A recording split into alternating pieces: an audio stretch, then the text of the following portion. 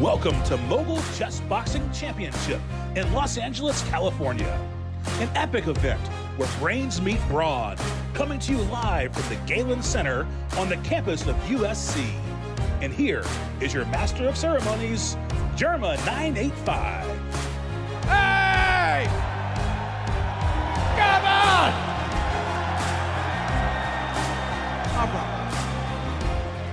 Welcome, ladies and gentlemen, to the Mogul Chessboxing Championship, presented by Fansly. My name is Germa985. I will be your announcer tonight. Looks like we got some people here. Are they here? Are they here? Are they here? Are they over here as well? Welcome to beautiful Los Angeles, California. We're ready to get started. We have 9 cards for you tonight. Everybody get prepared because we've got somebody to introduce. I don't know, who could it be? Who could we be introducing to come give you some introductions? It's none other than Ludwig!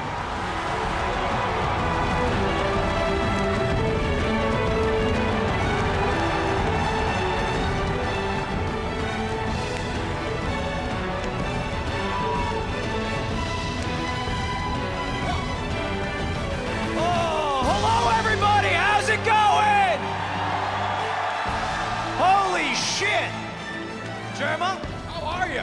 It's great to see you as always. Hey, great job riling up the crowd earlier. Appreciate that. No, they're ready. They're ready to go. Well, hey, ladies and gentlemen, today we have the Mogul Chessboxing Championship, as brought to you by Fansly, with 9 great events happening. The 2 undercards is going to be an invented sport that you are going to witness for the first time, a smash boxing event. Sounds kind of wild. Sounds wild to me. They're gonna fight in-game and in real life with their fists, which is fucking crazy. And I don't have to do it, which is the best part. That's the best part of all. And Ludwig, I do have a very important question. Yeah. I don't see anything here. Jeremy. Well, I don't. Tell them. What's going on in the middle of the ring? Look up. Because we have the Fansly Sky table. Holy smokes! This table will be where the magic happens, not just for Super Smash Bros. But for every single chess game today. Yeah, you can punch someone in the fucking face. You can get punched in the face. But today is the mixture of brains and brawn. This is where champions will be made, Germa. Right here. You got a TV and everything. Yeah, from the 90s. What are they doing here? Smash Brothers? Yeah, one of these old Super Smash Bros. One of these old TVs. Now, before we jump into the actual event, before we get started with our first card, I have to give a big thank you to the production, but also to all of our casters. If you don't know, this is the first ever YouTube live stream that will be multicast in not just English, but also French and Spanish. Let's go, let's hear it. Multicast. So if you're watching at home, you can click in the gear in the bottom right, maybe throw it on your TV for your Spanish-speaking household and just toggle it. You can hear our beautiful French casters, David and Carl. Give it up for them. Let's go. There it is. Or perhaps our Spanish commentators, Carlos and Anna, who will be holding it down. And a big thank you to our English casters, who I'm going to join right now, and we'll kick it over to them. Phil and Slime, take it away. There it is. Thank you, Ludwig. Look at him, he's so handsome. What's up, dude? Slime, you look sharp. You look so sharp. I look like Boss Baby, is what people keep telling me. I don't know, so that's man. kind of cool. I'm embarrassed. Welcome, Ludwig. This is Phil, if nobody is What's up, y'all? How y'all doing? Oh, hey, Phil. How's it going? Hey, pleasure. Ludwig. Nice to meet you. First time. I react to TikToks usually. Yeah. Oh, TikTok, that's fun. Hi, Slime. Nice to You meet look like a ring announcer the way you are bald and wearing a tuxedo. I feel like maybe I should have been. Well, Get Germa down here. Come on. This is his job. You got, but hey, I couldn't find he one. couldn't help me with the bow tie. Yeah. He's actually kind of. His bow tie's a clip-on. We won't tell that, though. Gentlemen, today we have 2 cards that you guys are going to be commentating. It's our Smash cards. Again, this is a real invented sport, Smash Boxing, where the odd number rounds, it's 7 total rounds, will be Super Smash Bros. And the even number rounds will be boxing. And the boxing rounds will be 90 seconds each. Does that make sense? It Sounds does. good to me. It Ask me a makes question. Are you sense to confused? Ask No, me a I question. got it. I'll I'm clarify. tapped in. I'm tapped in. I got it. Tapped in? I'm still impressed over the. You dropped the TV? It was a sky table, bro. I saw it this morning. I'm still just as impressed. Can I tell you? I made that name up, Sky Table. Anyway, we'll move on to our first card of the day. Jerma, please, take it away. By the way, it was scary when that came down. Yeah, it can kill a man. Yeah, make It sure can hurt you're in some. the sides. See, we don't. Yeah, I'll be over here. Are you guys ready for the first card? Okay. Why don't we get started? The first card. Is that one full? We're going to play a video very quickly. My name is Toussaint. My gamer tag is Toussaint, and I'm the 42nd best melee player in the world. Hi, my name is Tetsuhi, and my gamer tag is Spud. I'm a math player from New Zealand, currently residing in Australia. Previously, before COVID, I was ranked top 40 in the world. What do you feel more confident in the Smash or in the boxing? Easily smash. So would you say you're happy with your opponent? Very, for Why? sure. He's never taken a game off me in Smash, so How many times have you played? only twice, but that's enough. Now you've played against Toussaint in Smash before. I have, yes. Does that weigh on you? Do you think about that? A little bit. I think about how much less execution his character requires, so playing in the wraps would probably be a reasonable advantage. At the same time, Toussaint's beaten me every time we played in tournament, so I'm thinking of that as well. Give me a prediction for the result of the fight. Do you think you're going to win through the Smash games? Do you think you're going to knock him out? Will it be a draw? Will he win? I personally would like to win through the Smash games because I don't want to hurt him. I think it's going to be settled in Smash and not the boxing. So one of you are going to win either in Smash. No one's knocking the other one out. I don't think anyone's going to knock each other out. It is time for our first match of the night. Let's get ready for the Fansly walkout, Jerma. Ladies and gentlemen, are you ready for our first card?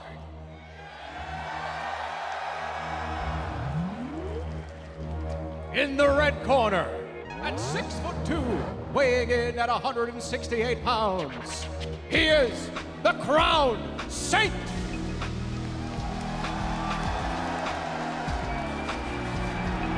God, good Lord. Now this is Toussaint, just looking phenomenal right now. That's good. He was talking spicy. He's coming in at 6'2", 77-inch reach, 168 pounds. Obviously, that's the Jigglypuff player. We know that to be an easier execution than others. I mean, you got more time to train. That's all there is to it. Factual. A lot of people have him as the favorite. People I've talked to, everyone's like, oh, Two's going to win. Yeah. Who's his opponent, though? Here he comes. From a country that And isn't in the blue Australia. corner. Yeah, New Zealand, actually. At New 6 foot Zealand. We get that one right. Yeah, we're going to get that one Weighing in right. at 157 pounds, we have Spud. Doesn't hit as hard when it's one syllable. Oh, yeah, it's, you know. I mean, look. He can't, look, the smoke came out. All right. Not as hyped. Not Hey, as hyped. He's a little more humble. This is New Yeah, Zealand's yeah. finest, coming in at 157, 6'1", 72-inch reach. A little bit of a smaller guy than Toussaint. Also a little bit of a tougher execution. Embarrassing to say this about a Marth player. Here we have our stats on screen right now. You know, I will say it's Spud and Rise Darby, the two darlings of New Zealand. Let's see. Now, New Zealand. New Zealand. New Zealanders, different than Australians. Different than Which you Australia. keep getting I wrong. discovered today they're different countries. Hold Sly. it, it's like saying, hey, you're from Canada. You're from Remember when you said, who's Messi? Yeah, I do. Oh, no, Anyway. No, you didn't. No, you didn't. I did. did. No, you didn't. No, that's a lie. I don't watch that. Oh, no. Yeah. Now, Don't look at me. QR code here? you got a QR code? There's a QR code. Oh, you it's a can QR scan. code. Oh, Green we got a light. QR Right now. code. Hey, to everybody in the arena If you're here. only, congratulations, you get to make the prediction. Who do you think will win? QR code with your phones right now. Vote. Do you think it'll be Toussaint, the larger man with the Jigglypuff character, or Spud, the Marth-wielding New Zealander? Use Go your ahead. phone right now. Scan that QR code. And this is the situation here. So they're going to start with a game of melee. There's going to be up to 4 games of Melee, barring a knockout, and it's first to 3 wins. We have the stretcher if they do get knocked out, right there. We got the Yeah, we do have a right stretcher. there. Now, Just in Phil case is one gets that. extremely confident that we will not need the stretcher the whole night. I saw that. I was like, dude, you're not going to do anything all night. Just chill. You told him? I told him? He's on his phone. I was like, don't worry. It's good Phil for gave you. him a shot. Yeah. You're not going to need to drive today. Yeah. But for those that don't know, Phil actually has boxing A experience. little bit. I spent some time in the gym, so I will be your amateurish boxing expert. You're the eyes that can see the sweet science that we're unable to. Ludwig can see all the puff action, and I provide the color commentary. I will be providing all the nice jabs. I love that. Nice. And I'll provide nice back airs. Yep. And then what are you doing? I just bring a winning attitude. I love that. And the suit. An A1 personality. So that's for you. So game 1 is going to be Super Smash Bros. After that, it's going to go to round of boxing, switch back to Smash, round of boxing, switch back to Smash. Unless it's a 3-0, Okay. it'll go to another round of boxing, and then the final game of Smash. Now, a lot of you might be wondering, why the old one?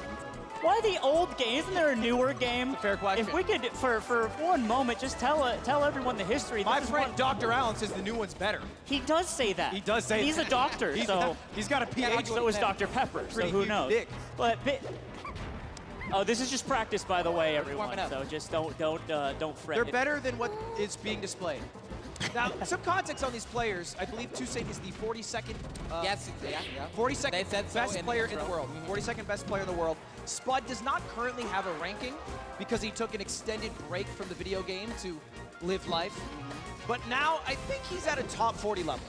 I think it's pretty safe. Yeah, to say. He showed ranked- out. He showed out at your tournament too. Yeah, he showed out. At your he tournament. showed up. Played good. He played good. Spud is, I think, technically ranked top C word in Australia. So Okay, we don't That's want to what get they say. That's what Don't they get keep us saying. demonetized. There's It's the nothing to first fight. demonetize. You're- Toussaint I would know be what you're what they alluding to. called it. I know what you're Toussaint would be alluding to. considered, I think, the second best puff in the world, right? We're still in practice. Still in here. practice mode. When we see 4 stock icons This is very instead of 99. Smash-like activity. Don't be surprised. We're warming up. So, yeah, real quick, the context here is this is one of the greatest games ever made. It's an incredibly deep fighting game that we are addicted to. Yep. And for me and Ludwig specifically, it's how we met. This is what started me as a creator, and that's why I always like to give back to the Smash scene, because I would not have thousands of people in an arena and hundreds of thousands watching online if I didn't play this game way too much. And we appreciate you. Hey. we really. Hey, we appreciate. Y'all got nothing left these days. Phil also in the trenches of 2008, you know what I mean? Back Old. when you had to go to a brawl tournament to play Melee. Yeah. All right, we're at our first game here, so let's just talk about the raw stats of it. They each have 4 lives. Okay, they're not killing each other because they're resetting, but they're each gonna have 4 total lives. The first one to deplete their opponent's lives win. Pretty straightforward. Pretty straightforward thing. They're gonna hit each other in the face, much like they will do in real life, and whoever gets rid of the lives fastest and first wins. Let me break down the reality of this match. Sure. Okay? Toussaint plays Puff. Okay. I love Toussaint.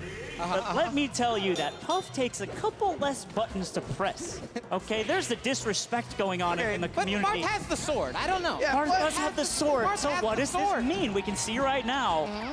Well, right now, What is your Spud just wants to implication? take one game, right? He's never taken the game. So it's like they will guaranteed, barring a TKO or knockout, play 3 games of Smash. Guaranteed, right? Yes. And so this is the first of those 3 games. It'll give us a bit of a picture. Now this is also them playing at their best, because the next game their heart rate will be higher. They will have been punched in the face. Yeah, I agree. So if we're looking for good skill level, this is going to be We've the never game. seen physically fatigued Melee before. Right. I'm actually tired. Yeah, and also Actually tired. Not that I didn't get enough sleep in the hotel tired. But the actually only time tired. I've ever seen someone get punched in the face and then play Melee was at Mango's Christmas party, Yeah, I was. where he was beating the shit out of Johnny. He beat the shit out of actually everyone at that Yeah, point. it was on site. No one was spared. Bud takes the first stock with a floaty killer. That's the side B into the up tilt. You saw it happen to the Do you Puff. think the hand wraps impact Puff more than you think? Maybe. Maybe we didn't. Yeah, expect it. it's actually a really good point to bring up. So all of the competitors today, whether it's chess or Smash, will keep their hand wraps on. That's what you put under your gloves to make sure they're firmly on there, they don't fall off. It's a lot harder to play Smash with wraps than it is to play chess. True. And it's a lot True, harder true. to play certain characters with wraps because Jigglypuff requires a lot less motion, a lot less movement, a lot less buttons. And that's why a lot of people have Toussaint winning this, right? Or Yeah. even more favored than before. But if we're looking at the tail of the tape right now, it's Spud up with a full stock lead, and he already has Jigglypuff at 82%, just about kill percent, with a good side B into up tilt. Up tilt, forward smash, we'll get it done. We just need a tipper. This is looking great, actually, for Spud, just clawing on to that. Ooh, there he 1-0 goes. You're talking about it. Yep. Okay. So, I mean, you're a professional Puff player, Ludwig. You've taken a couple sets off of Zane, the best Marth player in the world. You're not wrong. You're not wrong. There we go. Toussaint on the board. And Popping off. Yep. What did Toussaint look for in this matchup? I mean, I think the biggest adaptation over the past 3 years. Ooh, talking about that forward B up tilt. Yep. That's be the big for Spud. The biggest thing is that when Jigglypuff lies down on the floor, Marth is unable to grab her. It's an all-powerful move. She lies down and does nothing and wins. So I think with the peak nerves, Marth might. Okay. Marth has an opportunity to run up for a grab because the amount of damage Marth can get off a grab and kills is very good, but maybe the Puff will be crouching and be able to kill off of that. So that's Spud the video beforehand because Spud is cooking. Yeah, Spud is cooking up. Oh, a pivot F smash. And I hope you worked on your boxing. Yeah. I hope you worked on your boxing. I don't know about the melee. And so, just to clarify, Marth's sword hits a bit harder at the tip of it. That's why that killed at such a low percentage. You didn't have to work as hard for that life.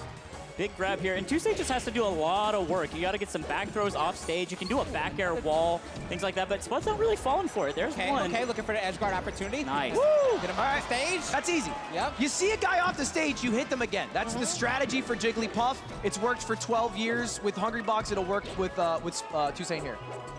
Yeah, it's worked for longer than that, too, with Fire Puff. Oh, my God, almost an air rest, but doesn't go for it because you can't. Yeah, slime popping off because you can hit the down B and they explode, but you sleep for 4 seconds, which is a little bit too long for anyone to sleep here. Gonna have to win this one straight up. Yeah. If Toussaint claws this back to a one-stock game, then rest is on the table again. Right. Ooh, looking like that might happen. There's another forward B coming. Okay, bit dicey. 130% is pretty tough. Again, everything's gonna, that might do it. Okay, one more of those. Any tilts will kill, any side B will lead into a move. That red move is there. The Ludwig! We call that the Ludwig in our household. Yeah, empty hop land, up smash. It works sometimes, just not with one of the top 20 players in the world. Okay. Still alive. This is just crazy percentage. And he gets it. Wow. First game taken by Spud against Toussaint. And he popped off right there. That, by the way, was a good awareness to side B and then up air rather than up tilt because it sent him a little too high. Nice. And here's where we enter the first boxing match of the night. Oh, guys, ready? Come on. We're about to see some contact. I want to see some contact. You know what I'm saying? Enough talking on Twitter. I need to see the fist. This is so beautiful because for so long the Smash community has gotten away with talking shit online. Oh my God, you're right. We were talking talking earlier about how Leffen has never been in a fight. He told that to Phil. You know what I'm saying? Yeah. Never been in a fight. I mean, hey, look, to be clear, you could have seen him and called that, but yeah. You're just saying. The facts are he also has been in a fight. And this is the first time that Smashers might talk shit online and they'll have to back it up. Shirts are coming off. Shirts are coming. Okay. Yeah, Tui. Listen, Toussaint got the better short Toussaint. screen. Yeah, 100%. Look at those Lakers coming. Let's get a little bit of hype in the crowd for our first boxing match of the night. Oh. Now, this is the second of 7 total rounds. Again, the odd number rounds will be Smash. The even number rounds will be boxing. Every boxing round will be 90 seconds, a minute break in between each round, and we'll see. I mean, hey, there could be a TKO. There is a stretcher, right? Is it over there still? Stretcher guy, right there. stretcher guy, hand up. Stretcher guy, hand up. Yeah, we see it. We see it. They see it. Hey, get off your phone, all right? Temple Run can wait. So the way it works, there's a few ways to win. You can either win by TKO or knockout. That's one way. Okay. You can win by winning 3 games of Smash. Or if they tie 2 games in Smash, it'll go by decision. We have 3 referees on site who will, take score of strikes hit. Those referees. We can get a little wave from our referees. Let's get some love for our referees Shout out here. to the referees. So you guys can see the win conditions on screen right now. What's that Josh man in the crowd? Okay, what's up, Josh man? Yeah, Josh, man. He's Spud's in the ring. corner, man. He's in the ring. The Australian helping out the New Zealander. Yep. But again, two different places, different despite countries. what Americans believe. Yeah, I found this out. Yeah, isn't that crazy? I've played a lot of GeoGuessr. There's an ocean between them. Yeah. Oh, that's cool. I thought it was like a lake. No, it's like a big part of the ocean. Fair enough. Fair enough. Toussaint looking fierce. They have the mouth guards in. All right, we are just about ready, putting the last glove on. And again, let's go over the stats one more time. This is Toussaint coming in, 24 years of age, 6'2", 168 pounds with a 77-inch reach. That's the big thing too, right? 5-inch reach advantage for talk to me about that. Why does it matter? In boxing, just having that reach is just like having the just be able to space and kind of just for your jab. Right. It's just height and reach are definitely 2 things. He's the sword character IRL. Yep. How much, sorry, Phil, of a reach is sort of where it starts to really matter, right, in inches? If you're at like 4 inches I think on 5 is a lot. 5 is a lot. Sure. I think 5 is a I'll lot. tell you what, first hand, 5 inches I think is a lot too. So what about the weight? This is a 9-pound difference. It's probably, I think, the single largest differential in weight of all the fights we have. These are 2 big advantages. Does that matter? Yeah, I think so. I think the reach more so, yeah. Now, we are going in with an advantage to Spud because he did win the game of Smash, but, I mean, they're going to play a lot different after getting punched. This is a small ring, too. You want them to fight. Yeah. This is a small we made it small. We made it small. This is We got hazards on, too. The Fansley thing drops down if they don't Yeah. Randall is also here. Yeah. The guy holding a platform. All right, looks like the referee's chatting with them, touching gloves. Okay, here we go. And it looks like the fight is about to begin. Okay. Ladies and gentlemen, round 2, first round of boxing. Tuesday versus Spud. We got 2. Bell's live. We're in. We're Oh, Live. all right. Getting in there. We need the stretcher. I was wrong. We need the stretcher. Oh. Well, it's a standing knockdown. So what's this? This is an early count by the referee Yeah. because he wasn't able to defend himself enough. Exactly. If the ref counts to 10, the fight is over. They've touched gloves, and an immediate out the gate. All right. Oh, moving the Spud head. with a lot of heart. Talk about Hussein. What's his strategy? Another. Oh, he's not fighting back. He's got to. Phil, talk to me about this. Talk to me about this. He's Phil. not fighting back. He's got to throw some punches. Has he thrown a punch yet? It doesn't look like it. He's been straight defense mode. Toussaint is barreling down. You know. Fixing Fix headgear. headgear. Oh, yeah, that does All happen. right. You get punched in your head. Yeah. Yeah, so it was the way that works for the equipment is every fighter requires, of course, a mouth guard, gloves, wraps. As far as headgear, a girdle, a cup, that was all based off the competitor's will, what they wanted to do. And I'm glad they got the headgear. Yeah, and and you should have the headgear. whoever wanted the safer option, that's what we went with. Yeah. So they would, I'll both, also they would say both have to agree. PointCrow desperately begged for a cup. Yeah, he was like, It was weird. yeah, he was like, it's really important. Yeah, I was like, no, it's not. I was like, hey, it'll be all right. But yeah, so don't worry, Eric. No, You'll be Spud's okay. got to throw some punches. You got to throw back. Yeah. And I respect the ref with caution. You got to take care. But no, you got to throw punches back. Yeah, at the end of the day, it's a made-up sport. But we are taking the boxing seriously. Yes, if it looks 100%. like one of the competitors is just going to get just get destroyed in the ring, we're not going to have that. It's not okay. We're going to try to make it a safe and fair fight. So hopefully this headgear adjustment, we'll see some better energy out of Spud. But early on, it looked like Toussaint has a big advantage. Just in the more boxing. active, just more ready to get into the action. I think that really matters at this level. And so Not then- afraid of the contact. Here's the new strategy. It's survive in the boxing so you can win in the melee. The Homer And Simpson. you think that was Spud's initial idea, was just to why get is through it- the boxing? Why is it the Homer The Simpson? Homer Simpson. There's an episode where he found out he had a really thick skull, so he became a boxer. You're just dating that you're 30. I'm not Minute on the clock, by the way, left for the boxers, and we're just going to start that again when the headgear's adjusted. Just getting that sorted right now. All right. But early Well, I fire. hope Josh Van tells him to throw some punches. Josh tells him, right? Josh Man's in the corner. Josh All right, says, cool. get involved, Spud. All right. Fight, Here hurry, we go. Spud with some early All right. grabs, trying to space him Not out. really. Okay. Just trying to feel out the space. Ooh, these wide shots by Toussaint. He's throwing wide right hands. You know, okay, maybe- just jab down the middle. We love it. Spud on his back foot constantly. Oh, It goes down one time. What goes down? Down goes Frazier. Toussaint said it's nothing. Caught off guard by that jab, and this is the third standing count by the referee.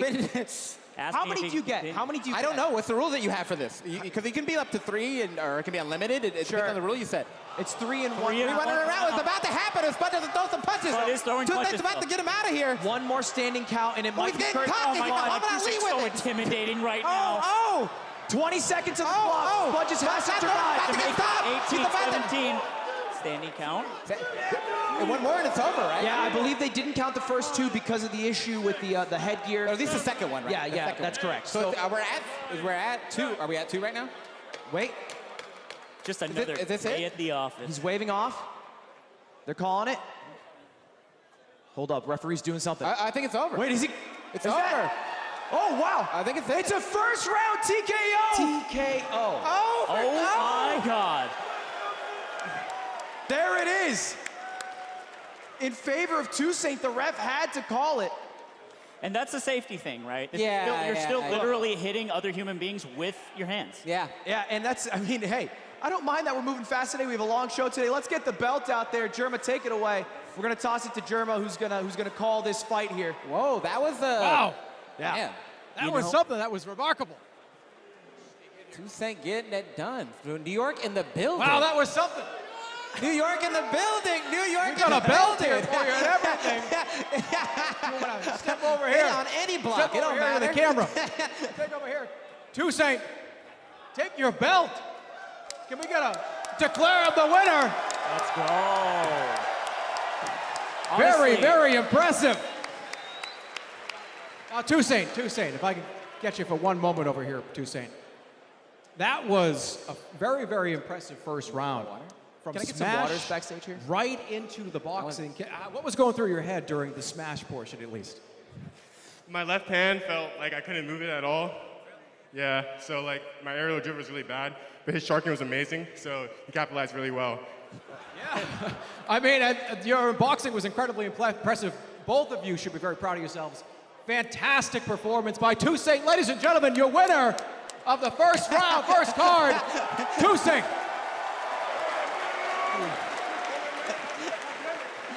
Now let's take a look here. We're watching the Excellent replays work, again. excellent work. Are they brought to you by someone? And this is the So now I Star think we're Forge going to be moving replays. on now. Thanks, Schlatt. You got to put the belt on. Oh, put it on. He's throwing it on. They're getting crazy over there. And now, look. He dropped them. He dropped them. That I did not expect. I didn't expect the drop.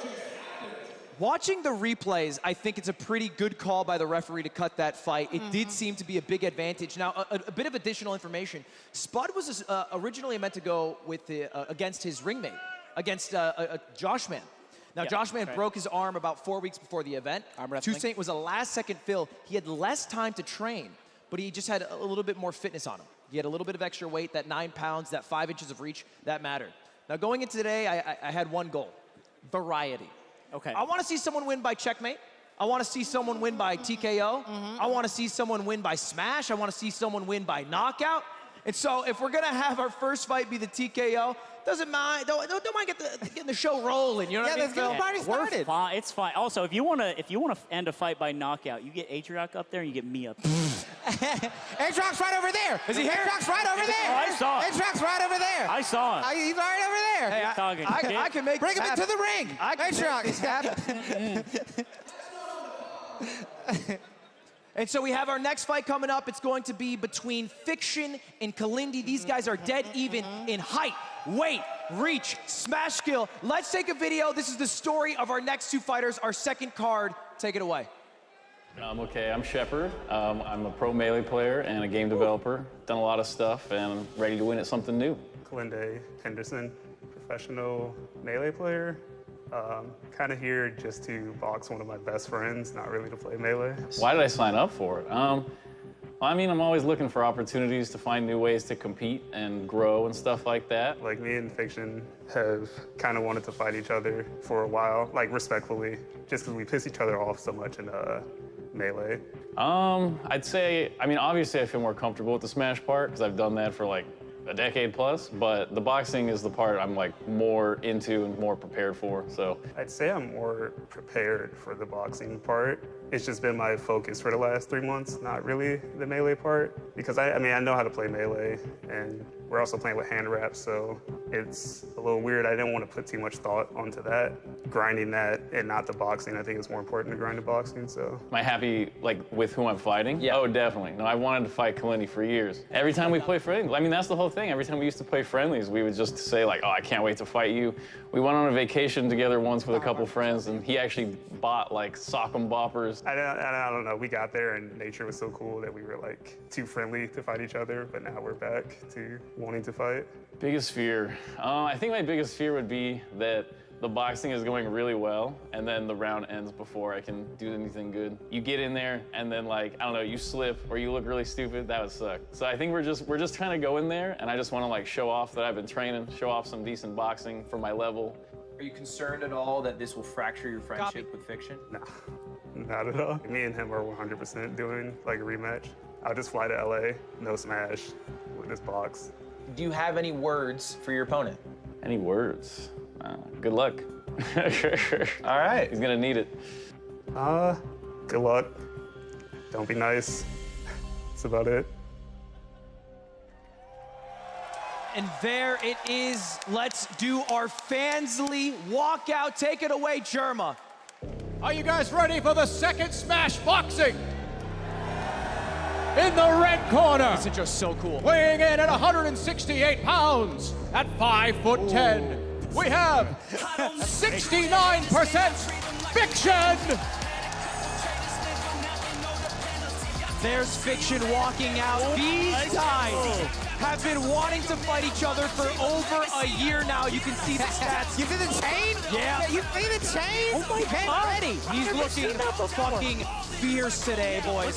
He's looking fierce. Huge. His muscles. Also, if you know anything about Fiction, he is a grinder. Literally, he eats, sleeps, and breathes the thing that he's into, and it happens to be boxing. He's just been grinding, getting hit in the stomach from his tweets. And in the blue corner, at 168.8 pounds, at 6 feet even, Kalindi.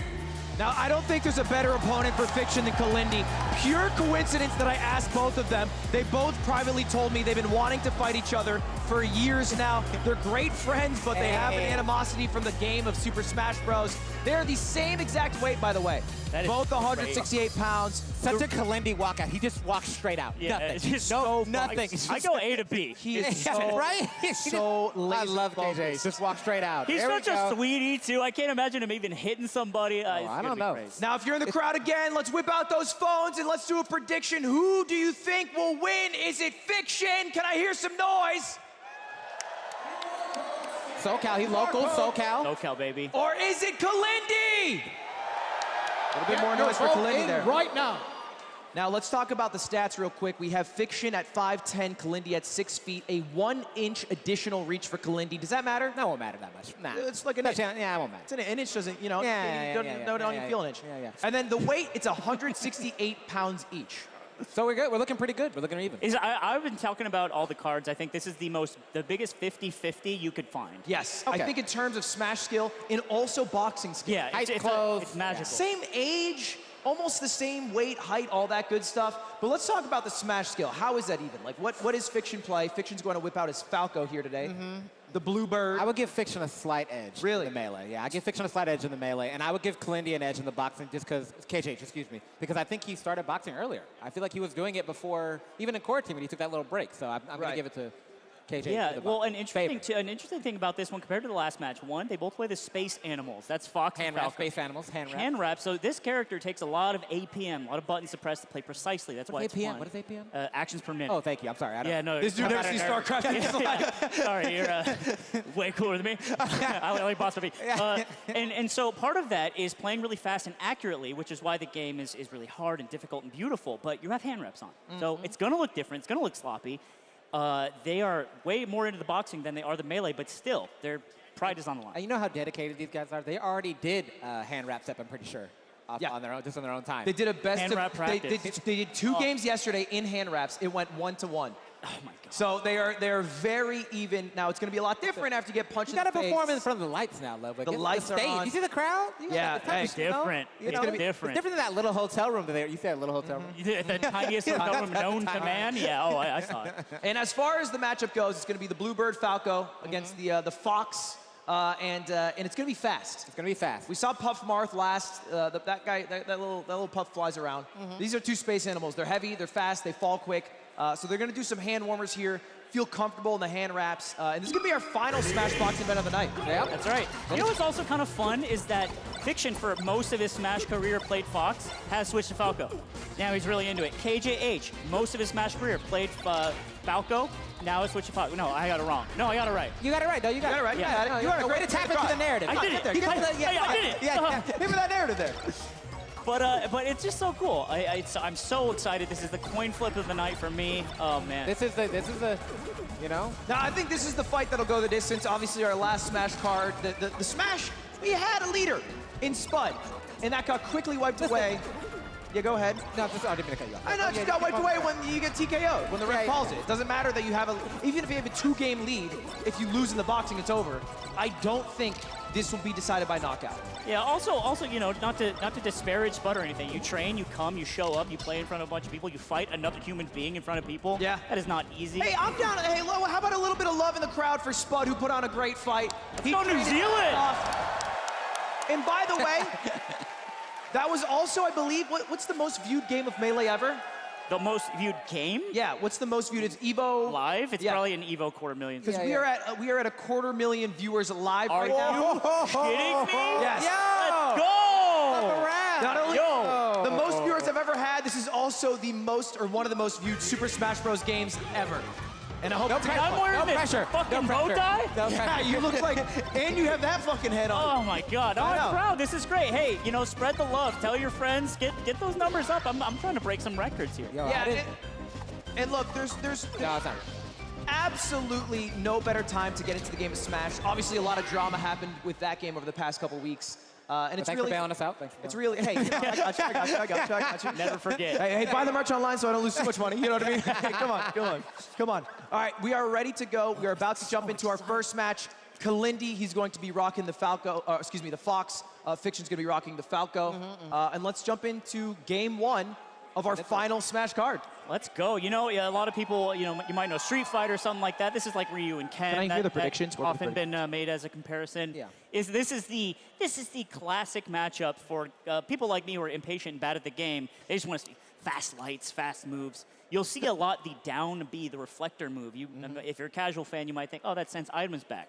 It actually hits the other opponent, comes out really quick, and you'll see that a lot. So. It's a combo starter, you know? They get Mango, if he's in the crowd, calls it the boner shine. Oh. Yeah. I just found out the merch sold out, so I'm sorry about that. No way. Yeah, my bad. I lied. Are you kidding me? You were hemming and hawing that it wouldn't sell. You were afraid. I lie. Shivering. I lie a lot. What happened? I missed it. I sold out the merch. I told them to buy it. It's sold not out possible. No, it's good merch. Oh, predictions on the screen here. It's a 50-50. That's what I love to see. It's a 50-50. Just like Fox Falco. Everything between these guys is even. Jesus. Oh my God, this is the most excited I've ever been in my life. All right. Well, hey, online, spam who you think will win. We good? Are we good? Yeah, get Gentlemen, let's run it. Start. They look for me thumbs up. I don't know what I'm doing. Hey, Tio, can we go? Here we go. We're starting on Dreamland. No pressure.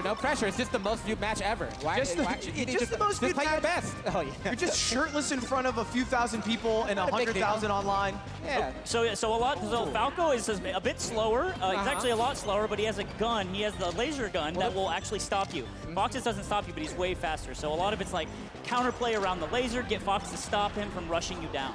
Okay. Ooh, almost a good edge guard scenario for the Falco. One of those down airs is just going to lead to death for Fox. Big jab.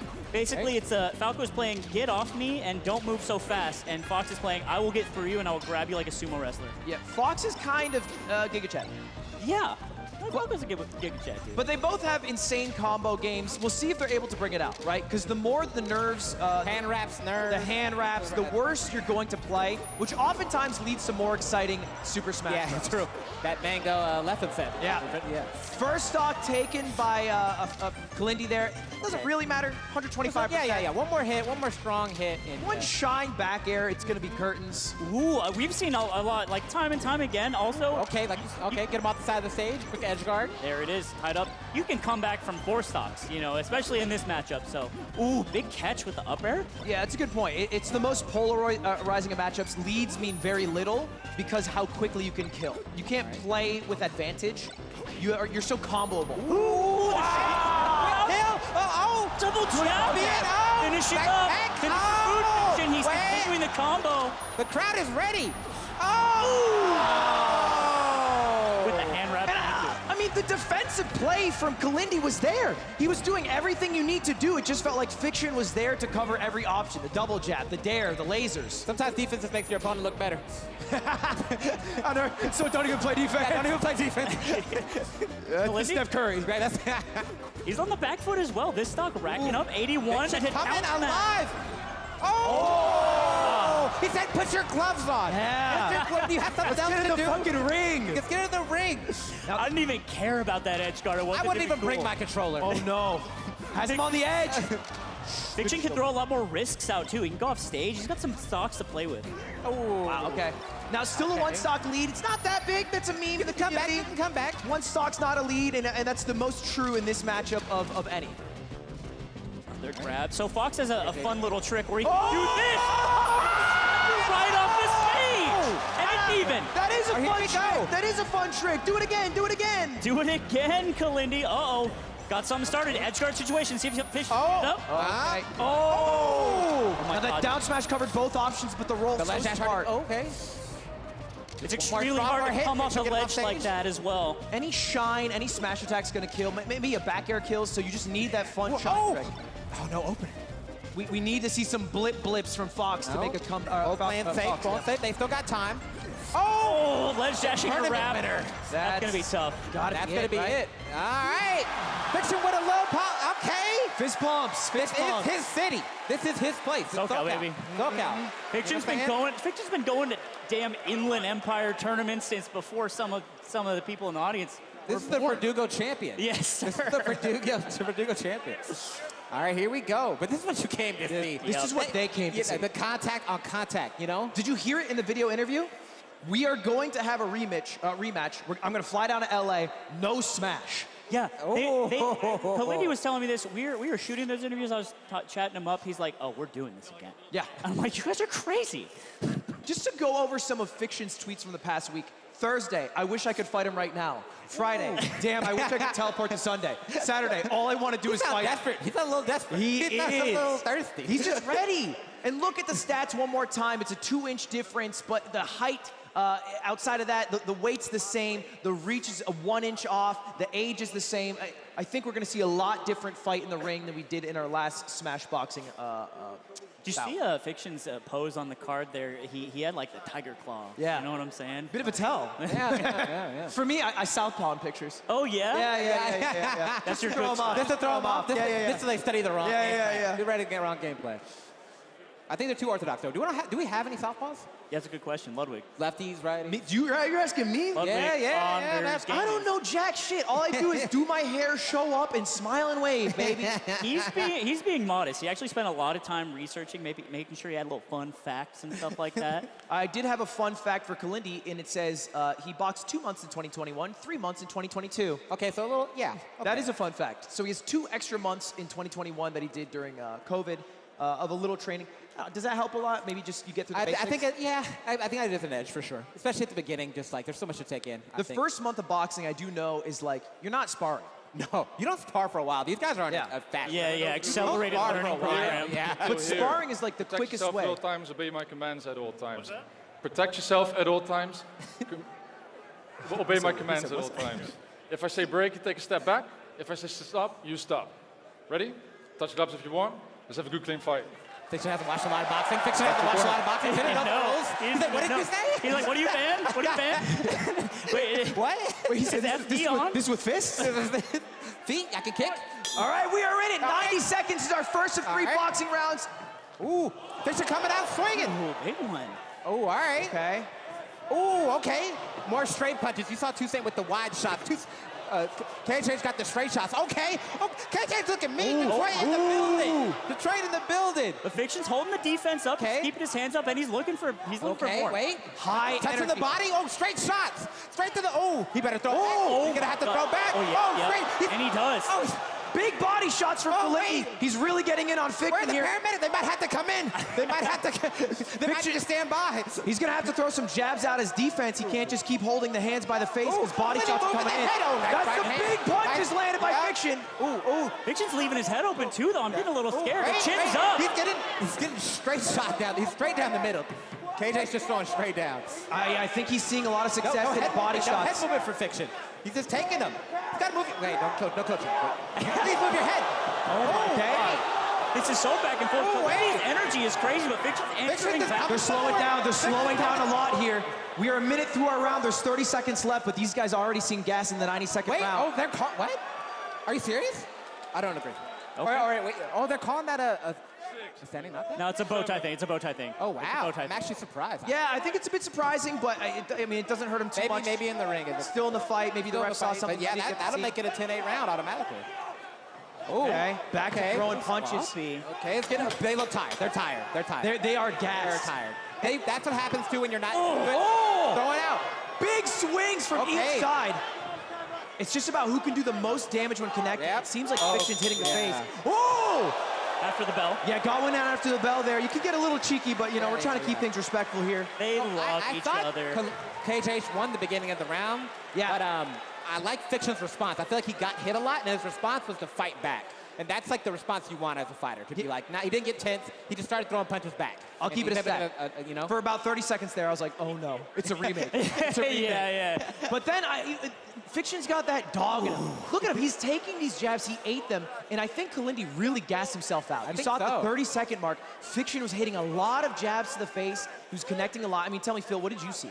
You know, I just think that like, towards that second end, he got that stoppage, like the knockdown or whatever. But like, yeah, he just kept applying pressure, even though he was getting hit a lot, and he started to be able to. Good hits on each side. It was a very, very hot and cold. Yeah. Now, but I do think it shows like there needs to be better pacing in the next time. Yeah. They both just gassed out after like the first 45 seconds minute. What people don't recognize is that boxing is mostly a cardio sport. Yes, 100%, 100%. Like fighting is so tiring. Right. It's hard to recreate that. Plus the adrenaline, it's like, hey, you say in your head, I'm gonna take it slow, I'm gonna throw out a few jabs, and then you're in there and they're just throwing them out. It's like sock and boppers. And the more pressure and the more tense you feel, the quicker you gas out. That's why being relaxed is so important. One of the cool things about this event, normally there's 30 seconds between boxing rounds in a normal boxing card. That's very quick. You're right back in it. It's a minute. A minute. But you're still tired. You're still gassed. Right here, they have a minute before the melee. They have however long the melee is, 2, 3, 4 minutes. They have a minute after the melee. We're talking 5 minutes of rest before you have to box again. Yeah. Yeah, you get a lot of your health bar back. Yeah, true. So that's good. Also, I get that Minecraft. No warm-ups this time. They're going straight into it. No warm-ups. We're going straight into it. I love that too, and I cannot wait to see some beaten melee. Yeah. You know what I'm saying? I like Fiction more in this style too. I feel like the way he plays. Good to go. Super patient, takes his time. I think KJ's style is more about being precise. We are in it, round 3. Okay, here we go. Second game. If you weren't here, the first game did go to Fiction. Oh my God, no they chain both grabs. We're look going so straight into it. exhausted in the player cam. I mean, look at their player cams. They are heaving. Right? But you are so gassed after even 90 seconds in the ring. I was just going to say, in the Discord, we have a fighter Discord. I'm not going to leak who. They said, hey, can we switch it to 2 minutes last second?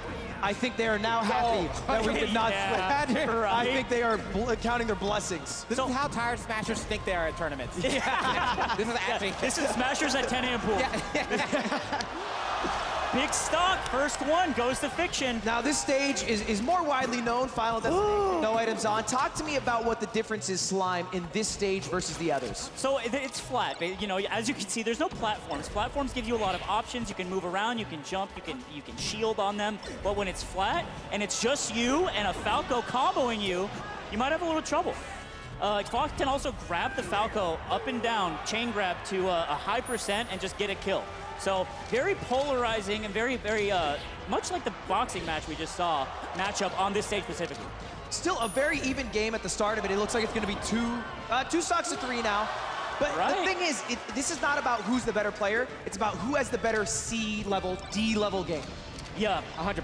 Yeah, SFAT, I remember he told me a long time ago, he's just make sure your B game is really good, you know, and then on the days when your A game's good, that's fun too. And this is like a step below that. Yeah, this is like the F game. You're stressed and you're tired and you're in front of a big stage. Yep. You know what I did see right when the match started? Fiction came out with a shine grab, and I'm like, damn, he's shine grabbing? After getting punched in the face like 9 times? That's natural. It never leaves you. It never leaves you. Yes, sir. He's sleeping doing that. And a great stop from Kalindi to tie it up, 2 stocks to 2. Really anyone's game at this point. Game's going fast. Any early indications of who you think might win this one, Slime?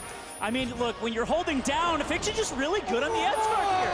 Also, KJH is getting grabs, but he's not getting follow-ups because it's tight. I feel like Falco can be a little more freeform and allows for more mess-ups with the wraps, but here we go.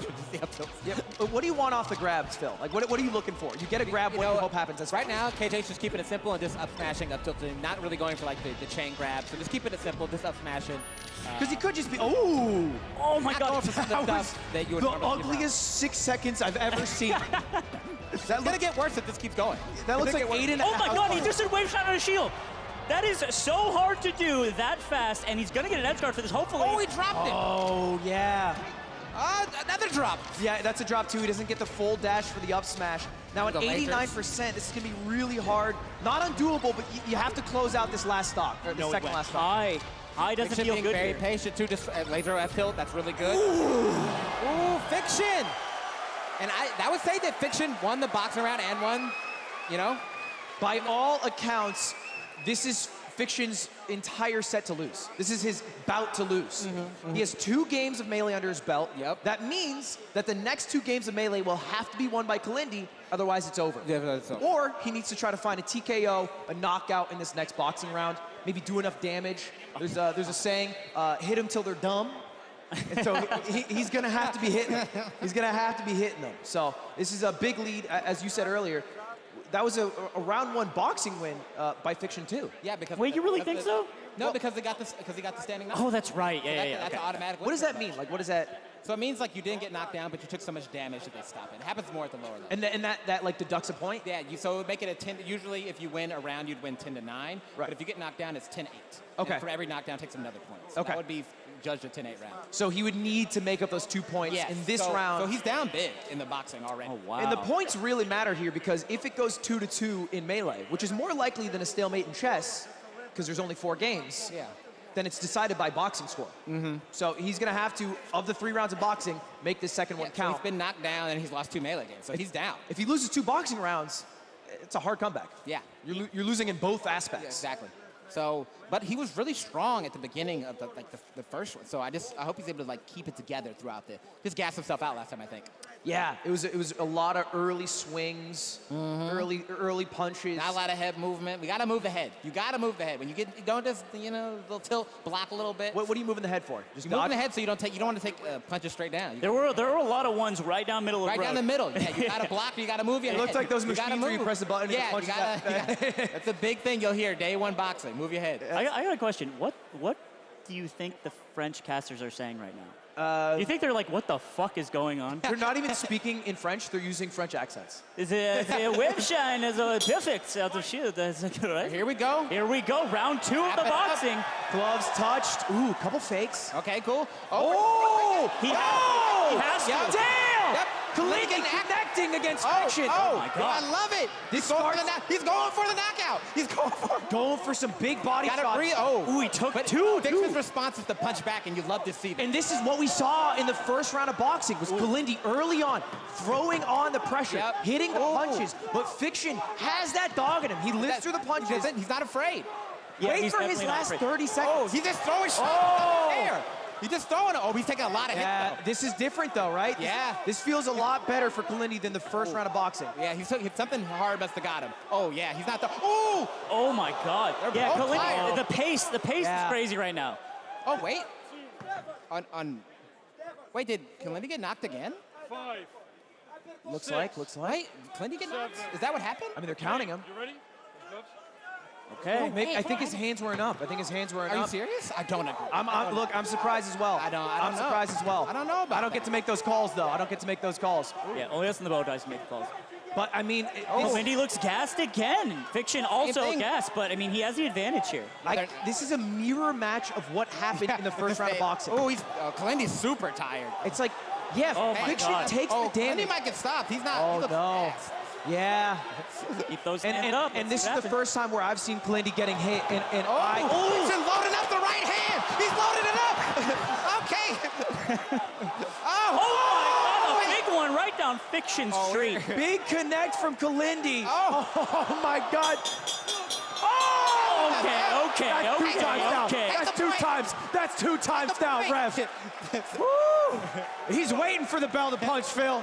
He's waiting for the bell. You know, in Melee commentary, we say slobber knocker all the time to talk about like a match that's going crazy. That was actually a slobber knocker, and I'm honored to have commentated one. You know what I'm saying? Yeah, no. They were slugging each other. Dude, I love watching people new to boxing box. Yeah, right? No, it's so fun. The best thing is someone who's really good or really bad. You don't want the middle ground. This is perfect. Yeah. This is perfect. Yeah, people are really good at boxing, and then all of a sudden you're seeing Logan Paul versus Floyd Mayweather, and they're hugging by round 8. But real quick, I got to give a shout-out to the Mogul Chessboxing Championship presented by Fansly. If you guys don't know, you can sign up for Fansly for free to see exclusive behind-the-scenes content from the Chessboxing event that we've already filmed. A lot of cool things, surprises, and make sure you can sign in with Twitch to see if any of your favorite creators are already creating content on Fansly. They have over 200,000 creators and an algorithm to help you find the next creator or content you're into. Thank you to Fansly, the title sponsor of this event, for making it come to life. I'm looking at the corners right now, and Kalindi is just gassed. Fiction. He looks tired. Also gassed, but he just seems to have more in the tank. Yeah, and I think we were talking about how there needs to be an adjustment from the first round of boxing to the second. Yeah. You were saying how the first round of boxing, it was 45 seconds of raw pressure, punches, swings, and they were connecting, but they weren't doing enough damage. Fiction a little crowd work. They weren't doing enough damage that it was stopping Fiction. In the second 45 seconds, Fiction he tanked all the punches. And he's landing good clean shots. Right. The ref is obviously, and being in the ring is different from watching from the outside, 100%. right? So maybe the ref's seeing something, it's like, oh, KJ's just taking a lot of damage. I think it's safe to say from our perspective, it looks like Fiction has a lead in the boxing, but maybe not round 1, but round 2 for sure, but not as much as the ref saw. But clearly there's an agreement that for sure in that round 2, Fiction seems to have the edge in the boxing. I think he's just being able to keep it a little bit. Kalindi's just gassing out. Oh. They're doing a warm-up right now. Kalindi is reeling. Kalindi is tired. You can see him. He is gassed. Yeah, and this is do or die. The situation right now, this is the 3rd game of Melee. The 3rd game of Smash. Fiction has won the first 2. Yeah, it could end Kalindi was right also now. the one that had to go up and wait, right? Yeah, yes. That will impact cardio. Oh, that makes sense, So yeah. he had to go up and wait. Because you're actively gaining weight, and yeah. Yeah, no. I'll tell you the stats. It's actually a crazy. No, he had to put on, I was concerned about that going in. He had to put on a lot of weight. So when these guys first were told about this event a couple months ago, they had a 35-pound difference in weight. Yo. 35? Yep. Fiction dropped 15 pounds, Clinton went up 15 pounds. All right, we're getting into it. This is the final game of Smash. Well, that's a lie. It could be the final game of Smash. Yeah. What I should say. I mean, look, if we're connecting up matches like that. But here's the situation. It is 2 games in favor of Fiction. It is first to 3 games. If he wins right here. Another edge guard for Fiction. He can nail these. If he wins this game, it's over. It's over. They don't box again. It's done. So we will see Kalindi's do or die. We saw him gassed right before he was about to play. He's so tired. Oh, no. Fiction, Big grab here. Maybe we can clear this one. Oh. This is the waveland. You can't go for those in this condition. Tech chase, okay, still gets it. That was an easy tech chase. He's taking He's loving a star KO. Yeah. He can breathe. That's 2 seconds. He needs a moment. He needs a moment. I mean, he's keeping it even. It's 1-1. Oh, the tech chase. Yeah, reads the roll to the left. Basically, you want Fox to get Falco off stage and in the corner so you can hit that down B button. Down air, okay. It's in the wrong way. Another edge guard scenario for Fiction. And again, let me reiterate because it's all that matters. If Fiction, the blue bird, gets 2 more stocks before the Fox kills him, the fight is over. So you guys want KJH to win. Make some noise. I need more. I need more. I'm not done. I want to see some action. I would love to see a 3rd round. Yeah, the boxing rounds are a treat to watch. I would love to see a 3rd, but hey, that's the whole point of this sport of Smash. Oh my God! Fiction doesn't care. Wow! He does a ledge cancel forward there. He's controlling the entire pace of the match, and it's looking like curtains. Let's see if KJ can come back. Gonna have to dig deep. Okay. This is everything right now. This is the final Smash boxing card. We've had a great show so far from these 2. But he needs to get 2 more lives. 3 more now. Oh, okay, the up smash. Not yet. DI's still there. Finish it off. Kiss him through the phone. Oh, no. Oh, no. Uh-oh. Up smash. No. Oh, that is hand up wraps, smash. nerves, tired, whatever. This is looking really tough, boys. Keep stacking up and stacking up. Finally. Off stage, another edge itself. Oh, no! That's it. Oh, dropped it. Fiction, that dog, of course he goes for it. Of course he takes that. Again. This is looking almost impossible. And there it is. Fiction wins the match by melee. What a champion. Fiction gets it done for the SoCal. For SoCal in home turf. Home turf win, guys. Holy, I'm so happy we got to see the 2 Smash cards and by different results. One by TKO. One by, yep. The other one You're by getting the Smash results that you wanted. A mixture, you know? And this is telling a story.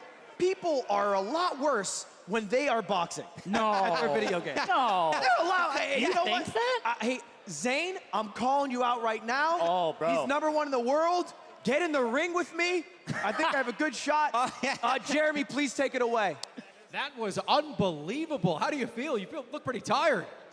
I'm feeling good. I can go a couple more rounds. You could go more? Oh, there we go. Hey! Give him another fight. Walk me through Walk me through winning those Smash Brothers rounds and then having to get in the ring and fight. One more time.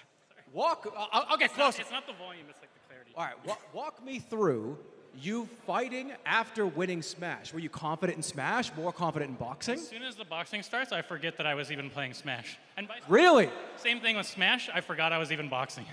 Wow. That's unbelievable. Well, you deserve it. There you go. Ladies and gentlemen, Fiction, your winner. Excellent work. Fantastic. You owned it. Excellent work as well. It's a tiring thing. We'll go back to the booth here to get some more commentary on what just happened. Well, that was our last Smash boxing card. Any last thoughts from you two? Yo, thanks for having me. It was a blast. Yeah. Shout out to you guys. Shout out to the crowd. Thank you guys so much. We'll be stepping off. These are our next competitors coming up, the chess boxing competitors. We're going to swap out commentaries. Big love from the crowd for Slime, Phil, the competitors who just fought Kalindi and Fiction. We're seeing BoxBox, Shadowbox, as he's about to go up against Stanz. We're going to go to commercial break. We'll come back in just a little bit. Thank you, everyone.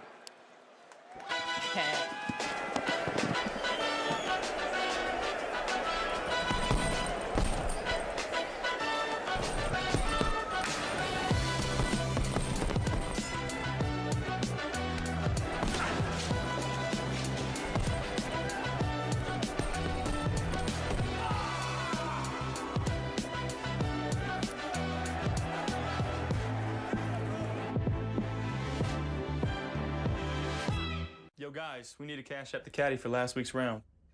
Ooh, right, good call. Let's leave a nice tip. Hey, Andy, what's your cash tag? Oh, I don't have one. Okay, I'll get you next time. Okay, I got one. Tuber's my bar. Nice. Oh, thanks, guys. That's a good one. That's money, that's cash out. Are you bored of the same old content?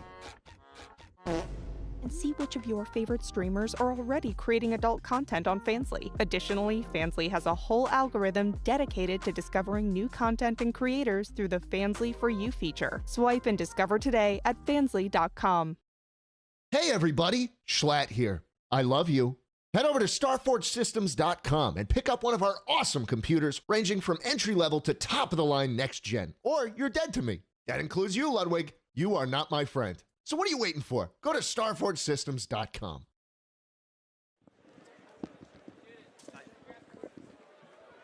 All right, we are back at it. The Mogul Chess Boxing Championship brought to you by Fansly. And I'm joined by two beautiful co-casters. Gentlemen, please introduce yourself, starting with you, Matt.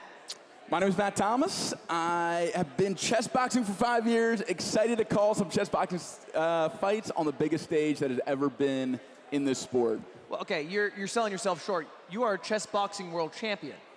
Won a world championship for USA in 2018. There you go. Yeah. So I guess you know a thing or two about smash or chess boxing, I should say. Definitely not smash boxing. Yeah. And then I'm also joined by the biggest chess YouTuber and a phenomenal chess player in his own right, Levy, Gotham Chess. Yeah, Levy Rosman.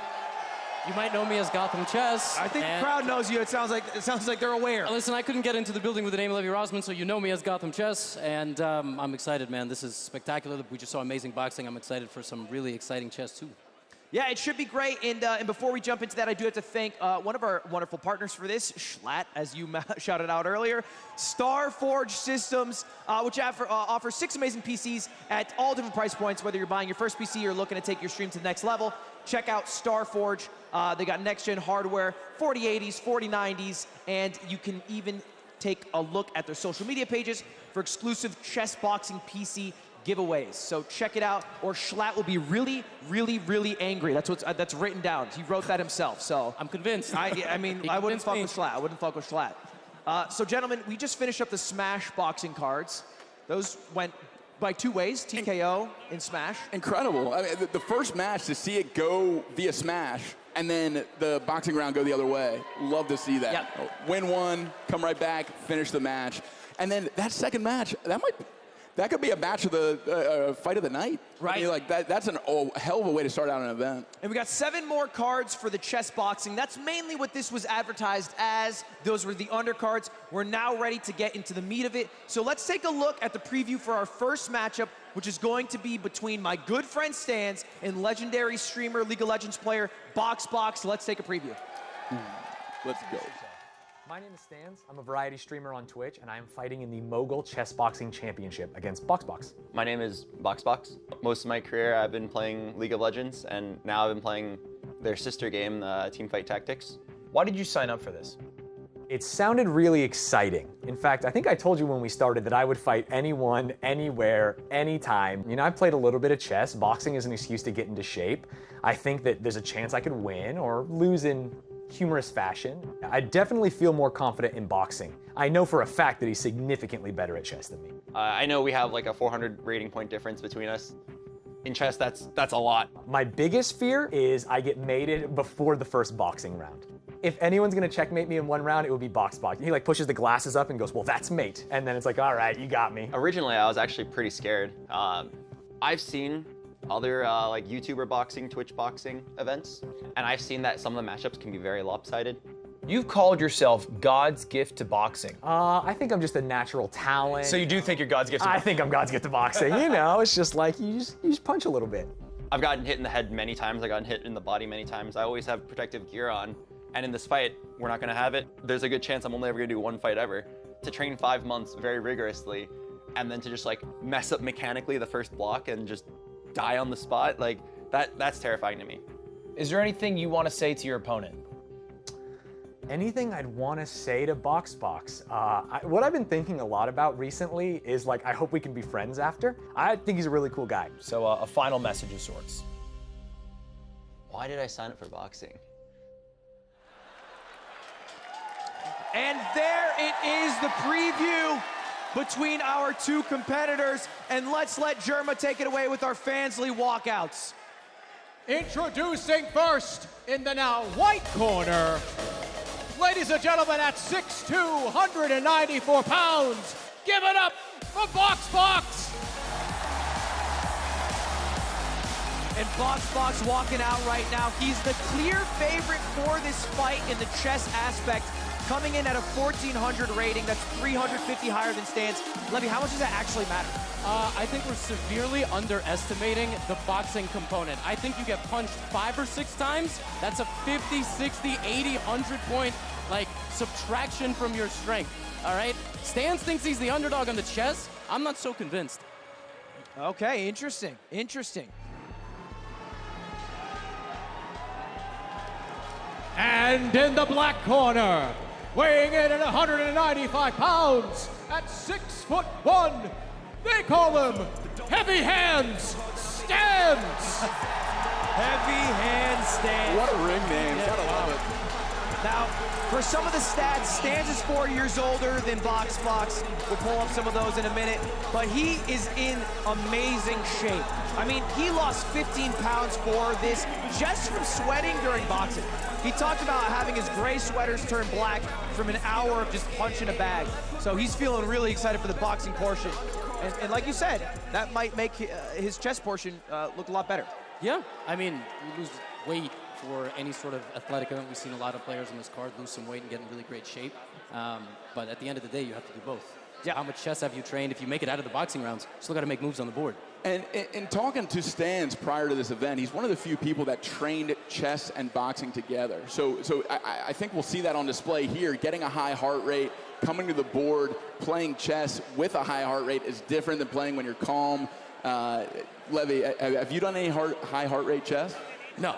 My heart rate has gotten higher during chess games, especially when I get 1 second on the clock. But no, I haven't. I maybe did it once or twice, like after some push-ups. It's horrible. I can do the push-ups, I can do the chess, I can't do them together. And let's take a look. The audience, if you are here, whip out your phones. You can do a prediction if you scan that QR code. Who do you think will win? Let's hear it for BoxBox. Get your telephone devices out. And let's hear it for Stanz. Pretty even, sure-wise. Yep. Let's take a look at the tail of the tape here. We have the stats. And break this down for me, Matt. How much does this matter? It's a 1 pound difference, same reach, age, height's almost the same. Almost completely equal in terms of like physical stature and wingspan. So, I mean, this is about as even as it gets. It's really going to come down to skill.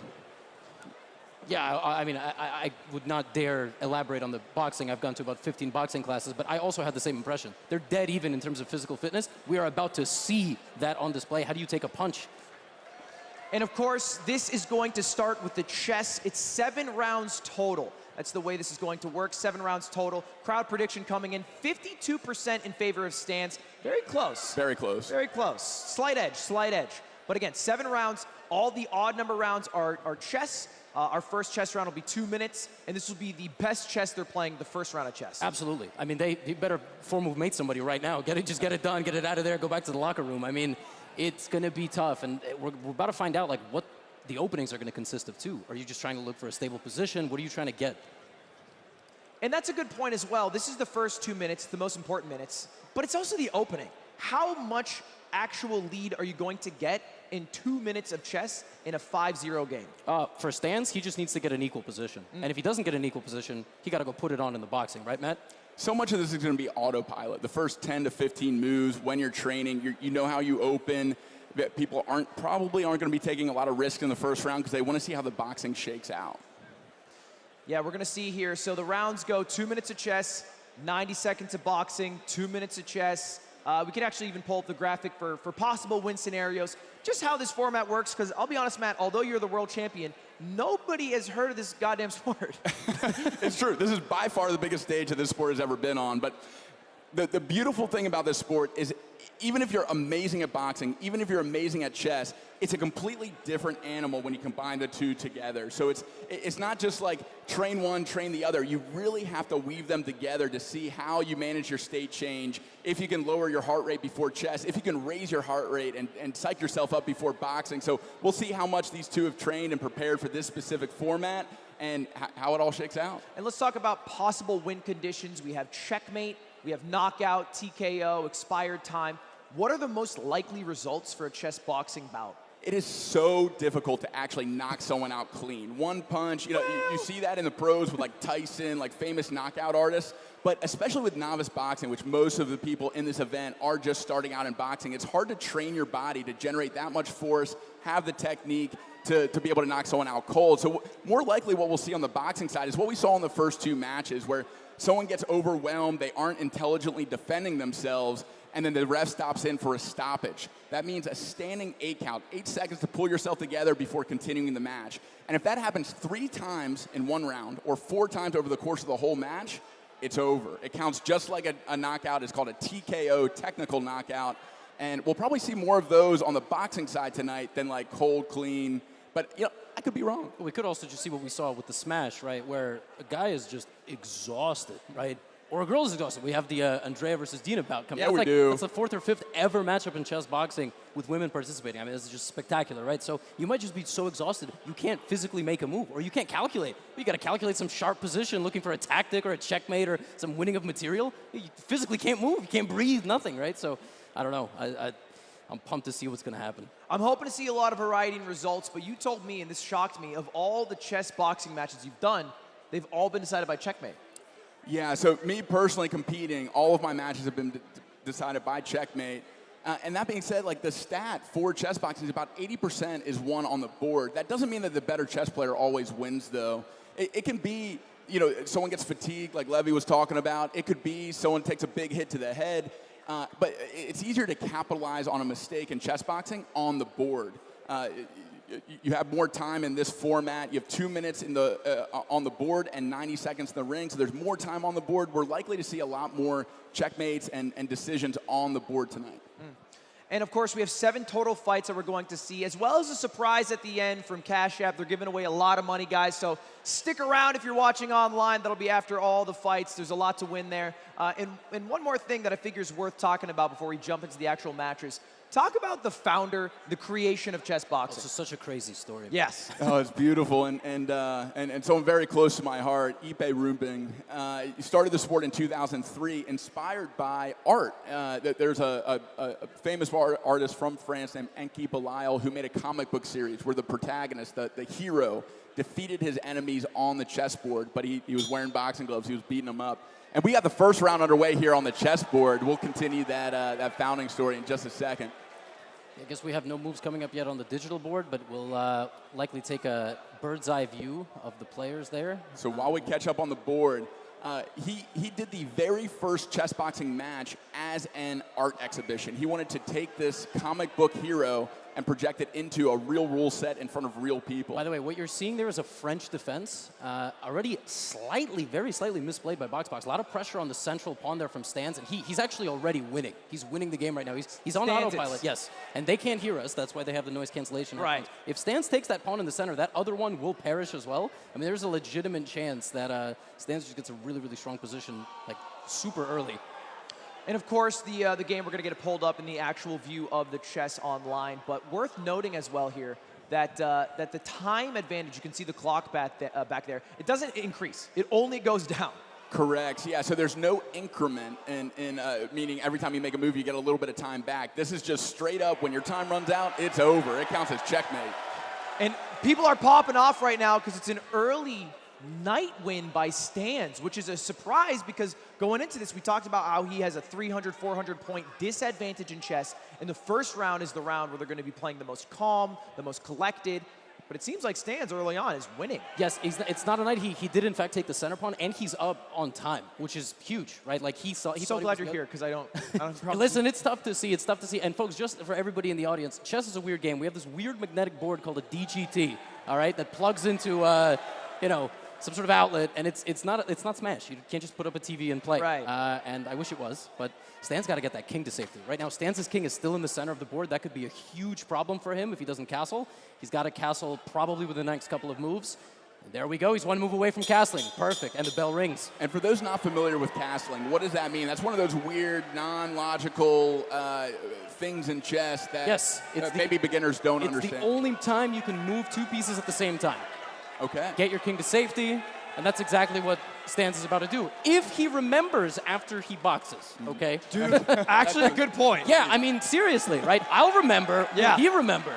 And so worth noting here, we are going to work on getting the chessboard pulled up for you guys, but this part's pretty easy to watch. Yep. It is two men punching each other in the face. Talk about the first round, the nerves, the adrenaline, how it differs from maybe later rounds. Absolutely. There's nothing like a first fight. First fights are like lifetime moments. Both of these men have trained for months. They're here. I just saw Stanz get slapped in the face by his coach. The adrenaline is pumping. You're getting psyched up. You're getting ready. The gloves are going on, and you're looking across that board at your opponent, maybe making eye contact, knowing that in just a few seconds, you're going to be punching each other in the face. We got 90 seconds of action about to start. These guys are like two of the biggest on the card. They're 180, 190 pounds. They've both taken it seriously, or maybe not. We're about to find out, right? These are big guys. They can do some serious damage. Moment of truth. Yeah, our heaviest fight on the card, right in the mid-190s, close to heavyweight. Unless somebody wants to fight Matt.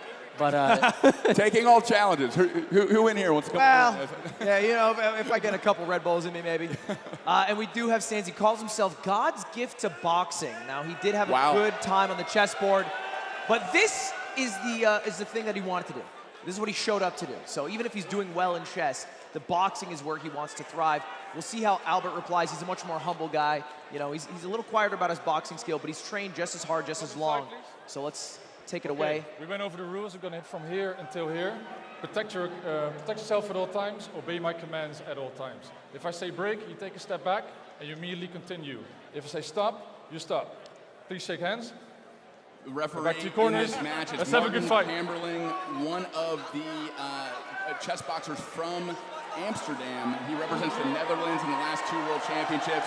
And he'll be seeing our boxing tonight. Here we go, ladies and gentlemen. First touch of the gloves. Boxing round underway. And Stanz landed an early shot. Another 2 up top. Cross lands right to the chin of BoxBox. Defending himself, and the ref steps in early. Intelligent defense not happening. BoxBox getting a Standing 8 count, ready to bring himself back together. Both of these fighters opting not to wear safety gear, not to wear the helmets for all of your enjoyment. Here we go, gloves touch, and we're back into the action. So that's one stoppage there, right, for Stanz? That's one stoppage for Stanz. If 2 more happen in this round, he's got a minute. That means the match is over. And so what did you see there that the ref saw that made it stop the fight? Yeah, there was no attempt to fight back for BoxBox in a series of about 5 punches. Well, he just fought back.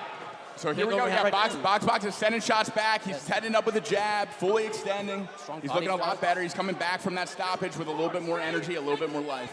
And it seems this might be going the way of our last bout where they're a little slower after the first 45 seconds. That's right, yeah. And great cross landed to the temple by Stanz. Stanz definitely landing the majority of the significant strikes so far in this round. A nice 1-2 landed by BoxBox right to the chin. Yeah, until that one. Stanz felt that one. Stanz working the body, by the way, right? A lot of right hands to the body of BoxBox. And it's great to go to the body early. You don't necessarily feel it in the first round, but come round 2, 3, you start feeling those body shots to start slowing you down. Oh! Another great cross landed to the chin of BoxBox. Oh! Ladies and gentlemen, we are seeing a great first round. Less than 10 seconds left. 5 seconds left for the fighters. Yeah, good job by BoxBox to swing himself out of that corner. Could have been another and here we go. standing knockdowns. Oh! Ending the round with a great 1-2 is BoxBox. Damn! To the corner. Damn, that got me fucking hyped. Holy shit. How about it? That got me hype at the end there. And look, I think it's fair to say, you were saying it too, that Stanz had the majority of the connected hits. But let's talk about BoxBox. I mean, was he successful in that round? It's clear he trained a clear, like a straight 1-2. A 1-2 is a jab cross. You set it up with your lead hand, nice and quick shot to find your range and find a hole in your opponent's defense. 2 comes right through it. He landed a few of those to Stanz's chin. So definitely not a lopsided round. Still pretty close. And we have the Starforge replays here. We're going to see a couple of the shots connected. There it is by BoxBox. It's a counter cross right over the top. Stanz tried to go to the body, open up his defense. BoxBox came right over the top. Yeah. And wow. Another flurry from BoxBox. Stanz shook it off like, I'm good. Oh, 4 shots into the combo head. there. Wow. There's another 1-2. BoxBox going off. Yeah, a lot of connections from BoxBox. 1-1-2. First one to get a response. The next 2 landed. Look, BoxBox looked great in that round. He got most of the replays, too. Yeah, he did. Replay guy loves BoxBox. Not a Stanz fan.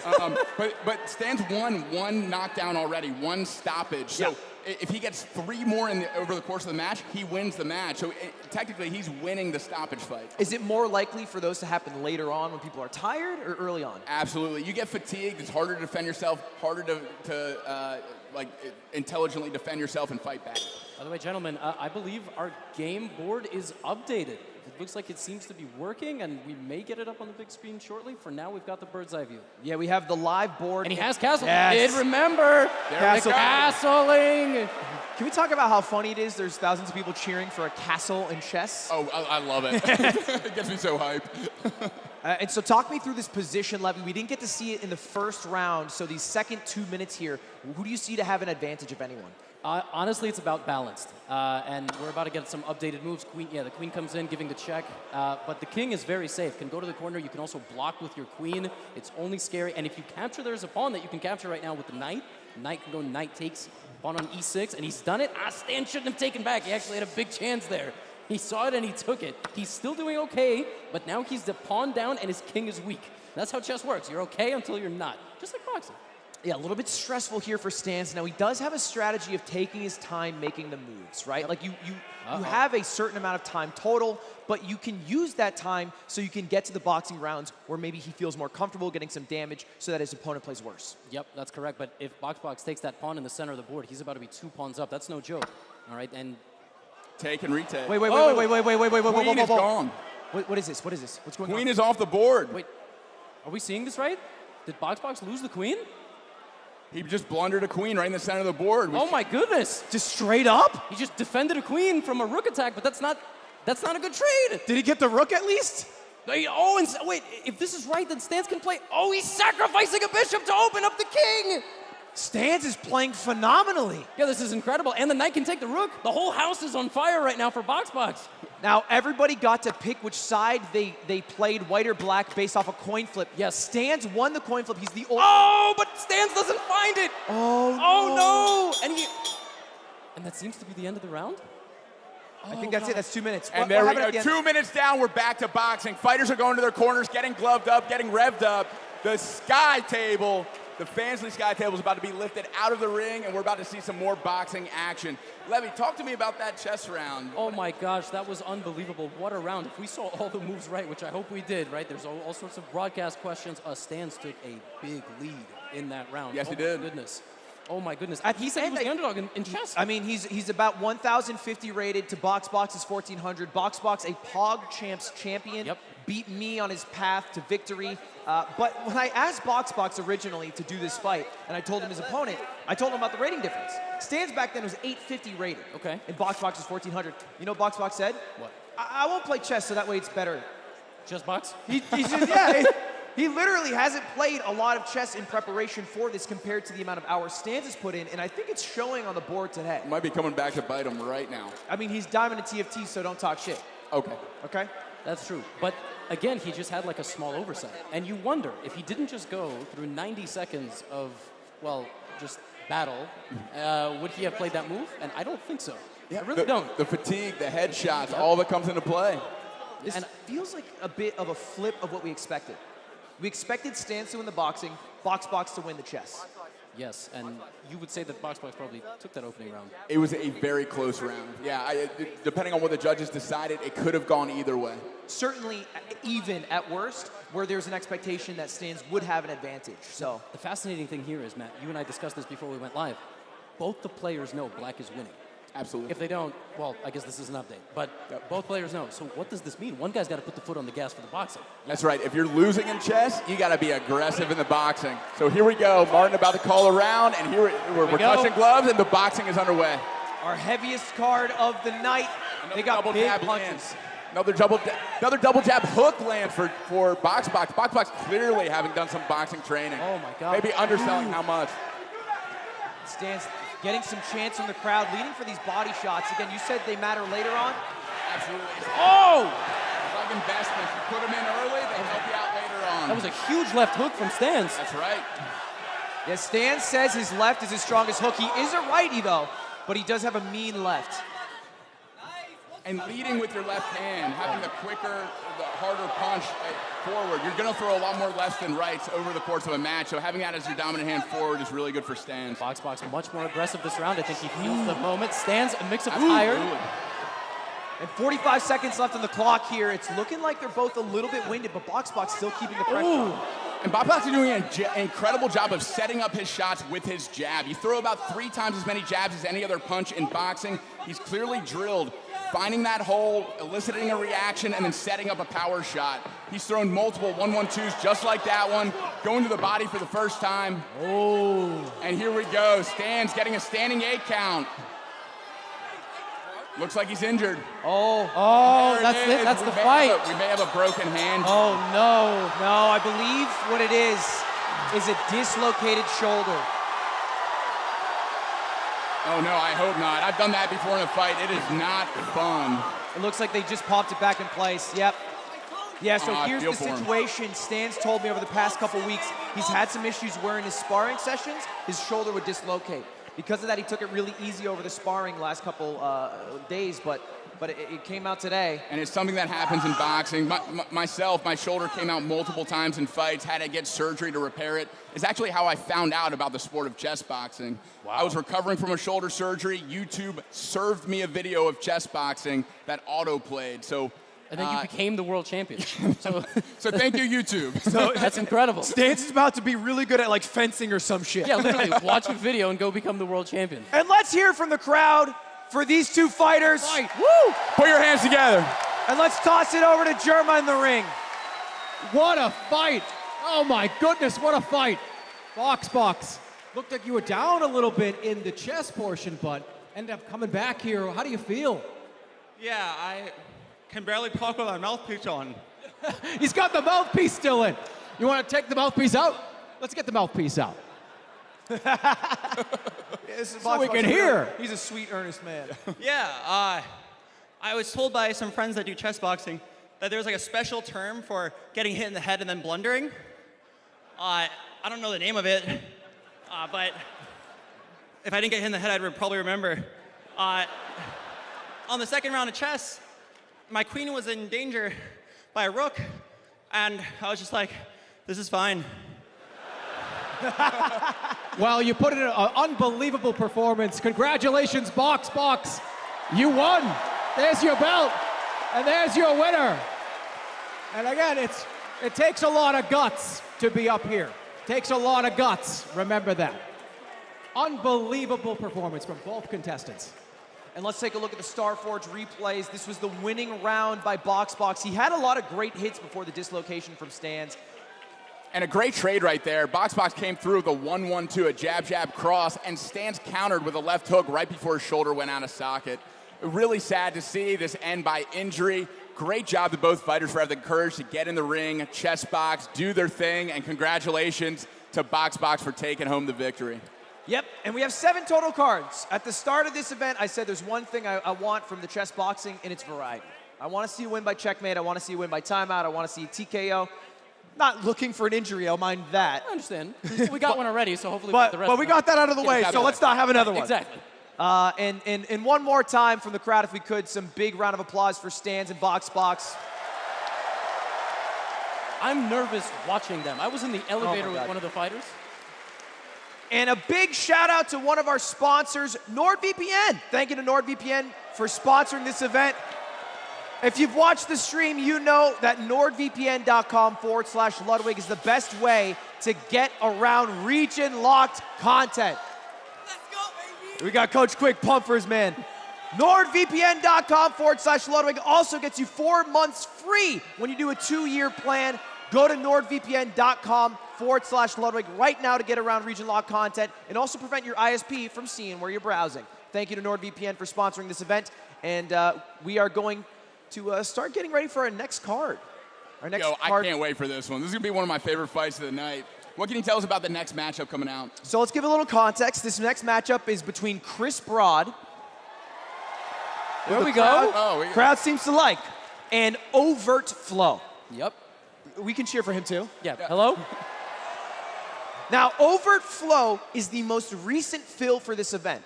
For months leading up, it was meant to be Chessbrah against Papa Plot, a German vlogger who had a burst eardrum a couple weeks before the event, and you can't fly across the Atlantic Ocean with a burst eardrum, much less get punched in the face. That one hurts. So we had to find a fill, and I could not be more happy that we found someone as close, both in terms of weight, height, skill in boxing, skill in chess, as Overtflow, PJ his name, and he really came in clutch. Let's take a look at the video to show the story of these two fighters.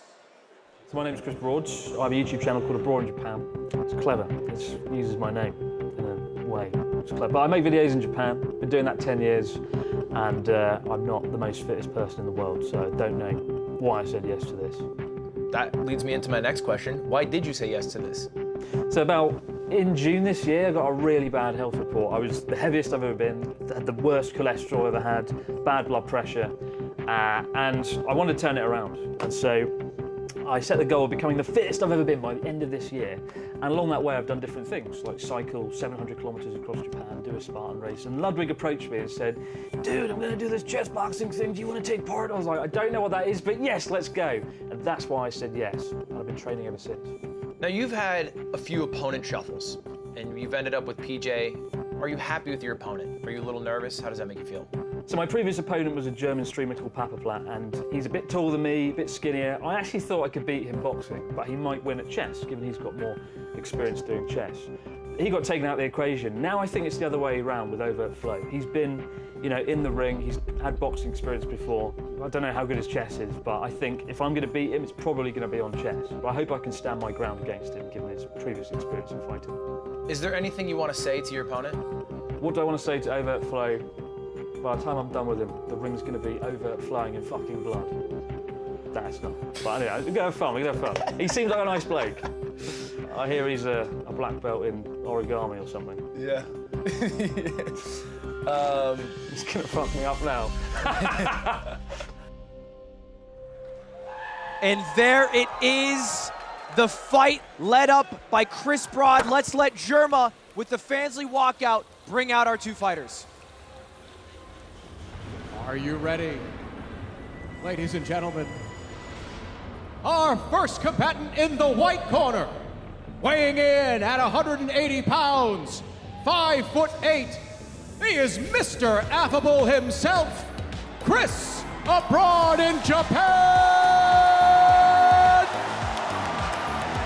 And of course, Chris walking out to his iTunes number 14 chart, ASO, Too Much Volcano, accompanied by his coach Nick on the right, his friend Pete on the left, and Connor Dog, voice actor, in the back. I think are they handing out candy? Is this a Mardi Gras parade? I think they're just throwing out candy to the crowd right now. I just learned what the VA stands for. Voice actor. I never knew that. Oh my God.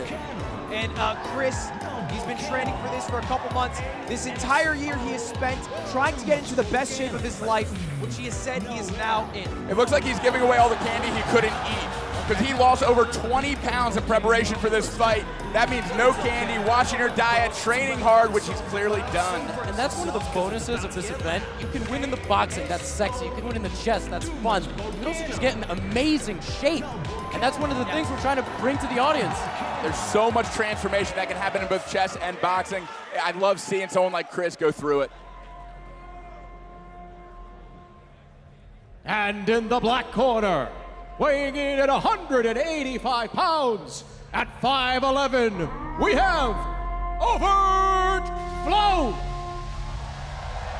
Now this is PJ, our last second fill for this event, an absolute legend for joining on. And you were saying the most experienced boxer here tonight.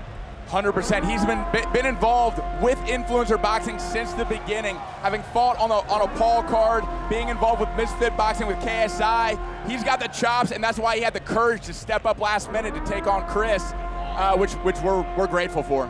And Chris alluded to it in his video, but he is a black belt in jiu-jitsu, which doesn't really apply for the boxing event.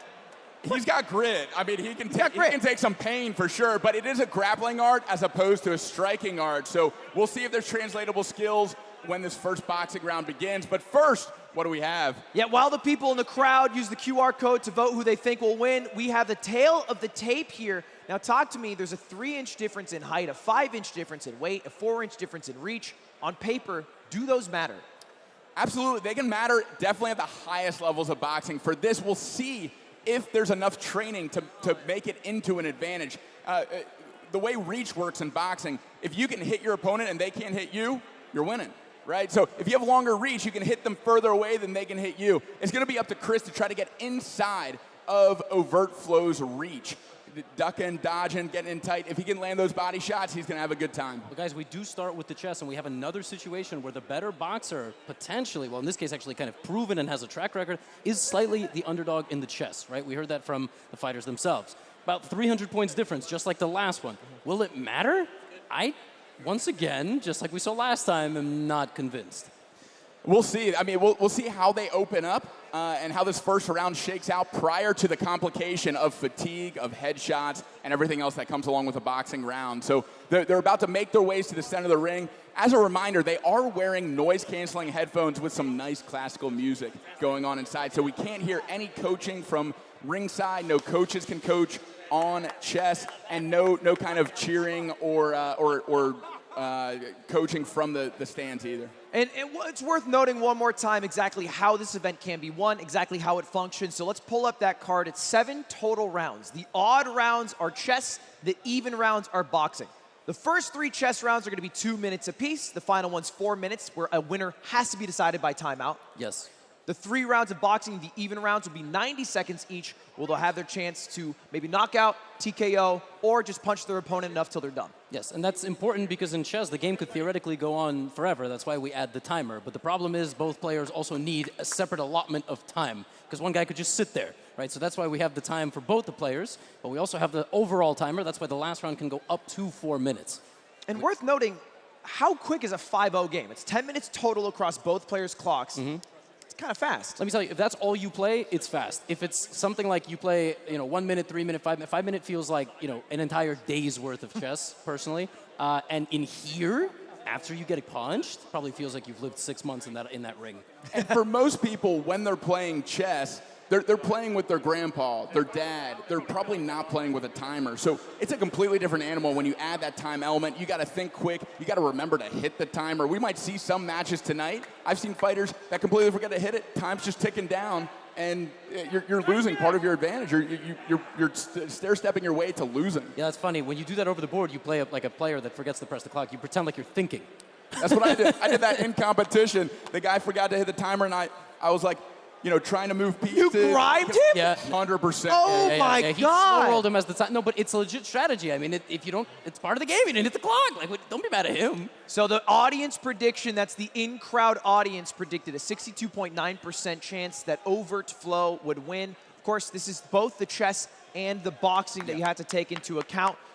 We'll see if Chris can prove them wrong right now. I'm going to go out on a limb here and say it's because of the experience in the boxing, right? And just being around other influencer boxers. And I think people are putting a lot at stake there. I think the chess is much more of a toss-up at this level. We saw even in the last game, 1400 rated opponent, queen's hanging. He's like, I'm going to defend my queen. That's not how it works. You move it out of the way when it's under attack. Yep. Absolutely, but having months to prepare for this specific format versus stepping in last minute, they might be overestimating the prior boxing experience in exchange for this sport, which is different. He's got his headphones out now. Can I say it? His last boxing match was a 15-second knockout. He got knocked out. Does that help experience-wise, Matt? That can actually kind of seep into someone's subconscious. Like, you don't want to experience that again, not just from like a physical trauma kind of perspective, but also from like a look kind of perspective. Like, it's not a good look to get knocked down in 15 seconds. So we'll see how he bounces back from that, how mentally tough he is, and maybe that black belt in jiu-jitsu comes into play there. I'm sure he's been submitted a lot. I'm sure he's come back from those. Let's see what happens. And we do have a bird's eye view once again. We'll wait a little bit for our physical board to adjust. We have a queen's pawn opening played, and there's the board actually. We have a lot of hesitation on move one from Overtflow, who he almost forgot to press the timer just like we talked about. He got it right there at the end.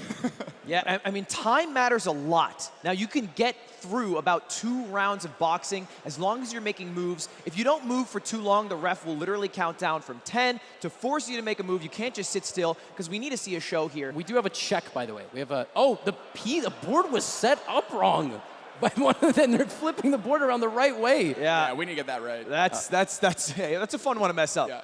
Now, the interesting question I have is Overtflow taking his time here because he's actually like thinking and a little hesitant, or he's like, you read my mind, is dude. He trying to get to the boxing? This might be a strategy where he's taking a lot of time at the beginning to make sure he maximizes his potential in the boxing ring because he thinks he might have an advantage there.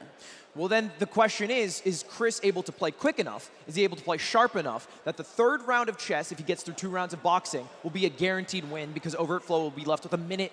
Unfortunately, the opening that Chris has used here is like a London fusion kind of opening. He's trying to play a London. His opponent is playing God knows what, frankly, but he's still getting it's the London opening, God knows what variation. But the problem is that the timer's going to expire, and I think Overtflow is just going to throw some hands for 90 seconds. Yeah, and the question is, can Chris defend himself enough? The audience clearly thinks there's an advantage for the man with the most boxing experience here, which is fair until the next chess round. That's correct. If the boxing ends, you gas yourself out, you don't knock the guy out, and you're dead lost, suddenly chess becomes the front runner for victory for one of the 2 competitors. Levy, can you talk a little bit about how important it is to control the center of the board? What does that mean for early chess, and how do you see this board? Yes, actually, the craziest thing is black has 0 control of the center. I mean, you can argue that pawn as the round ends, so we'll talk about that a little bit later, but it's a very good start for Chris. Yeah. Let me jump in there and talk about the equivalent in boxing. Controlling the center of the ring in boxing is called ring generalship, and it's very similar to chess, which we'll talk about in just a little bit. But you can almost push your opponent into ropes, into the corner, and exert your will, controlling the center of the board, just like controlling the center of the ring. Because not everybody's Muhammad Ali. Not everybody goes to the ropes, and just that's it. Right? That's the end of the fight. I mean, in this case, we've seen the pressure really pay off. But Stanz and BoxBox were very good, actually, at landing punches while under pressure. So we're about to find out how good these guys are at boxing and if you can recover from one of those knockouts. And, 100%. I mean, let's not forget, we can say this out loud. That was a 1-minute time advantage for Chris. That's correct. That's huge. Yes. Going into the next round of chess, and we'll see how the boxing goes. He's able to get there. Maybe PJ's able to get there. Let's hear it one more time before they get ready. Let's give it up for Chris Broad.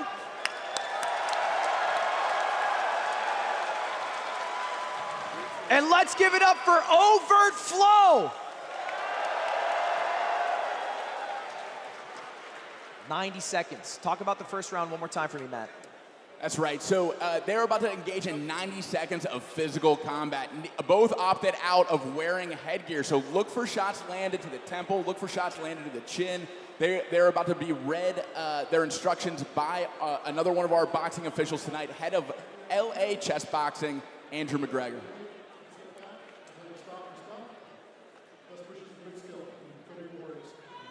I'm so nervous. I'm so nervous. Dude, I'm getting like my nervous. heart is racing. Yeah, this is gonna be a good one. Yeah, we wanted to have heart monitors on the fighters. Why not have heart monitors on the commentators? I'm hearing the chessboard play right now. All right, we are seconds out from beating this boxing round. Let's see if they touch gloves or not. We're touching gloves, and we begin. 90 seconds coming in. All right, starting out early. Chris is trying to find distance with a jab. A very nice jab from PJ, Overtflow, who's standing in a southpaw stance. Southpaw means that you're fighting with your right hand forward, left hand back. That means he's probably left hand dominant. We just saw a big switch back to regular stance with a big overhand right, and he's back to southpaw. How common is it to switch? Is that a normal thing for fighters? Usually it either shows that you're extremely experienced or extremely inexperienced. Which one do you think it's here? I think he's extremely confident. He's walking around a lot. The thing is, he can stall the time by walking around, but if they get back to chess, he's down a minute in time. That's right. And one thing to look out for here is as both of the fighters are throwing shots, do they keep their guard at home? Is that other hand protecting their chin? Sometimes that comes down to your chest. Sometimes it comes all the way down to your waist. Keeping that guard up for anything that could come back is a really important for defense. And correct me if I'm wrong, but Overtflow's keeping the hands low because he thinks he's fast and he's got the speed advantage, right? He's not worried about the counterpunching. He's channeling Ali. He thinks he has the range and the timing and the distance. Oh, we're about to see a takedown here. Chris Broad. Okay, bringing out some of the jiu-jitsu skills. I don't think that's applicable in the ring. well, Ref breaks it up. I don't. And we have So 15 seconds left. Yep, 15 seconds. End of the round coming up. Slowest of the fights we've seen tonight in our fourth Absolutely. bout. I think Overtflow needed a little bit of a fast Whoa. start. Bit of a hook in the arm there by Overtflow, pulling in Chris. They break up there. 3 seconds remaining. Last shot. And here we go. Time. Bell rung, and back to their corners they go. Gloves coming off and getting ready to come back to the chessboard. I mean, what did you think about that round? How did it go? Yeah, I think a clear advantage in that first boxing round to Overtflow. He was able to gauge distance. He was able to feint and then throw a shot based off of a reaction of his opponent, Chris. Wasn't completely one-sided. I wouldn't give it like a 10-8 round. It's probably a 10-9, but we'll see what the judges saw in that first boxing round. But now it's up to the fighters to wash that last round out of their brains and start to refocus on chess. If you're thinking about anything about other than the present, you're doing it wrong. And as the Fansly Sky Table descends, I have to let you all know to sign up for Fansly for free to see exclusive behind-the-scenes content from this event. We've been shooting it all weekend. Shout out to Yan. He's been cooking behind the scenes. You can sign in with Twitch to see your favorite creators who are already creating content on Fansly. They have over 200,000 creators and an algorithm to help you find the next creator or content you are into. Thank you to Fansly for making the Mogul Chessboxing Championship happen. Yo, I gotta say, there's some juicy behind-the-scenes content. I saw that Fansly camera back in the locker room. They were up in the suites with us. That's some cool stuff. Go check out that app. Oh, we're talking shop back there. We're getting a little crazy. We're getting a little nuts back there. You know how it is. And now we're about to enter the second chess portion. So, Levy, catch us up to speed. What happened in the first round? What is the position we're in? Who has the advantage? Well, by the way, we had a little board update here, and fans are going to see it as well. It seems as though, and I can't say too much, by the way, about specific moves. Okay, yeah, specific okay, moves, that's a good right? point. Because the players don't have their headphones on, but White got a very strong advantage in that early going. Now, Black is down on time.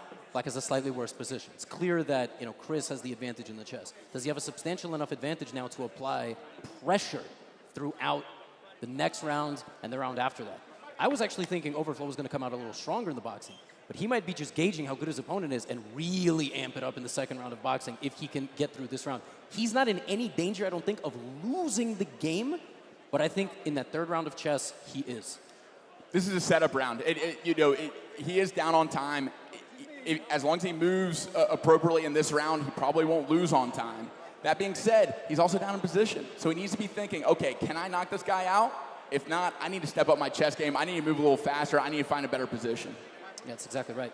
Yeah, and like a setup round makes sense, I think, in a traditional boxing match, but with 3 total rounds, is that a viable strategy? Yeah, setup round in terms of like his board position and setting up for the next chess round. He knows he has a little advantage on boxing. He did really well in that first round. I think he just needs to decide whether or not he wants to keep pushing it on chess or keep moving slow to see if he can knock out his opponent in the next boxing round. And by the way, there is a move in this position that's apparently there. It's been, oh, bishop takes pawn. That was the setup there. And we had an exchange of glances from the players like, you a SOB, you took the pawn. And now the king's got to go. By the way, White's bishop has had the opportunity to take this rook for about 8 moves now. We can just keep a timer of how long, and White is completely winning here. Completely winning. An experienced player will chop down a few pieces in front of Black's king, get in, and win the game. If White stalls for any longer, the round will end, and Black will survive, and then really go for the knockout in the next round of boxing. That's a really good point there. So Chris has to make moves quickly so that he keeps the pressure on PJ to make moves. That way he can make a bad And he's not. Just to point this out, he stalled for about 30 seconds here. You cannot do that in this format. You can if you have like a mate in 3. He doesn't, and oftentimes when you spend a lot of time, you do something that's not optimal. Because if you had a good move, you would have played it fast. He's not playing to his advantage, right? Like he has a clear advantage in chess. The next boxing round, we'll see if he puts together the strategy of being super defensive and trying to get back to the chessboard. Survive, get back to the chessboard, and try to checkmate. Yeah, and I think the digital board might be slow. I do see some moves. Maybe we can get a bird's eye view of what's going on, because we only have 30 seconds left in the round. It would be good at least to see if Black's king is about to survive this attack, or because I do see moves have been played, but yeah, I think we have technical difficulties on both the board and the clock right now. I have seen Chris touch the clock, and it keeps counting down on his. So this is not the current state of the game. If we can get an overhead shot, maybe we see an update. Yeah, we're going to switch it over right now. I think this might be the updated position here. And we have 5 seconds left in this chess round. There it is. There's the bird's eye view. We do see Black's king under severe pressure as the bell rings. And there's the bell. Back to the corners, back with the gloves. Headphones are off and gloves are on. We're about to get back to boxing, ladies and gentlemen. Let's hear it for the next boxing round. Yeah, we didn't get to see some of the moves there at the end, but it did seem to be a continuation of the first round of chess. It's worse. Okay. I can't say how bad. We'll talk about it later. We'll talk about it later. They gotta get those headphones back on. I can't tell you how bad it's bad. It's real bad. We'll get through the next round of boxing, our second of 3 rounds. By the way, if you guys are watching at home, there are almost 300,000 people watching this event. Also to everybody at Dave & Buster's. Woo! How's it going? Welcome to Dave & Buster's. You guys are able to not only watch this broadcast in English, we also have this broadcast being broadcast in French and Spanish. If you click on the gear in the bottom right corner, you'll see that it'll switch over to French, to Spanish very easily, very quickly for your viewing pleasures. First time it's ever happened on a YouTube live stream. Making history left and right here. Biggest chess boxing event in history. First live, trilingual live stream. How badass is that? I mean, it might be like the biggest chess event in history. Like, if we get a few more hours into this, yeah, seriously, live concurrent viewership of World Championship might have been 250K. Let's go chess boxing. Yeah, there we go. Take that, chess. And let's talk a little bit about Nick, Chris's coach here. Yeah, Nick is a total badass. Chris has a great guy in his corner, a former world champion in K1 kickboxing. Had one of the most legendary fights in Japan. And Ludwig, I know you watched that one. What do you think of that big fight Nick had? I don't know what you need to look it up on YouTube, but it's him fighting this 6'8", 270-pound Korean guy, and it's him 5'10", David versus Goliath, chopping him down like a tree. Beautiful to watch, and that's who trained Chris. So if that gives you any confidence going into the second fight, guys, I don't know what will. I just want to say one thing. So I keep saying that Overtflow has to put it on in the boxing, right? But that's because I'm aware how bad his position is. His position is real bad. Great over-the-shoulder hook landed by Overtflow. Switching stance again, back to regular.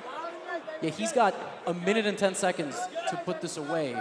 And both fighters showing good feints. Feints are great to get your opponent to react to something, to see how they'll do it next time you throw the feint. So you feint a jab, you see they tense up too much, you know what to throw the next time around. So both opponents are feeling each other out. Overtflow is definitely going to the lead hook a lot. He's landed that a lot, and if it isn't broken, don't fix it, right? He keeps going back to it.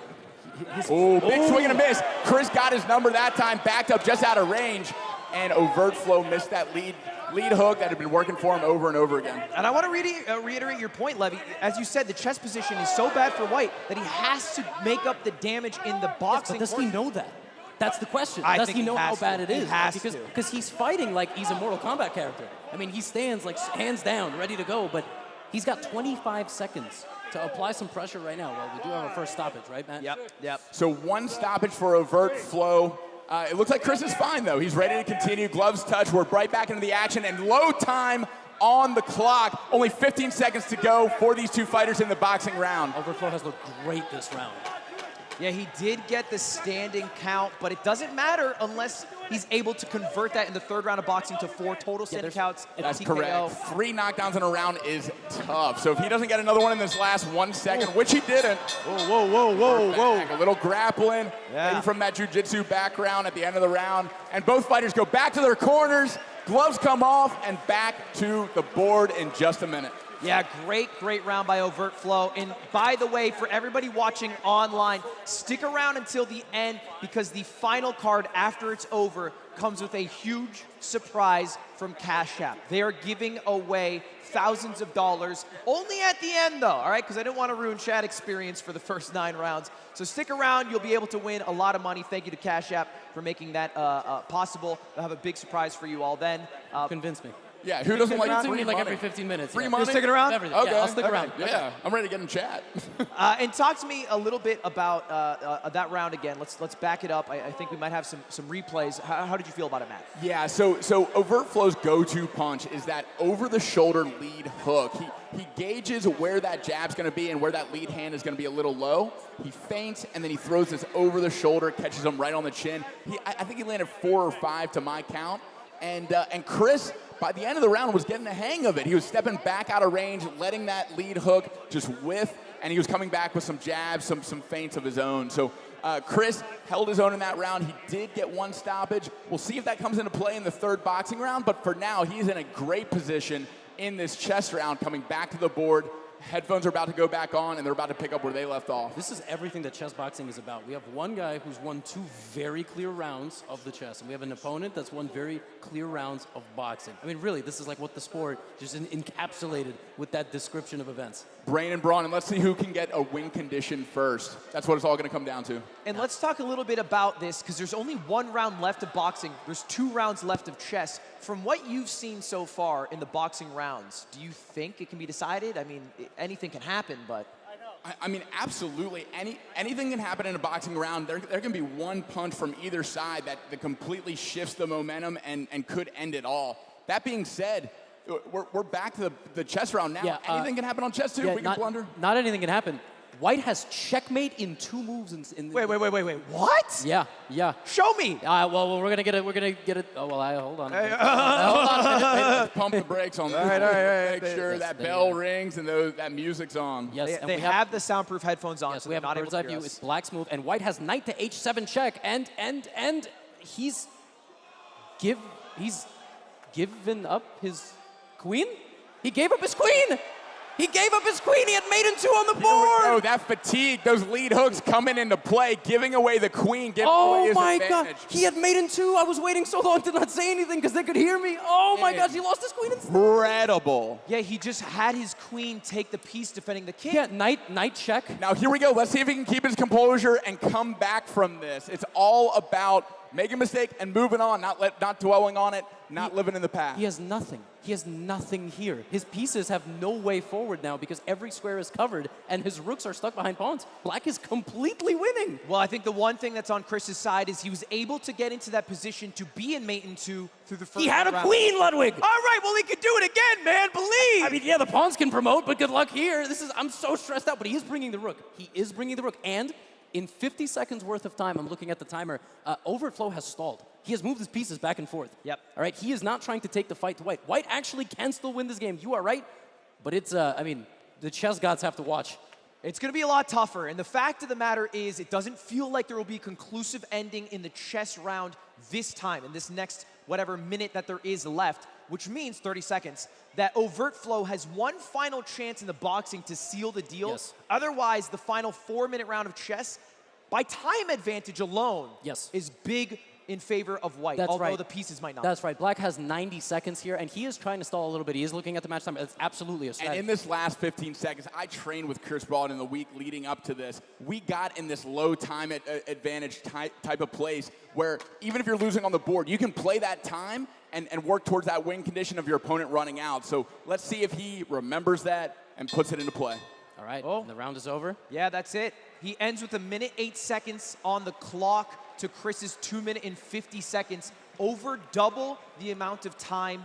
It will all come down to can each competitor make it to the final chess round. We have a little blooper, by the way. I'm pretty sure on the bird's eye view, an illegal move was made at the end, I think. Somehow the bishop became a light squared bishop from being a dark squared bishop. That's not allowed. I don't know. The arbiter's got to take care of that on break. So what a transition. So the way that works rule-wise is when an illegal move is made, it counts as a penalty. A penalty will take a punch off of how the boxing rounds is scored if it goes to stalemate or a draw condition. So those illegal moves do matter. It won't make it lose, but it will matter if it comes to a decision, a judge's decision. Did you hear that? That was Chris. He was just yelling over at us. He was mad about the queen move. Obviously, he recognizes now that was a bit of a blunder. Yeah. But, of course, he still has time advantage in one round of boxing to prove himself. And as we wait for the sky table to lift, big thank you to NordVPN for sponsoring this event. NordVPN.com/Ludwig is the place to go to get around region lock content. Stop your ISP from seeing where you're going and get 4 months free with a 2-year plan. Thank you to Nord as we enter our 6th and final round of boxing. Most important part of each of these rounds is the first 30 seconds. How do you manage your state change? Are you psyched up for the beginning of a boxing round? Are you calm enough at the beginning of a chess round? What we just saw is a blunder on the first move of a chess round. Ready? Fatigue was still there. Headshots were still there. Fight! Whatever it was there. And now we're touching gloves, getting back into the boxing round. Let's see how this first 30 seconds shakes out. It's actually a minute, 30 seconds. Yeah, and Chris is actually more urgent. Yes. He's more urgent now because he's down the queen. He wants to prove himself in the ring. He has trained for 6 months. When he got that health report in Japan, he turned his life around, and this is his moment to show the gains that he has made. Summoning everything he has in this last boxing round. A great counterpunch lands by Overtflow, but Chris is not backing down. He's still coming forward. He's still throwing jabs, trying to get inside the range of Oh, Overtflow. Big right big overhand right by Chris. And the way Overtflow moves, walking hands down, big hooks. It's like fighting a Dark Souls monster. Yeah. Yo. That's what I said. It's like a Mortal Kombat. Yeah. I mean, it's like, what do you do? Chris is running around the ring trying to find an opening. It's a clear difference in fighting styles, and about 40 seconds remains. Each of these guys have their final 40 seconds to prove what they've got in this ring. That's right, and it is a legit style. Fighting with your hands down, baiting shots, it's a counter punch style. I want you to try to hit me so that you open yourself up and I can come back with a shot when you open up your hole. 25 seconds. They're gonna have to put what they have on the line. Tell me what you're seeing here, Matt. Yeah, another lead hook lands for Overtflow. That is his go-to punch, and it is still working for him. They're both pawing at each other, finding distance, finding timing. Smiling, too. Winding up that right hand. It's like a 1930s comic. Or like DK from Smash, right? Whoop, whoop, whoop, whoop. Bam! 5 seconds remaining in the boxing for this matchup. 2 seconds. 1. And time. That is it. Bell rings. Andrew McGregor steps between the two fighters. Back to their corners, gloves come off, and this match will be settled on the chessboard. Let's see how it goes. Now so wild. We talked about the first round of boxing being in Overtflow's favor, thinking that maybe he was testing out the spacing, what worked, what didn't. But after the 3 rounds, it didn't feel like he was able to capitalize on whatever advantages we might have seen. Yeah, I think in dynamic, real time, Overtflow changed his strategy. Because of that queen blunder, now he didn't have to be super aggressive in boxing. He has an advantage on the board, so he can be a little bit more defensive. He can let Chris come at him, and let's see what happens in this chess round if Overtflow made the right bet of being a little bit more calculated and defensive in the ring. Yeah, just so everybody watching at home and here live right now, you guys are great, by the way. Give yourselves a round of applause. Everybody has to understand one thing. Black does not have a lot of time on the clock. And his position is great, but his strategy hasn't been, I'm going to win the chess. He's actually made a lot of moves back and forth and taken advantage of his opponent's mistakes. So he's going to have to play fast or he's going to lose on time. It's a great point. He's got to move quick now. That time advantage is big, and Chris knows how to take advantage of that. So let's see if they can do it. Well, also, it's worth noting, this is the first fight that's gone the distance. We are at the 7th round here. And the final round of chess is 4 minutes as opposed to 2. Now, this is by design because it's a 5-0 game, meaning they each have 5 minutes, 0 seconds added per move. That's 10 minutes total. Yep. So you have to eventually reach the 10th minute, and that's what this 7th round is made for. That's right. And if you go on chess.com and you pick a blitz game, that 5-minute time control is how most of these fighters train, knowing that it was going to be 5 minutes, 0 increment. And you can flag, but not if you're making mistakes like putting your bishop on the wrong square. That is correct. And by the way, that has been amended. The bishop is back on its normal square. We're going to get the digital board up in a moment. Basically, look, folks, here's what's going on. Chris had a fantastic game of chess. He was 2 moves away from winning, and he lost everything. That's basically chess in a nutshell, right? I mean, seriously, like, we've all played chess before. Now he's using the rest of his pieces to generate an attack. He no longer needs to do that. Yeah. He doesn't have to win by checkmate anymore. He can actually use the clock because this is a longer round of chess. Absolutely. We'll see if they put those strategies together, if they're able to apply them after that hectic boxing round. Chris super active, coming forward, throwing shots. Overtflow relying on his go-to punch, that lead hook over the top. Great boxing round. But let's see how they manage their heart rate. Let's see how they manage their mindset. Let's see if they can play to their advantages. And it's going to start with Chris's first move. Talk to me about the board, Levy. Yeah, this is not a good position for white, let's put it this way. But when you consider that black does not have a lot of time on the clock, about 1.5 minutes in a 4-minute round, that also is not a good situation. It's going to come down to the buzzer. We have a bird's eye view here of the board. Maybe we can get a little zoom in of how much time the players have remaining. It's a very tense situation indeed, but I don't like the fact that Chris is taking so much time. It seems like the timer is not counting down, so the ref is fixing that now. Oh, no. Far right button. Okay, looks like some There we issues go. with the We're timers. set. Bit of technical difficulty to work Oh, that's through going to right be an now. unlimited chess game. They just play with no clock. We'll just be here until midnight. Yeah, we'll see if who can figure out how to figure out a checkmate. White just moved. We're Time adjusting in, the black chess. to move, timer. About to be set. Listen, there's a lot of pressure. You know, you normally set a chess clock around 40 people in a chess tournament. And time in, we're back. And there we go. Yeah, this is 300,000 people watching online, thousands in the arena. Let's give it up. These two fighters have poured their heart out in the ring, both with the brains and the brawn.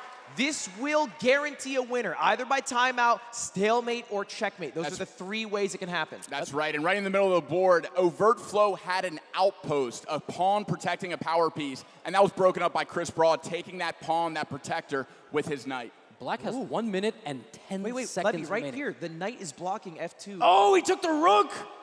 Oh, no, that is a massive, massive mistake by white. And by the way, why? Oh, he lost the left rook. his And rook hanging. hello? That's, you know what happens when the opponent gets to the other side of the board? Oh, my goodness, black is completely winning, but he has no time to prove it. And he doesn't defend. The pawn advancing, he could get a queen right now. And Yes, he can. doesn't. But he doesn't. He doesn't. And he hasn't pressed the clock. He hasn't pressed the clock. Guys, he hasn't pressed the clock. Wait, Chris just he He's made just- it. He made a move. He should just sit there and think, there he did it. Chris just He did helped it, he him did it. out. 50 seconds on Overtflow's clock right and what's the match time? Like, what's the match clock situation?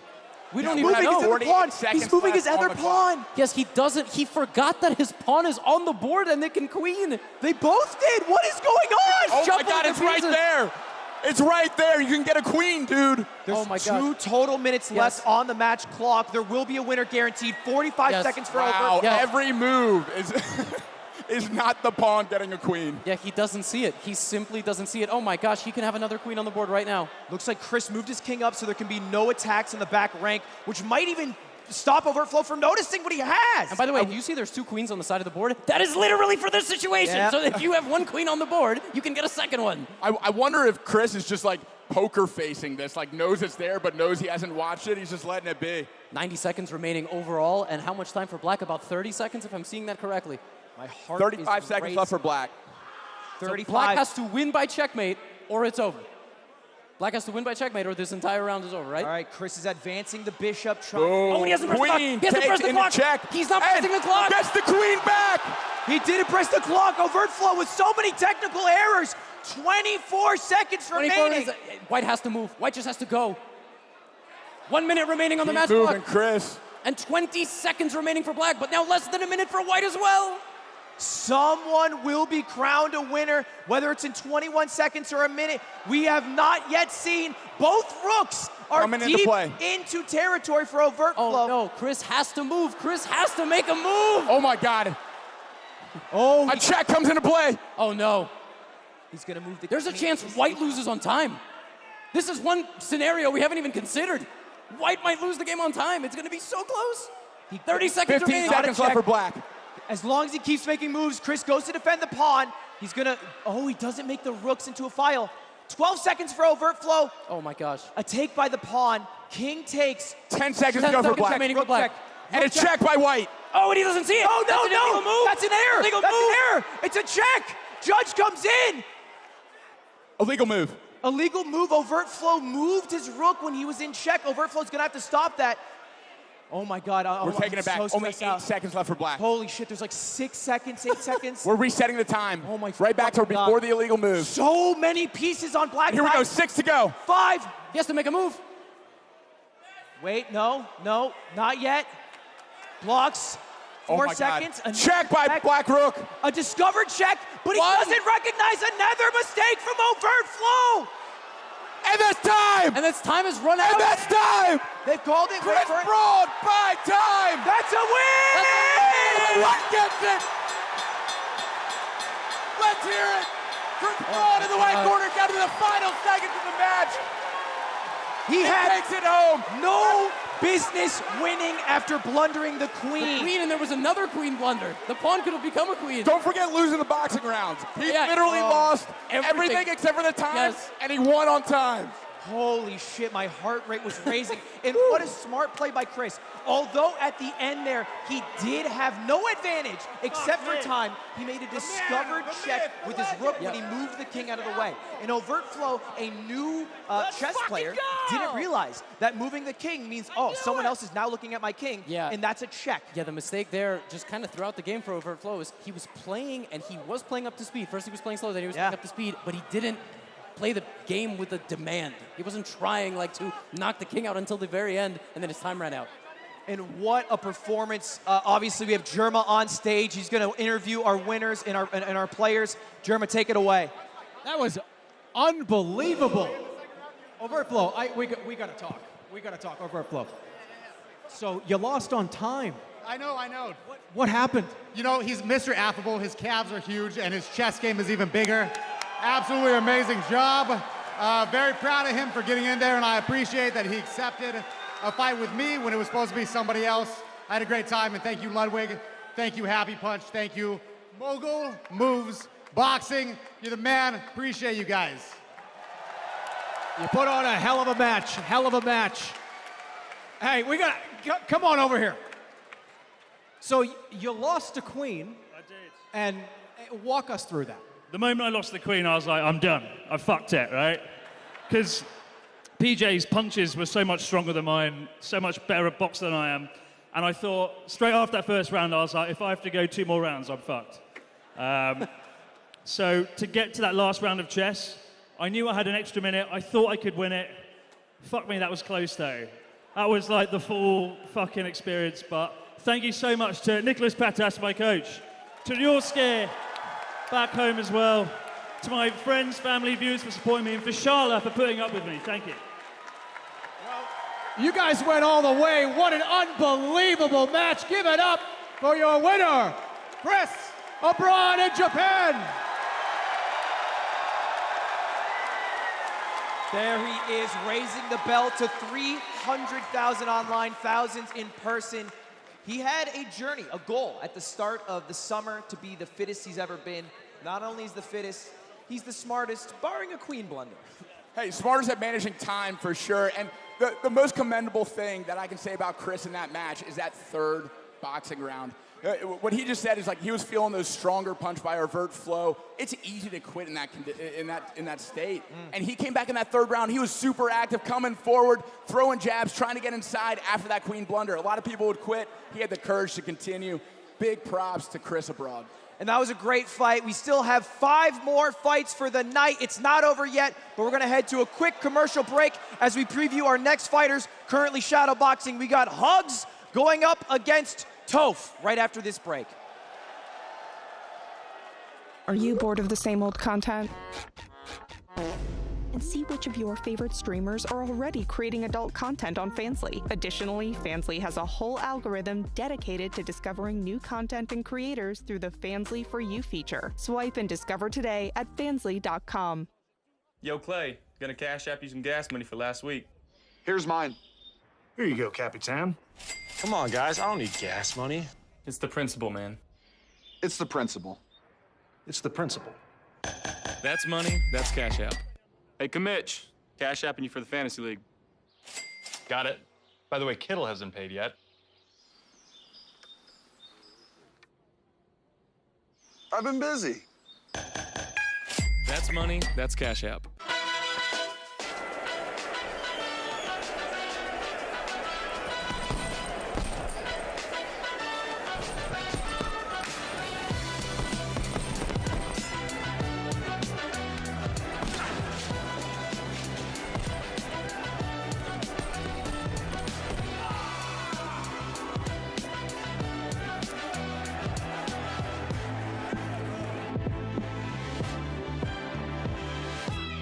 Hey everybody, Schlatt here. I love you.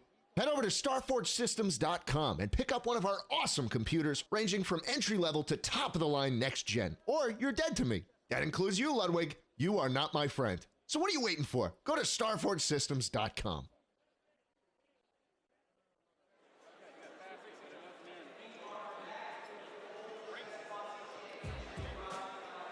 A couple of our commentators talking to Chris Broad after his win over Overtflow. 4 of our bouts down. We got 5 more to go still. A little under halfway through the night. How do you guys feel? I feel great. That was sick. 7 rounds. We got all the chess. We got all the boxing. And it came down to a man who was left with literally nothing and still winning.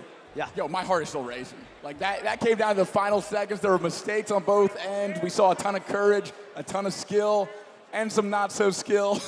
But what an ending. And let's preview, because again, I said we have 5 cards left. The next one we're going to see is Hugs versus Toph. We'll get to that one in just a bit. After that, we have the highest rated chess boxing match in chess boxing history, when GM Amon will be going up against International Master Trent Lawrence. Trent, talk to me about that. I mean, we've never seen that before. No, we haven't seen that at all. And when you conceptualize this kind of scaling of chess boxing, this is what you wanted. You wanted 2 titled players who show up and will give you high-quality chess and hopefully high-quality boxing. I mean, they've taken it very, very seriously. They're in great shape. One cut weight, one gained some muscle, and this is like the peak of both of these sports coming together. Maybe not the boxing. There's better boxers. I can't tell you how many times after chess boxing matches, going to the bar with our little community, we've just like marveled and visualized and hoped for a matchup like this. We'll get really to that one ELO. in just a bit, though. But first, we got to shout out our next matchup. It's going to be a very high ELO matchup. Of all the people who don't have titles, of all the non-titled matchups, the highest rated, 1,400 versus 1,800. Of course, I'm talking about Hugs versus Toph, and I'll let Germa take it away right after our video telling the story of these 2 fighters. I'm Toph. I'm a Super Smash Bros. Melee caster, streamer, and I've known my opponent Hugo for a long time. Looking forward to beating his ass. So my name is Hugo, aka Hugs. I am a former Smash Pro player and now just focusing on content, streaming, YouTube, stuff like that. Give me a prediction for the fight. Is it you winning by checkmate, knockout, a draw? Does Hugo win? It's a good question, yeah. And you know, I've run through all the simulations in my head, right? So I mean, the obvious like discrepancy is that I'm higher rated than Hugo at chess. So there's a very real element in terms of the strategy here that says I should just try to crush him at chess and I should Floyd it up in the ring. Do you feel more confident in chess or boxing? Definitely boxing. I feel more confident in boxing because in chess, he's got about 400 rating points on me in rapid, and I think on blitz, he's got like 600.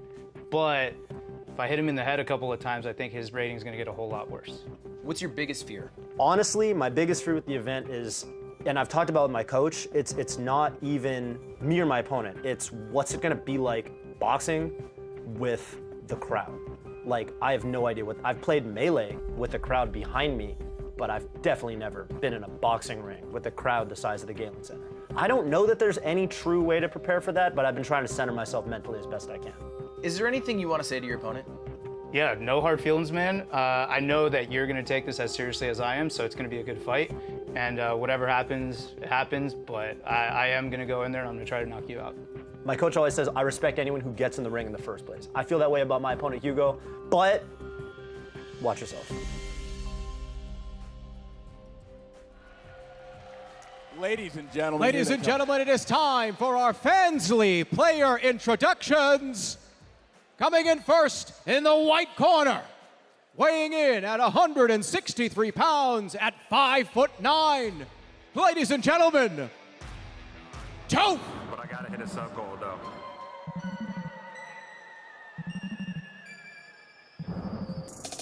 It's been a while, it's time for a new flow. I'm chillin', that's too cold. I'm taking a shot at Hugo. How in the fuck you still losing to Dreppin'? It's truly upsetting. I've been stomping that dude since 07 and we got face roll at Alex and Chew Dat. I'm leaving them dudes flat, you can't even do that. Don't get me wrong, we ain't talking bad players, but you can't even sleep without nightmares. Yeah, pull it back. Hit you with a slow flow. Make the comeback like 2 stocks with Sopo. Get back to labbing. If you spend some time playing it, you might stop losing to Falcon and maybe even to Gannett. I still have faith. Get back to the big stage. Matt, before you've that. done athletic collabs with these guys. Talk to me. And in the black corner, weighing in at 165 pounds at 5'7", the DreamHack Dallas 2019 World Champion, Dignitas Hugs. Kicking the man when he's down. Like I beat Mango, I'm the favorite. If he chokes as hard as Amada goes, I'll just wait till he's a host. Ain't no telling how foolish you'll be looking. Evidence I zip can't contain the ass boxing whooping. training, Right and oh my God, does he pack a punch. Between Hugs and Toph, Hugs has been grinding on the boxing side of things and is ready to go. Toph is no slouch, though. He's been training. He's lost over 20 pounds for this match, and I can't wait to see these two old friends come together in this clash. Yeah, 10 years of friendship. They have known each other more than any other competitor, and they've time and time again, I've asked them like repeatedly, will remain friends. They've said that. They'll remain friends regardless of the outcome, but I know they both want to win. They're taking it very serious. We have another example of a matchup as we take a look at the tail of the tape of a bit of a mismatch between apparently the boxing, potentially, and the chess. But let's talk about the stats first. Yeah, so this is the raw stats. It's very close. I mean, a couple inches of height for Toph, a little bit of reach. And Hugs is an older competitor, our oldest competitor here today, but also one of the fittest. He has a powerlifting background.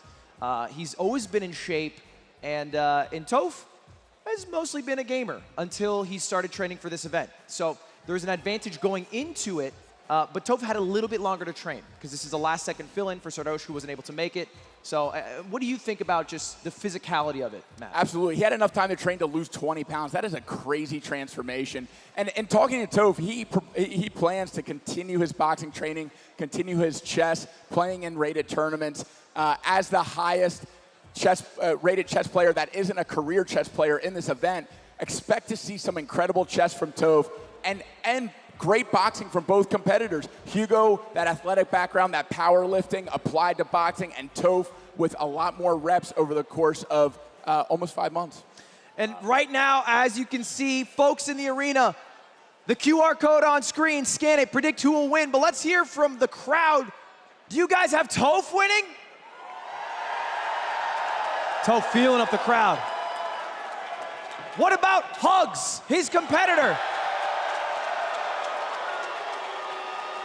Big cheers for both competitors. Yeah, very equal. Now, of course, the crowd by vote has 69% in favor of Hugs here, but they might not know tail of the chess tape, Levy. Yes, that is correct. I think we're seeing another example of the last two matchups where one guy is a slightly underdog in the chess, but has the powerlifting background, has a little bit more physical fitness.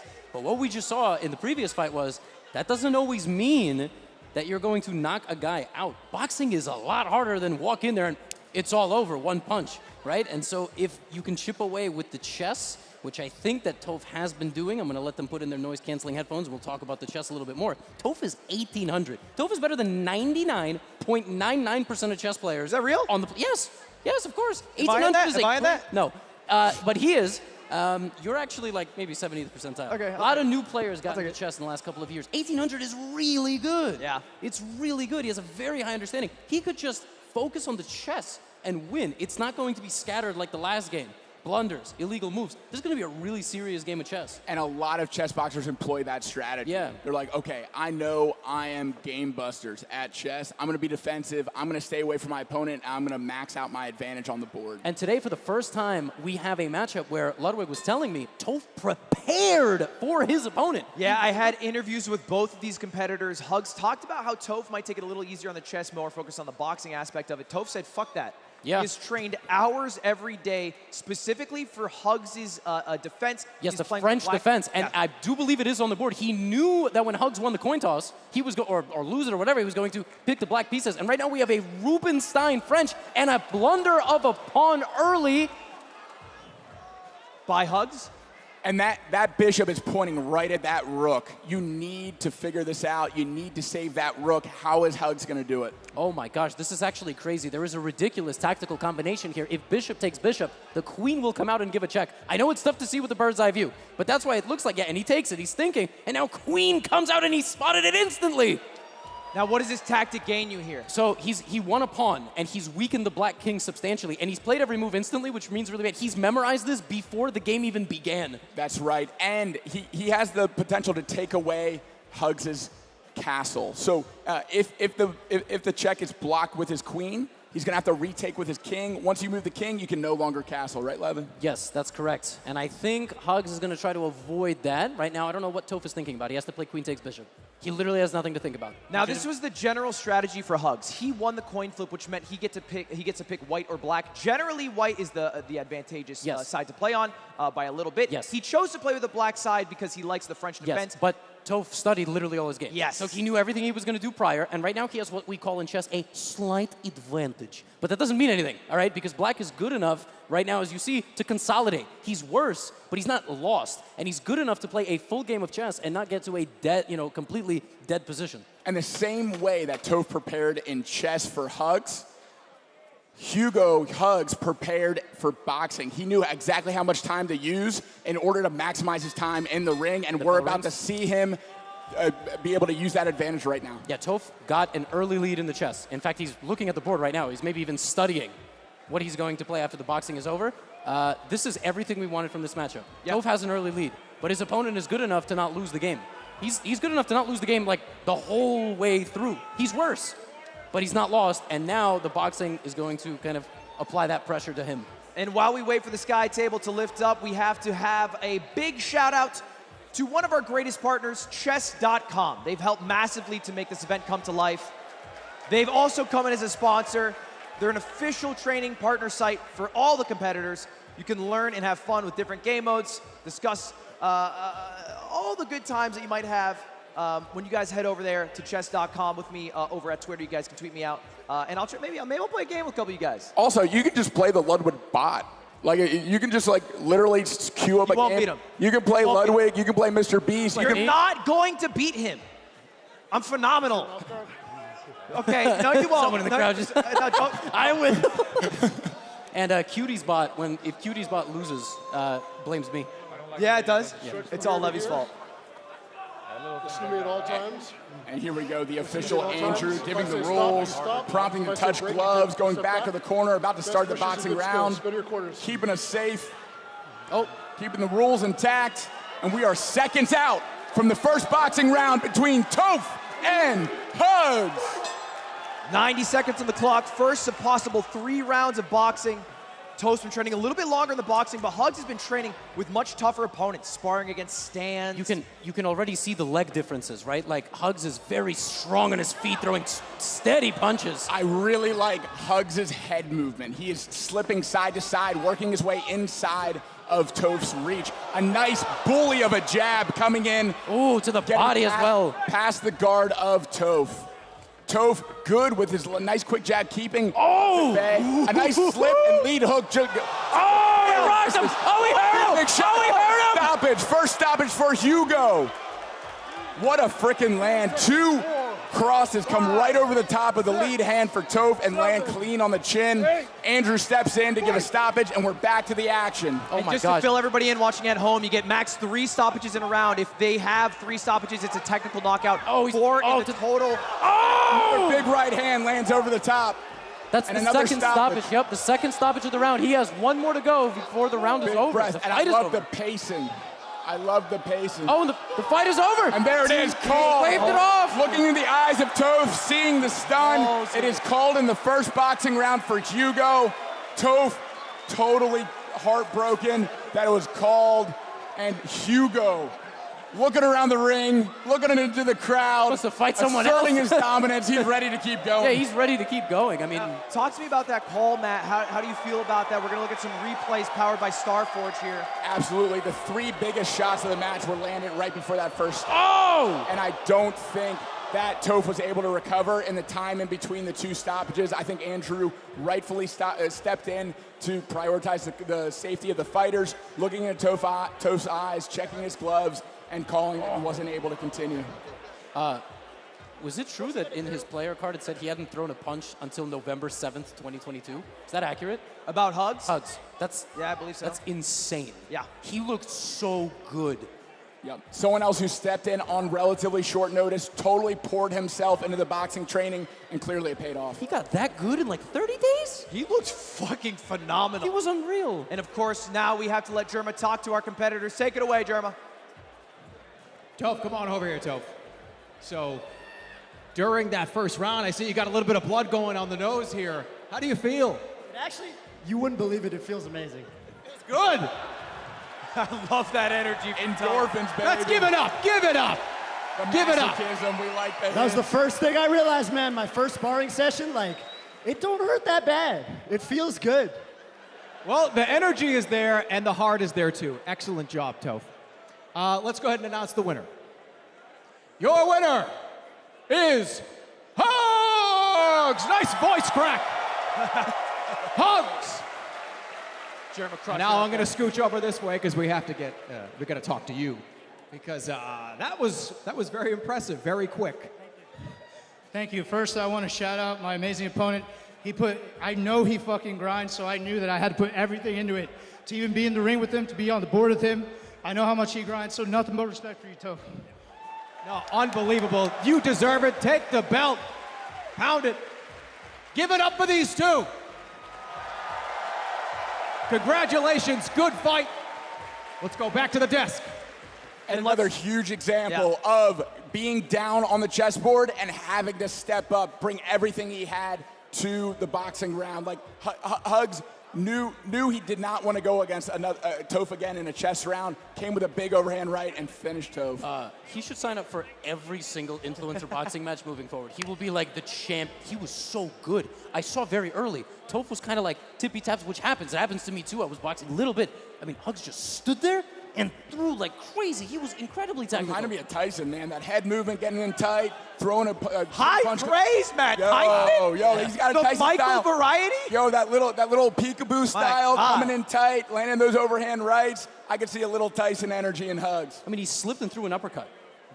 Nobody who's boxed for a month does that. I mean, I can barely throw an uppercut. I'll herniate 4 discs in my back. He's really been boxing for one. I'm like stunned. He looks phenomenal. He looks phenomenal in a month. And honestly, I have to give one more shout out to Toph for the words he said at the end. It does not feel like his time boxing is done. No. And if we get the opportunity to run another one of these events, then I'm sure he would be one of the first to hit me up to join it. Dude, his chess is so on point. He looked good in the boxing. He just went against a fucking killer. Yeah. Those overhand rights, man, like that, those are real shots from Hugs, and props to Toph for putting a smile on at the end with a little blood in it. I love that. And having a great mindset, great heart. Props to both fighters. He wanted to keep going, too. He did. He honestly would have kept fighting. But, gentlemen, I want to keep going to nordvpn.com/chessboxing. That's right. I did get the URL wrong the first 3 times. I know. It might seem like I'm in the ring, but I'm not. However, you can get in the ring against your ISPs when you download NordVPN and use the URL nordvpn.com/chessboxing for 4 months free on a 2-year deal. helps you hide the websites you're going to from your ISPs in case maybe you're getting shut down because you're trying to get some ROMs because maybe there's like a game that you want to play online and like, I don't know, hypothetically. And also it helps you get around region-locked content. So thank you to NordVPN for being a proud sponsor of this stream. And let's take a look at our next card. And this I can't tell you how many times I've wanted to get in the ring with my ISP. thank you, Nord. I'm sick of support Matt Thomas calls. versus Spectrum. Chessboxing World Champ kills Spectrum. This next fight is so exciting. Let's talk about it. Yeah. We previewed it a little bit. Yep. This is a Grand Master of Chess, the hardest title to achieve. Yep. It's what like maybe 1,000+ people have right now. About 1,300 people currently walking the planet have this title. Very difficult to achieve, and one of them is Amon. Yes. AKA Chessbrah, who is going to be going up against Lawrence Trent, an international master, the penultimate title, one step away from Grandmaster. Yes. This is the highest level chess boxing match in terms of chess that's ever been broadcast in the history of the sport. Yeah. Absolutely, and the sport is still so young. There's still so many innovations left to happen. And you start getting some high brain power, high ELO guys like this coming into the sport, anything's possible. Like, we're only 20 years old. We start getting some guys like this. Like, I can't wait to see what comes out of this kind of matchup, what new strategies, what kind of highlights. It's incredible. Well, hey, let's not do the talking. Let's let these competitors tell us the story of Lawrence versus Amon. Introduce yourself. Hey, what's up? My name's Amon Hambleton, Grandmaster in chess, complete noob in boxing, but pretty excited about this chess boxing event because honestly, like, I think I'm probably the highest rated guy to ever do it. And I might also be the worst boxer to ever do it, but I swear I'm the highest rated chess player. I'm Lawrence Trent. I'm from London originally. I live in Berlin. I'm an international master in chess. Why did you sign up for a chess boxing event? Well, I belong to a chess boxing club in Berlin. In fact, the creator of chess boxing as a sport, where it is now, his name is ABroadInJapan. He was really the godfather of this sport, and I got to know him when I moved to Berlin. He was really the godfather of this sport. He created the infrastructure that exists today, and I got hooked on it. I just feel like this is such a Lawrence thing. You know, I just feel like chess boxing is like made for Lawrence Trent. I think you excel if you're not necessarily the best in either category, and we know Lawrence is not that great in chess, so I just feel like it's kind of a good thing for him. Are you happy with your opponent?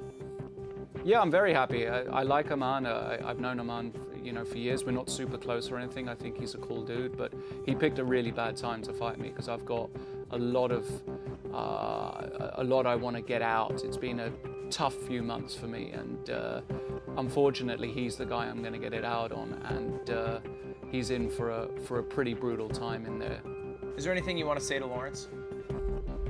Honestly, I feel like Lawrence is kind of the one saying things to me. He's a really chatty guy. I think he likes to sell No, I don't have any special message for Lawrence, but I just think that he's probably underestimating me right now. If he survives the boxing and manages to luck out in the chess, that's the way he's going to win. There's just no other way he can win this fight. What's your biggest... And with that, we are ready for our Fansly walkouts. Take it away, Germa. Ladies and gentlemen, are you ready for our sixth fight? Fighting out of the white corner, at 6 foot even, weighing 183 pounds. Give it up for Amon.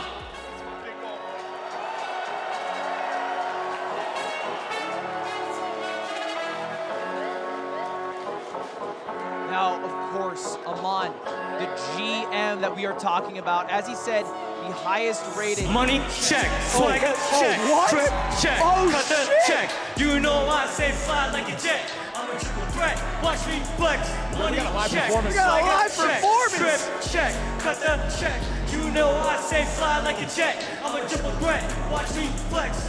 I'm original, not fictional. Haters hate on me cause I'm miserable. Fans love me as an individual. Went from viral cloud to digital. Got on my Twitch, you act like whoa. Here comes the trip shot, here comes the go. Give me my ops, give me my props. I'm licking my chops, shout to my pops. Still in me, hustle and save. I've been raised on this big stage. And you know she can style rhyme with ease. God bless me, I didn't have to sneeze. I make other rappers feel like coming in all the way from Toronto. Amon's close friend and rapper performing on his behalf. This crowd is going wild. I think he like wrote a diss track or something. Yeah, what? Is that what I'm understanding the words to be? There's a lot of checks in there. You know what the craziest part is? What? That guy's like a 2200 rated player too. The rapper? Yes. What the fuck am I witnessing? Fucking crazy. That's pretty fucking cool. Only at a chess boxing event. Well, hey, give it up for Amon one more time.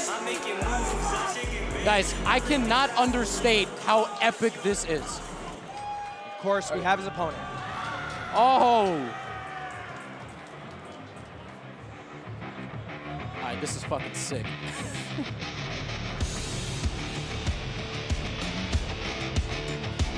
And fighting out of the black corner, at 5'11", weighing 187 pounds, Lawrence, the Immortal Trent.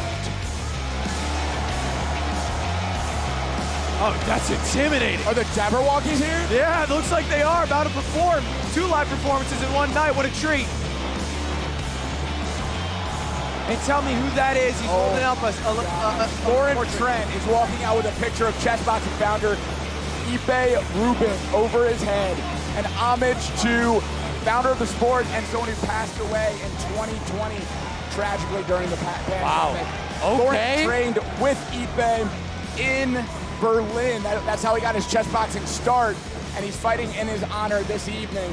Yo, I cannot wait for this fight. This is what dreams are made of. Oh, Lawrence trying to hype up the crowd.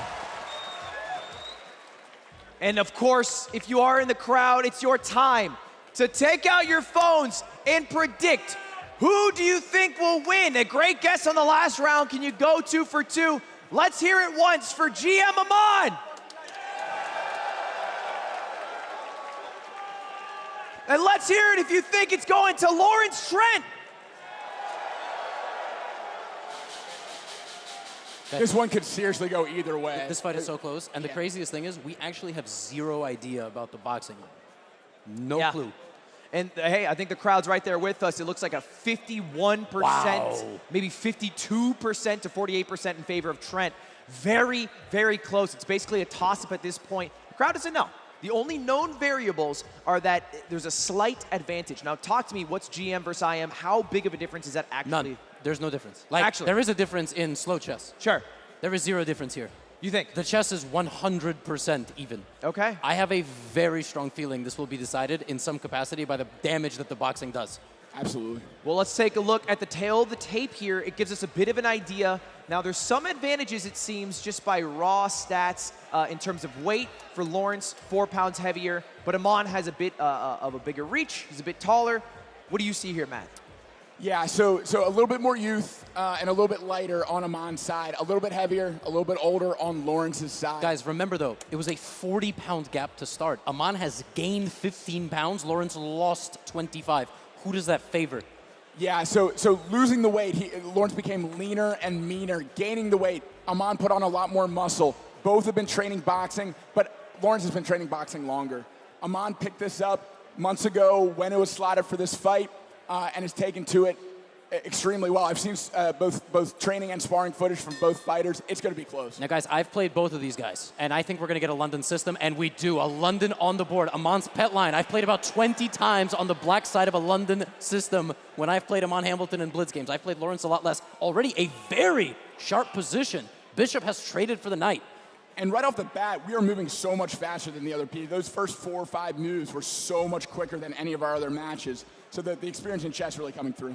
Yeah, we have an early trade in the center. Very stable. This is going to be a very stable chess game. And very worth noting that the coin flip was won by Amon, so he not only is the higher-rated chess player, also by title, he also gets the white pieces. Is that a big advantage here, you think, Levy? Not really, but he does get to a place of comfort much faster. So they have played these two guys like a 6-game match back in 2019. That's the last time they played any chess against each other. And Amon played 3 London systems against Lawrence then. He drew twice, and he lost 1. But he lost that one on time. He was winning in that game, so he gets to a position of comfort. You see him moving quickly, confidently. He's got a nice position, good space advantage. Very easy moves get to be played in the London system. That's why a lot of people like to play it. and we're coming up on halfway through the chess round, already a very developed board. Levy, what are you seeing between these two? Any kind of advantage, positional or otherwise? So it's tough to kind of say it and also digest it to the crowd. Essentially what I will say is both guys got what they wanted. Aman got a little bit more of what he wanted. He has a very nice and harmonious position. See how all of White's pieces are in the center there? That's nice. We talked about that. Control the center of the ring, control the center of the chessboard. Aman is happier right now, but it is a tiny gap to be happy about.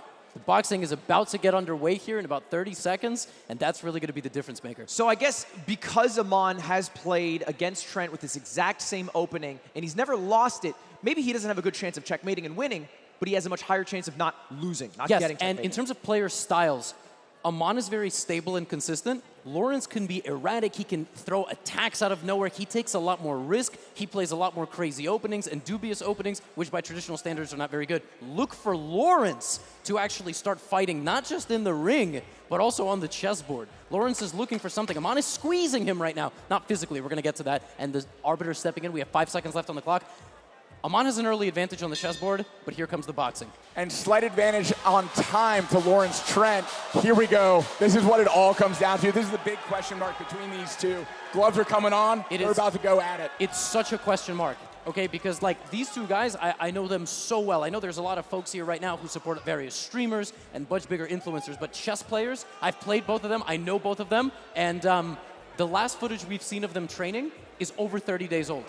We legitimately have no idea. The only people that know how good they are themselves and their coaches. They went radio silent. Didn't want to give any of that scouting information away. Now, Levy, have you fought either of these opponents? Not that I know of. Okay. Not that I know of. All right. So again, big question mark coming into the boxing. This is going to determine the pace, the momentum, the rest of the chess game. It all comes down to this. Mouthpieces are going in. Gloves are coming on. Oh, my God. For folks at home, we're doing gear checks. They're running with no headgear. We also have no... We're checking every part of the body. That's what I should say here. Yes. We're playing fair both in chess and in the boxing ring. 90 seconds here. Now, I think the first 2 minutes looked amazing in terms of how the chess was played. Right. They played sharp. They played quick. I'm excited to see them play chess after this next 90 seconds. Yes, and I'm worried for them because they will likely gas out. Like, that is what we've seen a lot. I want to see straight punches, no slaps. At the break and stop, you step And in the ring right now, the man that has overseen more chess boxing matches than anyone else on the planet, Volfango Frizzi, the head of the Italian Chess Boxing Federation and head of rules and regulations for the World Chess Boxing Organization. Oh, we start early? Nice, clean jab landed for big right hand, big left hand. This is not what I expected. Coming up with a big flurry. Both landing shots. Oh, wow. Oh, he's caught him. Still landing lefts and rights is Aman. Lawrence sneaking in jabs. Big shots landed for both fighters. So another big. Oh my God, the first knockout of the match. Volfango giving the standing 8 count for Lawrence Trent. Aman hyped as hell in his corner. That was a massive left hand from Aman Hambleton. We knew going in he was the better chess player, but I did not know he was the better boxer. Back to business. Lawrence landing 2 jabs to keep Aman at bay. Aman's looking for the finish with 45 seconds on the clock. And halfway through the boxing round. No defense to be seen from either. Lawrence grapples, comes to recover, separates, and back to action. All right, a little bit slower pace coming back. 30 seconds. They're going to be a little more tired right there at this point, Matt. Oh, a couple of big punches from Lawrence. Lawrence finds his distance, lands a clean cross right over the top, right on the chin of Aman. Oh, a good slip and counter right for Aman. Oh, he hurt him. Oh, the referee steps in. Another Giving him a second count. Oh, the fight's over. It is all over. Aman Hambleton by TKO. Grandmaster Aman wins over Lawrence Trent by TKO. And Lawrence is fuming. He's not happy with the rest decision. Unfortunately, so aggravated. Out of our control. At the end of the day, talk to me about the ref, what they get to do, what they get to call. Yeah, so much momentum was in favor after those stoppages of Aman. Punch after punch landed, stunning Lawrence. Volfango looked in the eyes of Lawrence Trent, made the call that only the ref can call, which is to call the fight in favor of TKO to Grandmaster Aman. And what are you seeing in those eyes? Is it like not a response? Is it seeming like... Exactly. when you're struck and there's a potential concussion, you can see a glaze in the eyes, you can see a lack of focus. Oh, big strikes. You can see the eyes rolling back. That was Amon in his first knockdown. This was the second standing count. Big shot landing right on the chin, hands up. And you see that stumbling, the lack of control over steps as part of what Volfongo saw. He wasn't able to intelligently defend himself. And let's go to Germa in the ring for the interview and the winner. So that was a crazy one, but your winner by TKO, Amon. Amon Hamilton, the Grandmaster, takes it down. The two hug it out. Lawrence. Now, Lawrence, come on over here if you will. Gonna have a few words, I'm sure. Now, Lawrence, you seem pretty upset about that last. Enough. I'm not hurt enough. It's ridiculous.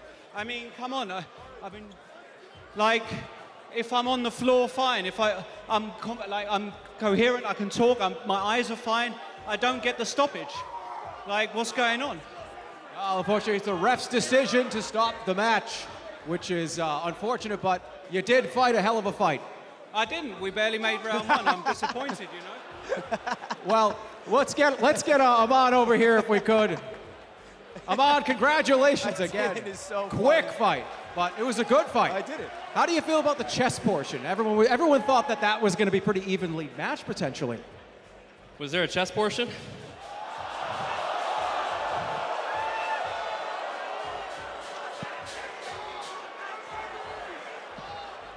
How do you feel about the boxing then? I feel proud. Put in the work and it showed. You put on a hell of a show, came out aggressive, came out ready to fight, and he's your winner. Amon, your winner.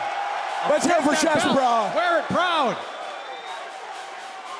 This is the highest rated match ever, and it was not decided by the chess levy. The chess barely mattered. No, Amon Hamilton looked spectacular with the gloves on. Wouldn't you say, Matt?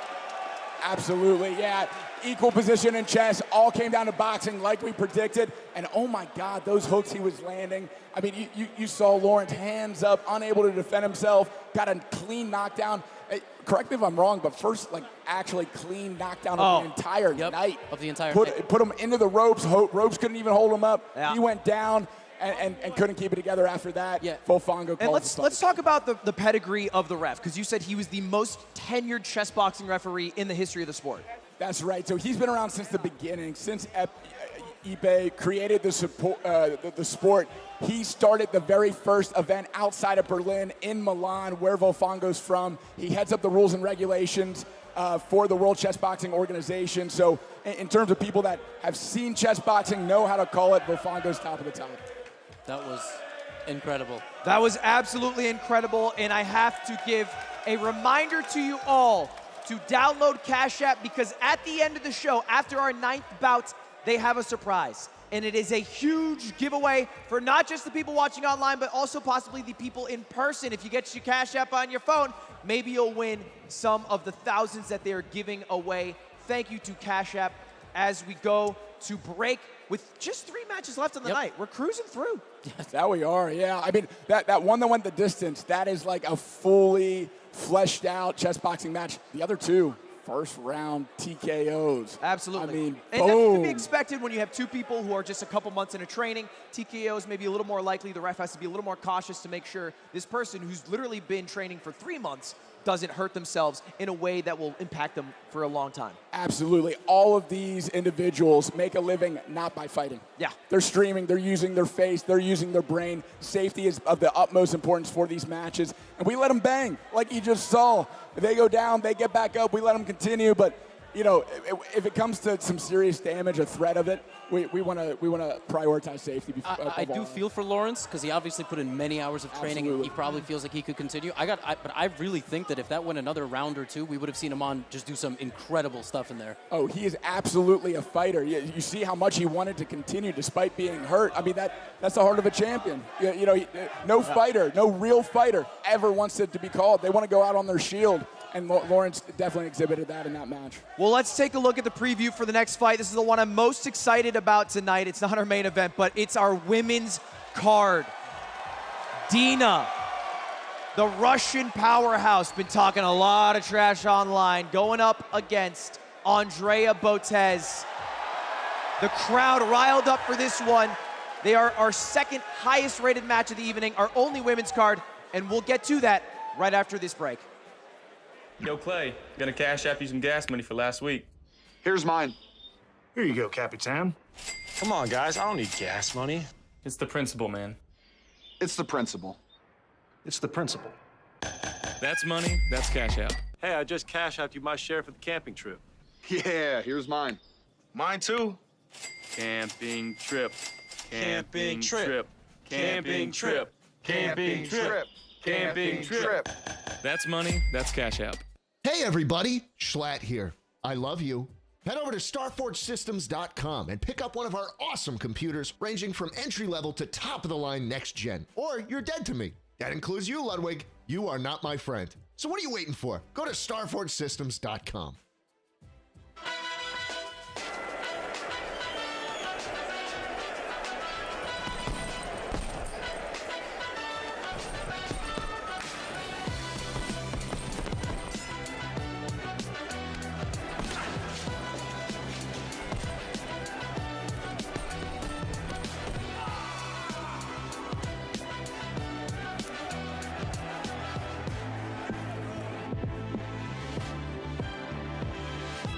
Are you bored of the same old content?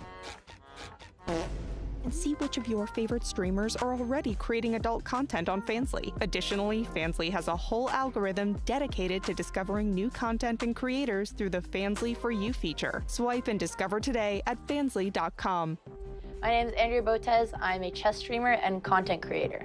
Hello, my name is Dina Belenkaya. I am from Russia. I am a woman grandmaster in chess. I've actually started competing when I was 5. Why did you sign up for a chess boxing event? I've always wanted to do some fitness content because I love it's part of my daily routine, but it's really hard to justify doing something like that full time, and you don't ever have the time to make a full commitment. So this was a rare opportunity to get in the best shape of my life. I always wanted to do some martial arts. Boxing was one of them, and then chess boxing started being popular recently. Like, I think first time I heard about it was like 2015, which is 7 years ago, and out of the blue, I got an invitation from Mr. Ludwig to participate, and I was like, sounds like an offer I could not refuse. Are you happy with your opponent? Oh yeah. I mean, it's kind of complicated not to be happy with an opponent who is both weaker on the chessboard and in boxing. I am up against the Grandmaster, so that is one thing, but I think I have a little bit of an edge over Dina. No offense, but I think I was in better shape to begin with. So you think you're not only stronger in chess, but also boxing? That's correct. Which one do you feel more confident in? Well, obviously chess. I mean, I have like about 500 rated points more than Andrea, and yeah, chess is gonna be the main part of our show, but my goal is to show good quality boxing, show a great fight, and let everybody enjoy it. I'm scared of getting checkmated on the board. I feel like it'd be really anticlimactic if I lose in the chess. What's your biggest fear going into the fight? To break Andrea's nose, because the face is the moneymaker. I think it'll definitely be knockout, whether it'll take 1 or 2 or 3 rounds, who knows. My goal is to survive in the chess as long as I can, but I think third try will be a charm. So you think third round knockout? The worst case scenario, yes. The worst case scenario is you knock her out in the third round? Hopefully I knock her out sooner. Is there anything else you want to say to your opponent, Andrea? I wanted us to be friends. I still do. But tonight, we're not gonna be friends. And what a precedent set by these two competitors. I think it's been the most shit talk we've heard from any of our 9 bouts tonight by far. How do you feel, gentlemen? Yeah, definitely in recent weeks. Actually, Lawrence Trent was very outspoken against the man. He called him a sorry excuse of a grandmaster. That was a very nice thing to say. But yeah, Dina has said that Andrea Botez will need to start a podcast because she cannot appear on camera after this fight. Well, that moneymaker. Yo, no, dead serious. I think this is fight of the night. In terms of like the build up to it, who's fighting, how they're fighting, the way they match up. Of course, there's an advantage for Dina on chess, but oh my God, I've seen some sparring footage on Andrea. Like, she can bang. So let's see how they come together, how they match up in just a few seconds. Well, hey, we won't stall you guys any longer. Let's kick it over to Germa with our Fansly walkouts. Germa, take it away. Gonna need you to get loud for this one. Detonate! Detonate! It says detonate! Fighting out of the white corner at 5'6", weighing 135 pounds, Andrea Botez.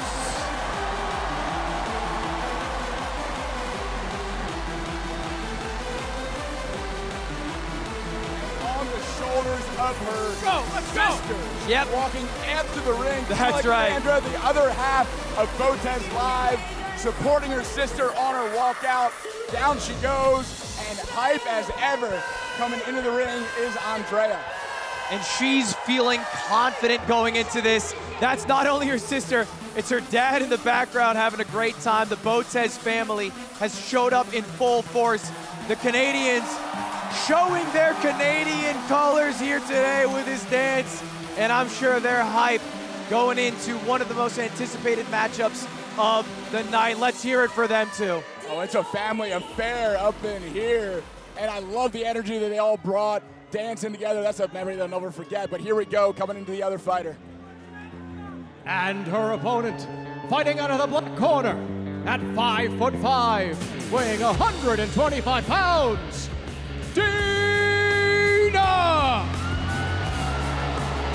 Dina Belenkaya has a sharp tongue, has been talking trash to all of the competitors today, and Andrea, most importantly, looking fierce. The Jabberwockies making a return.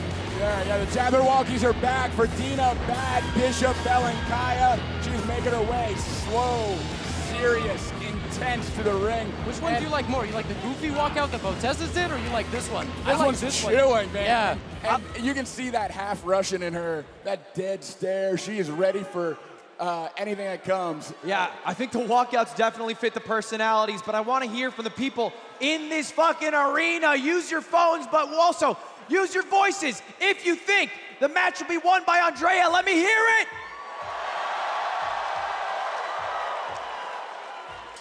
But if you think it's the Russian Dina, let's hear your voices.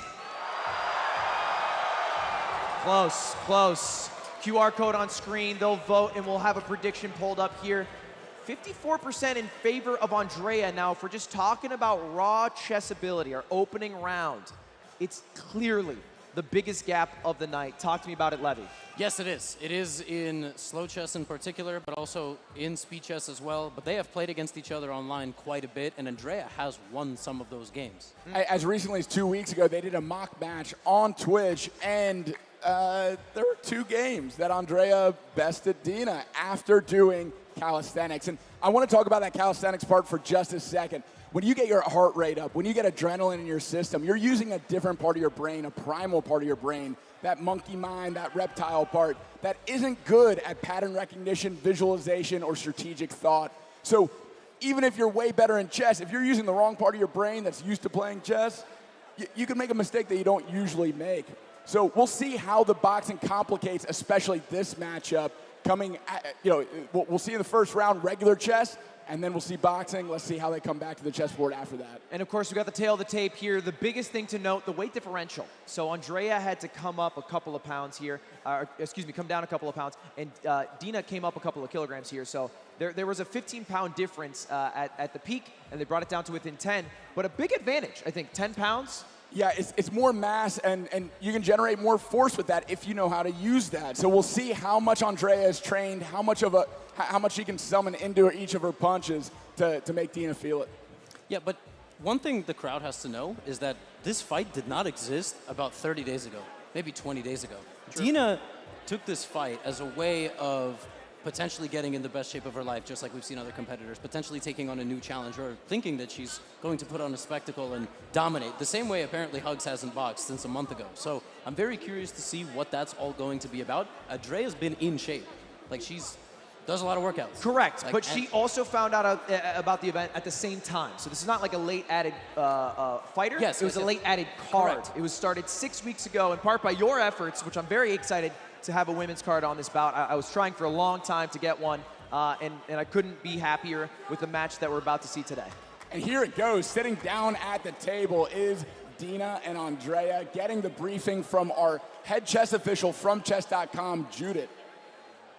And by the way, for folks at home, every single match is being live uploaded to my YouTube channel. So if you want to relive the moments, relive the TKOs, the 7-round insane fight with Overtflow and Chris, those will all be available, as well as multiple language support for this live stream. Maybe you're throwing it up on the TV, Spanish-speaking household. Click that gear, and you can switch over with just a single button to French or Spanish. We have 4 great commentators holding it down in both of those languages. So go take a listen as we get ready to enter our first of possibly 7 rounds in our first chess round.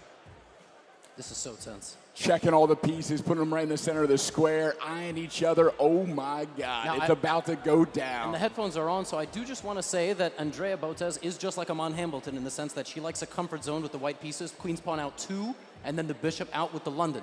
And we're about to find out what she's going to play, the handshake, and I think it's coming. And Dina actually thinks because she doesn't want to face it.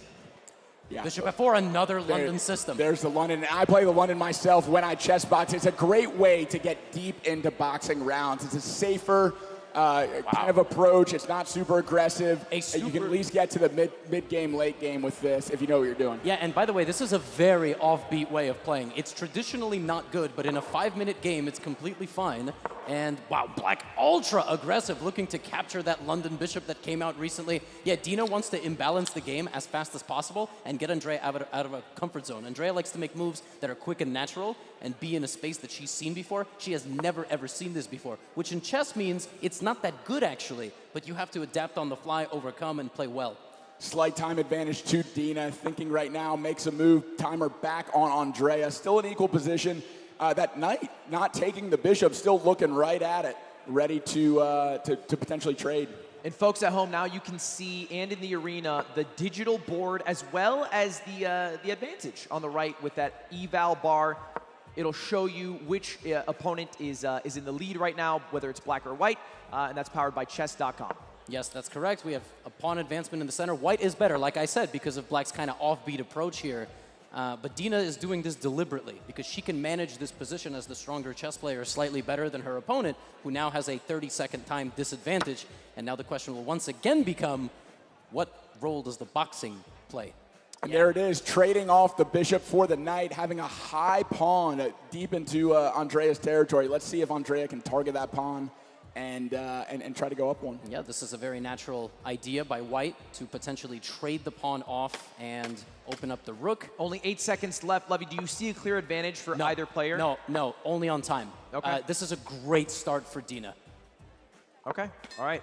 Great start because of the time advantage. Positional advantage pretty equal. Yep. And here we go. Headphones off, gloves on. We're about to see a round of boxing between Grandmaster Dina Bad Bishop Belenkaya and from Botez Live, Andrea Botez. And let me tell you something right now. The red gloves have been a sign of good luck. Amon Hambleton wore red, and it was red in the I was going to say the octagon, in the ring. Not yet an octagon yet. We'll add a few lines. Yeah. I think everyone's excited for this. The crowd just at the sound of the chess bell ending, probably with a lack of understanding what was happening. We're really excited to see these two punch each other in the face. So, I mean, once you tell someone you're going to be a podcaster after I'm done with you, I mean, you gotta back it up. There's a saying in the Smash community. It goes, talk shit, get hit. But it's easier because you hit each other with video game characters. Yeah, here's fists. Yeah. Quite literal. There are going to be some hits coming, whether or not you talk trash. Taunt to get bodied. That's right. So getting the last instruction from their coaches, making sure all the gear is tight, ready to go. Our official for this match is Martin Kamerling, chess boxer out of the Netherlands, competing in the last 2 World Championships. And as recently as 2 months ago in Paris, he'll be overseeing the boxing, giving the instruction in just a second. I'm fucking excited for this, dude. I'm so pumped for this. Dude, you can feel the tension in the air. Like this whole stadium, the packed out stadium, everyone is waiting for the next 30 seconds when that first punch lands. Oh my God. Let's let the referee take it away for instructions. All right, we went over the rules. We're gonna hit each other from here until we went over the rules. We're gonna hit each other from here until here. If I say break, take a step back. If I say stop, you stop. Touch hands if you want. We're gonna have a good clean fight. We're gonna go back to your corner. Touch hands. Touch hands. Touch hands. You want to touch hands? They refuse to touch. Okay, back to your corners. Finally, they back do to your it. corners. Oh back to your corners. They're so laser focused they can't even hear the ref. Judge, ready? Time ready? Our first round of boxing. Are you ready? 90 seconds. Are you ready? Ref's ready to call it. Fight! Here we go. First round underway. Dina and Andrea. Andrea coming out with a big jab, throws a big overhand right, a whiff, and some punches landed to the temple for Andrea. Nice and busy with the jab is Dina using her advantage. A strong overhand right from Andrea. A lot of early swings. Remember, both these competitors very new to the sport of boxing. A max of 6 weeks of experience. Strong right hand land for Dina right down the middle, timing her opponent as she opens up. Spinning and turn around and windmill. That is not allowed. What is this, UFC? That was it is an octagon, Levy. Wow. Another jab. Oh! Big hook lands, lead hook for Andrea. One to the body. Dina's now wide open. Starting to She's set in. succeeding. A jab snaps the head back at Dina. Oh, I'm not seeing that broken nose coming out. How do you feel, Matt? Still is Andrea. I see the gas tank of Dina going a little bit 30 slower. seconds. Andrea's super high energy. Yeah, it seems like Andrea has not slowed down. Her stamina, one of her greatest traits, because before boxing, she was huge into fitness content, and she seems to have no signs of slowing down. Yeah. Good jab up the middle by Andrea. A big sweeping hook goes just wide. 15 seconds to go. Low time. Whoa, it seems like Dina's just hoping for the 10 seconds to wrap up. Oh, and there it is. 10 seconds left. Final seconds of the round coming up. 3, 2, 1. Time. Surviving that boxing round is Dina. Clear advantage to Andrea. Not even breathing heavy as she goes back to her corner. Dina rested on the top rope, getting some water from her coach. Helmet is coming off. They're about to go back to the chessboard. Levy, what do you think is going to happen at the beginning of this round? Just looking at the body language of the two fighters. This reminds me of the second Smash fight when you could see on the stool the exhaustion, the inability to Kalindi versus Fiction, where he was leaning over, trying to get some breath when he could. Yes. Andrea standing up straight. Here's a couple Starforge replays. You could see the hits connecting from Andrea. There was a lot. There was a lot. And even if they didn't connect, just the impact against the gloves, right, Matt? The impact against the headgear. You just saw Dina backing up a lot. She is fatigued. She hasn't had enough time to get in shape. That was that big combo, the jab, and that 4-punch combination, all landed clean, hooks and uppercuts. Inside fighter is Andrea, really naturally moving inside the range of Dina. Dina has a nice jab, though. She landed that nice, like, quick popping jab, keeping Andrea at bay, but I would say more significant strikes were landed for the red corner for Andrea. I mean, and just, again, the exhaustion of being in a boxing ring for 90 seconds. You've never done it. It's miserable. I did my first boxing lesson. He said, do jumping jacks for 60 seconds. I was out for 2 weeks after that. That was jumping jacks.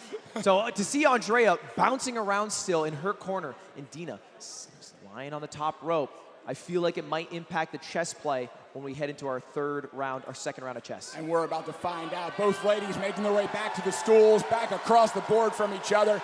Headphones are going on, earplugs are going in, and we're about to see another chess round between these two competitors. Yeah, a very good start, I would say, for Dina. She needs an advantage somewhere, right? She doesn't have the advantage, not necessarily even in the boxing, but the fitness level. So queen to d2 played by Andrea. She's looking to win that pawn. Black needs to defend in the center. And she's definitely cerebral enough to, counter-strike, by the way, ignoring the threat completely on this pawn and opening up a counterattack on the knight if the capture occurs, which it did not. There was an attack on white's king, so a very tense position. Dina has to step on the gas here, because if not, Andrea might end it in the next boxing round. Yeah, and just talk to me about how deadlocked this position is. The London, known for being a bit boring, why? It's because of what you're seeing. It's very easy to play with the white pieces, just sort of make moves, and you don't have to think a whole lot. And that's what Dina's avoiding. She's creating some insane confusion on the board here. She's making it exciting. She's pulling Andrea out of her comfort zone. She might be opening up more than she normally would against an equally ranked opponent, but she's trying to drag Andrea into deep water, see if she can swim in the same way that Andrea is pushing the envelope in the boxing round, seeing if Dina can keep up. And by the way, if you take this knight, I take this knight, and I've opened up an attack on this king. I mean, Dina's really trying to shred it open. This is the most kind of back and forth matchup I think we've had in chess versus the boxing segment. And the crowd is hushed because there's clearly a big confidence in Dina Oh, that. Whoa, White Castle. Dina should have taken the knight, I think, but that move is also okay. She's got a massive build-up, and she has 30 seconds. I don't think that's enough time to land a fatal blow, but she's going to push her pawn forward. White's king is being ripped open. Dina's playing so strong for somebody who we thought was exhausted. But she's not hurt. I think she's exhausted, but she hasn't been rocked. That's the difference. And it's different, a first round in chess. Sometimes it wakes you up, being able to move, getting hit. Like, it can actually improve your chess, but what we may see later in the round. Andrea has half of Dina's time, by the way, nearly. And in 5 seconds, Dina's launching everything. I mean, Dina's very well could win this in the next chess round. And there's the time. Dina with the last move, putting the clock back on Andrea. So when they come back, the time advantage is going to be ticking for Andrea. Helmet's going back on, gloves going back on, water going in the mouth, getting ready for another boxing round. And the Fansley Sky Table is about to be hoisted back up towards the ceiling. Gentlemen, I am not exaggerating when I say that unless Dina gets seriously cracked in this round, and even if that is the case, if she makes it out of this boxing round, she might put the game away in the next 10 moves. She has a very powerful attack brewing. Both players know that. So what are we going to see here in the fisticuffs? I think we're going to see a lot of aggression from Andrea. She has a red in her eyes. She's getting her gloves on, and Dina's getting psyched up, ready to survive this round and get in some shots of her own. And as the table rises up and these competitors get ready to box, you guys can head over to Starforge on Twitter. They are giving away PCs that you can just have. You can have them if you go get them. Schlatt's begging for it, so go grab them. Starforge with the newest technology. They got 4080s, 4090s, and great PCs just for new people or people who want to upgrade their stream setup, as 301,000 people are watching these two box it out in their second boxing round. That's it? Call a friend. Call a friend, seriously. Let's get $500,000. Levy, please. It took really hard to beat Dream's face reveal, all right? It took a lot to beat that face reveal. Are you ready? Oh, okay. The ref's calling it. All right, ref, back to center, back to the corners, and seconds out. Time's ready. Ladies and gentlemen, let's hear some noise for the beginning of the second boxing round. Andrea bouncing on her toes. Oh, Andrea's looking for a knockout, I feel as though. 100%. She's looking for a big punch. Dina nice and busy with a jab. Oh! Andrea, big overhand right lands. Oh! Dina lands. Oh! Coming back in for the hooks. Dina always on her back foot. Andrea constantly keeping up the pressure. Getting same hugs kind of energy, that Tyson back and forth. This bob and weave and peekaboo style. It's for Andrea working. It's the tale of two sports. Big counter punch landed for Dina, right over the top. Oh man, I think they're both getting a bit tired now. Yeah. A bit of a feeling. Oh! Big overhead. Right. He says it.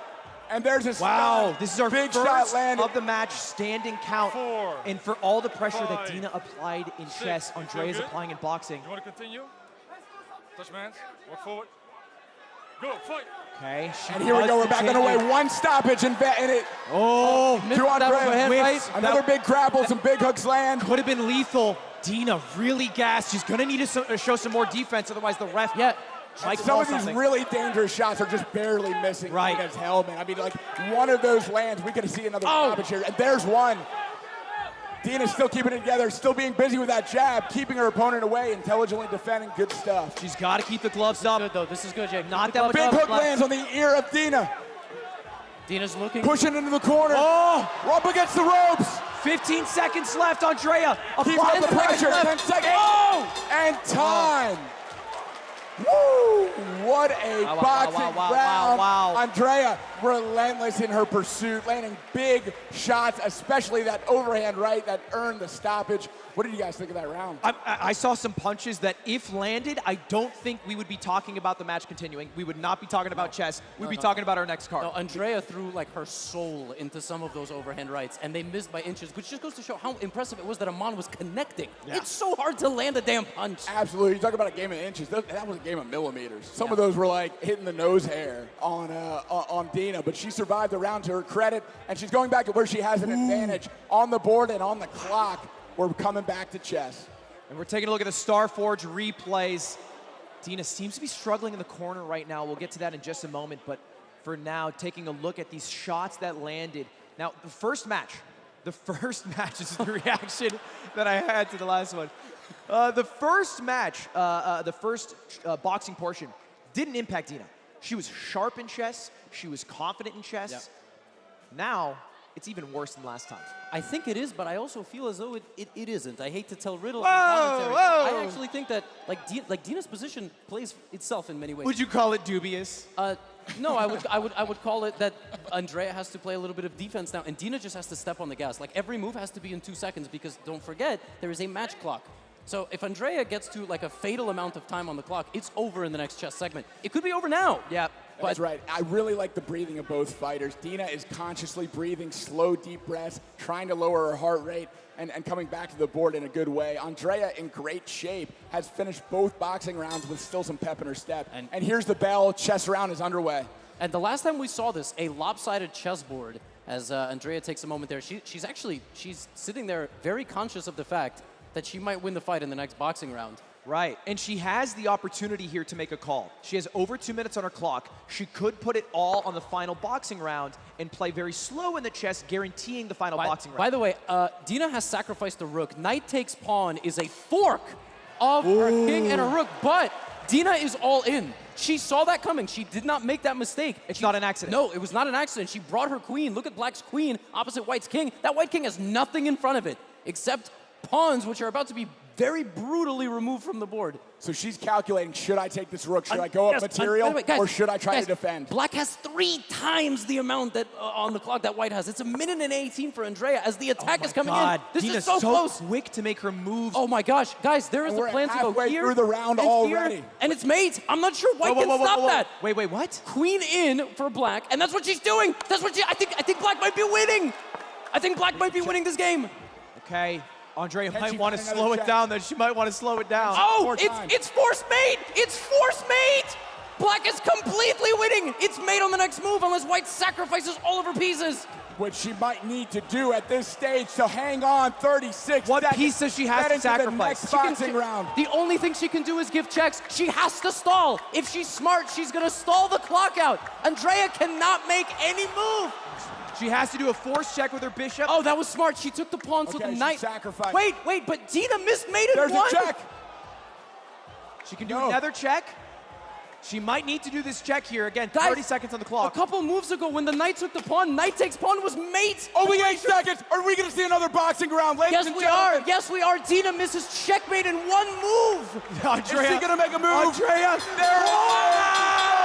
Oh my God. Another boxing round. We're going to see them go at it again. How about it, ladies and gentlemen? Oh my goodness. The beauty of chess boxing. A move away. Andrea knows. It all comes down to this. She literally had mate because she had 2 checkmating ideas. Knight takes pawn is checkmate.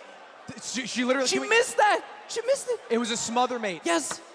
Chills all over my body. This is the beauty of chess boxing, ladies and gentlemen. One last shot.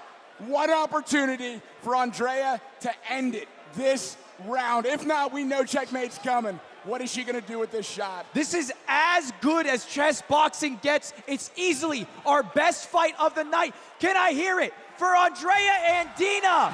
Yo, I was like hoping and praying for fight of the night. It is delivering. Let's go. We got our 3rd and final boxing round, seconds out. I cannot state this in any other way. If this boxing round ends, it's over. Like, Dina's winning. So that means Andrea wins by technical knockout, or Dina wins by checkmate. Someone's getting finished. Oh, this is definitely going to end this round. We're going to know who wins at the end of this boxing round if it goes that distance. Honestly, I can't sit down for this. why is everyone sitting down? Sit on your feet. Let's go. I'm up. You got me. Final round. Let's go. The heart racing. 90 seconds for Andrea to prove what she can do in the ring. If she doesn't, all signs point to a loss in chess. Ref starts the round. 90 seconds on the clock. Final boxing round. Into it. No touch of gloves. Wow. Bobbing and weaving, getting in tight. Dina back. He didn't know that. There's that overhand right. Overhand rights. There's that overhand. Clean connect. Clean connect. Chasing her around the ring. And again, Dina stayed away, being smart, playing defense. But boom, left hook. Oh. Our first count. We got a standing 8 And count. that's 2 in the fight now. That's 2 in the fight, but it doesn't matter. She needs to get 3 in this round or a knockdown. Right. So 3 standing counts and the fight is called. Otherwise, the ref might call a TKO if he thinks Dina can't participate. 30 seconds down, 1 minute left, back to the action. 30 seconds. Another big right hand lands. She has to defend herself. Dina has to prove that she can keep her gloves up to defend herself. Otherwise, the ref has to call it. Yeah. And she is intelligently defending. She's putting up her arms. She's preparing. Oh, she throws a counter punch. She does. Oh! It's looking like she might collapse here, though. There's another stoppage.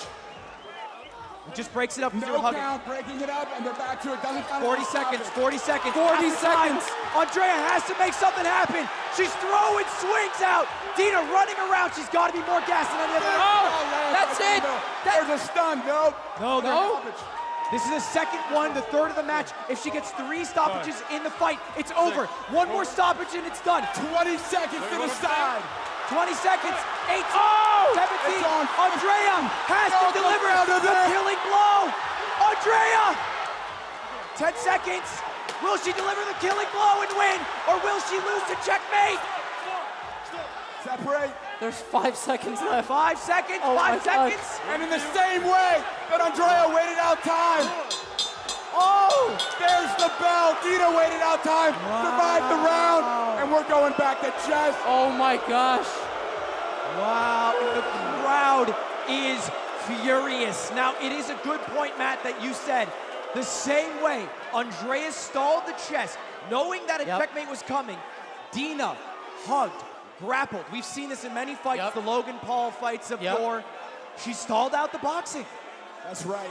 Using her advantage the same way that Andrea knew she was spent on the chessboard, Dina knew, if I can grapple, if I can make him separate us, if I can eat up some of this time, even with standing 8 counts, I can survive the round, I can get back to the board and finish this. And let's just keep it a stack. This might be because she wasn't able to get one of the standing knockdowns in the first 2 rounds. That's right. If she got 4 total, which she got 3 of, 2 in that last fight, she would be a winner right now. We would not be playing the chess. 1 away, could not be closer. Now, it's possible that Dina might not play as sharp. We already saw her with a couple of blunders. No, it's over. You think? Yeah. We'll see. We'll see. Hey, either way, I'll say Andrea's nose does not look broken. I don't think she's got to start her podcast yet. Yeah, I don't think so either. I think if anyone was going to start her podcast after those boxing rounds, it might be Dina. But she looks ready to continue this chess round. Both ladies making their way back over to the stools, ready to pick up the game where they left off. You ever watch Yu-Gi-Oh? Yeah. You know when Joey had to get up, play 1 turn at Battle City? Right. When he was knocked out by Marek Ishtar? This is that. Dina has to show up to the board and make a move. That is literally what's make one move. Yes. And they know it. Both players know it. For people at home wondering if there's 3 stoppages, the ref a few different times stopped it. Matt, take this away. Yeah, so it's only a stoppage when there is a stun and a standing 8 count. Some of those what looked like stoppages were grapples that needed to be separated and continued. So it's only a stoppage when there's damage that requires a standing 8 count. And we are having the crowd boo. This is like Rocky. Wow. The Russian comes in, beats the North American hero, Andrea Botez.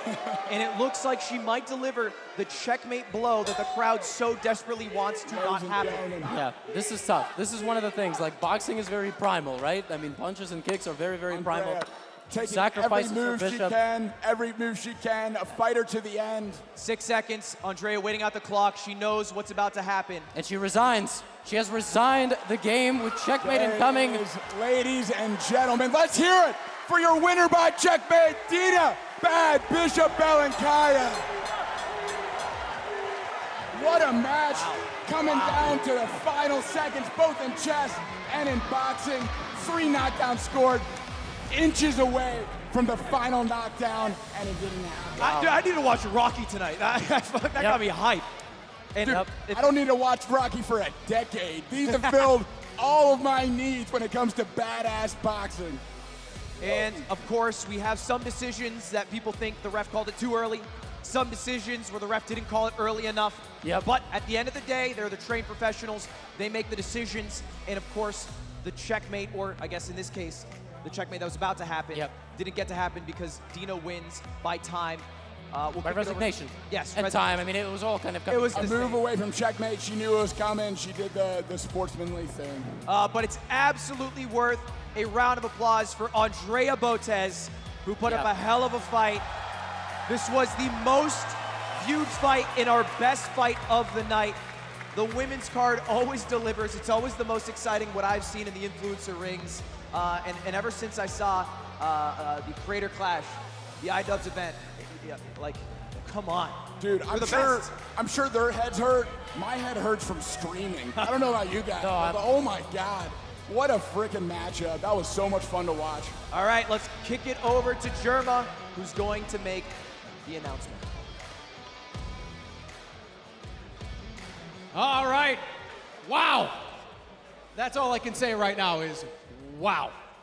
That was an unbelievable contest. Let's decide. Let's show the winner first, right? Before we talk about what just actually happened. I think I almost had a heart attack. And your winner by checkmate, Dina.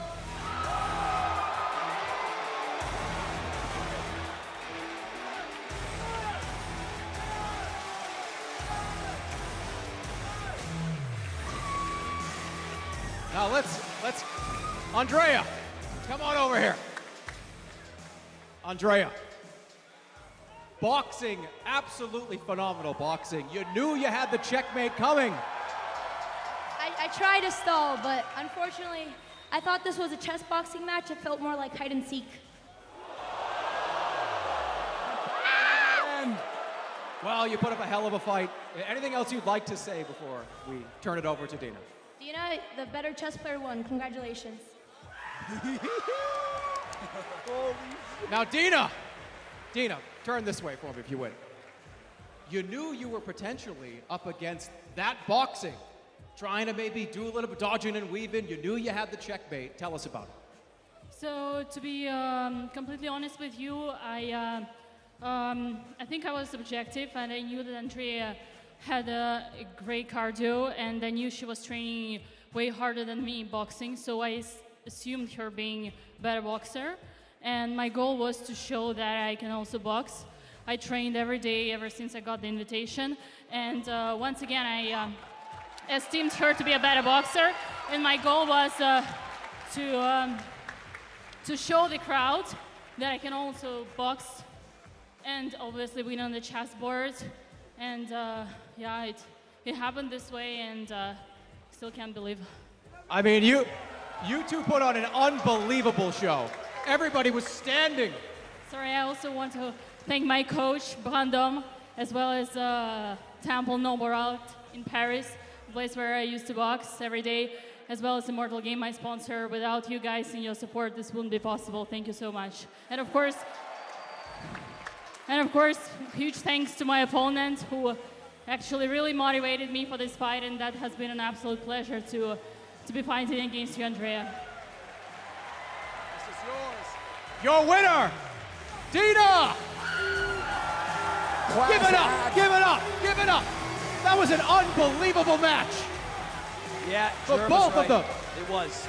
Best match of the night, and her two biggest cards are still yet to come. Absolutely. We have two hype matchups. We might not see the same level of chess. In fact, there is absolutely no way we're going to see the same level of chess. Well, Matt, actually, our next matchup is, and this is true, our lowest skill chess matchup of the night. And the crowd is cheering for Andrea Botez. I don't think they're cheering for the she did a final one of these. We have our lowest chess match of the night. They have a combined chess rating of 350, which is half of what you get when you sign up for chess.com. Correct. And hold on a second. Even combined, they still might be the lowest ELO. Is anyone else below 350? No. You could multiply it by 4, and I think they still don't get there. But it is also our biggest heavy hitter. Of course, we are talking about Myth against Cherdleys. Yo, Myth looks good. Cherdleys is a freak. I mean, Cherdleys is a wild man. He's in the locker room. We don't have any shots of Myth right now. He's in his Zen mode. but we'll see him after this quick commercial break. Don't go anywhere. This event and main event coming soon. We'll be right back. Let's go. It's a fucking great fight. Oh my. Okay. Oh, it's not a commercial break. I'm still here for you guys. Yo, what's up, gamers? Right, Anyway, right, thank yeah. you so much to Fansly, the sponsor of this event. As you guys are watching this from home, they are working behind the scenes to make this event happen. So you guys can go to Fansly and sign up for free and get exclusive behind-the-scenes content from this event. A lot of the behind the scenes of how we made this happen. And then you can also sign in with Twitch, find your favorite creators that are already creating content there. Now, let's take a look before we head over to Germa for our intros at the video, the story between these two fighters, Myth and Cherdleys. I didn't realize. Hi, my name is Ali Myth Kabani, and I am an online gamer. My name is Cherdleys. Yeah. Oh, okay. So for the interview, can you take off your glasses? Yeah. All of them. Yeah. This one too. Yeah, that'd be great. Why did you sign up for a chess boxing event? I thought it'd be a really cool opportunity to learn something that I've always wanted to, just like fighting technique or like a fighting style in general. I've been fighting my whole entire life since I was about the age of 0, I think, because when I was born, I was already crying. Do you feel more confident on the chess part or the boxing part? Boxing. No hesitation, boxing. I just feel like I'm very capable physically. Little dumb kids play chess all the time, so it must be easy. I've been training him for the past 6 weeks. We've been training 24/7. We've been doing lots of drugs and stuff too. I was actually supposed to fight Boy Boy, a different fighter before. He was sparring with his friend I Did It thing and just took a big chinner. He got a concussion from that. And so then we had to find a new opponent pretty last minute, and Cherdleys stepped up to the plate, which is pretty cool. And I've seen that he fought before and he got knocked out, which made me feel really good. It's like, damn, he's stepping into the ring again to get knocked out again. That's crazy. How many professional fights have you done? I've done 1. I'm 1-0 actually. Didn't you get knocked out in that fight? Yeah, but I'm 1-0 still, if you really think about it. Yeah, I'm real happy with my opponent. He's shorter, he's lighter. You guys set that up pretty well, like honestly, like thank you. And he's worse at chess, I think. Boy Boy is like a chess god. 1300, you were like, oh, yeah, I think you guys are like pretty evenly matched in chess. Cap! Also, motherfucker, you told me he was 6'1". He's 6'3". I believe we're gonna turn myth into a myth. Hey, you the best, bro. You're not gonna exist. Yeah. Yeah. He literally will pass away. Yeah. Sunday night, he will pass. What is that? This is, I think it's a possum. They're 90-second rounds, right? I get to put it all out on the line then. Like, I don't gotta worry about not gassing myself out, and I think that's dangerous for him. So I think TKO. Just to close us out, is there something you want to say to Cherdleys? Good luck. Watch out there. Can I read you a quote from your opponent, Myth? Good luck to Cherdleys. He's gonna need it. Whoa! Hold on, let me just check my Fitbit here. Yep, it says I'm gonna win. You see Yep, that? It says I'm gonna win. Take a Sorry, buddy. Myth. Okay. Wait, it's actually kind of nice though. He wished you good luck. It's just bong water. Yeah. I'm coming at you, dog. That's it. It's gonna be great. I can't wait to just give you a kiss on the lips. With these fists! Yeah! We've been binging in Queen's Gambit, so like, we know Yeah. moves. You fucked. I got a crush on the girl from Queen's Gambit, so I've been watching it, but we're gonna win, yeah. And this is a matchup that I have been looking forward to since we were able to sign on Cherdleys. Of course, as Myth alluded to, it was originally going to be Myth against Boy Boy, who unfortunately received an injury that stopped him from fighting today. And so we had a last-second Phil Cherdleys, who competed in an event last month. And now we're about to see these two fight. So he's got some boxing experience. He's trained before. He is not to be underestimated. But Myth has been taking this so seriously. Yep. He looks cut. He looks ready. What an athlete. We're about to see both of these guys walk out. Should we kick it over to Germa? Let's get it to Germa to get these two competitors in the ring and the fight underway. Are you ready? Ladies and gentlemen, fighting out of the white corner at 5'11", 177 pounds, he is Myth!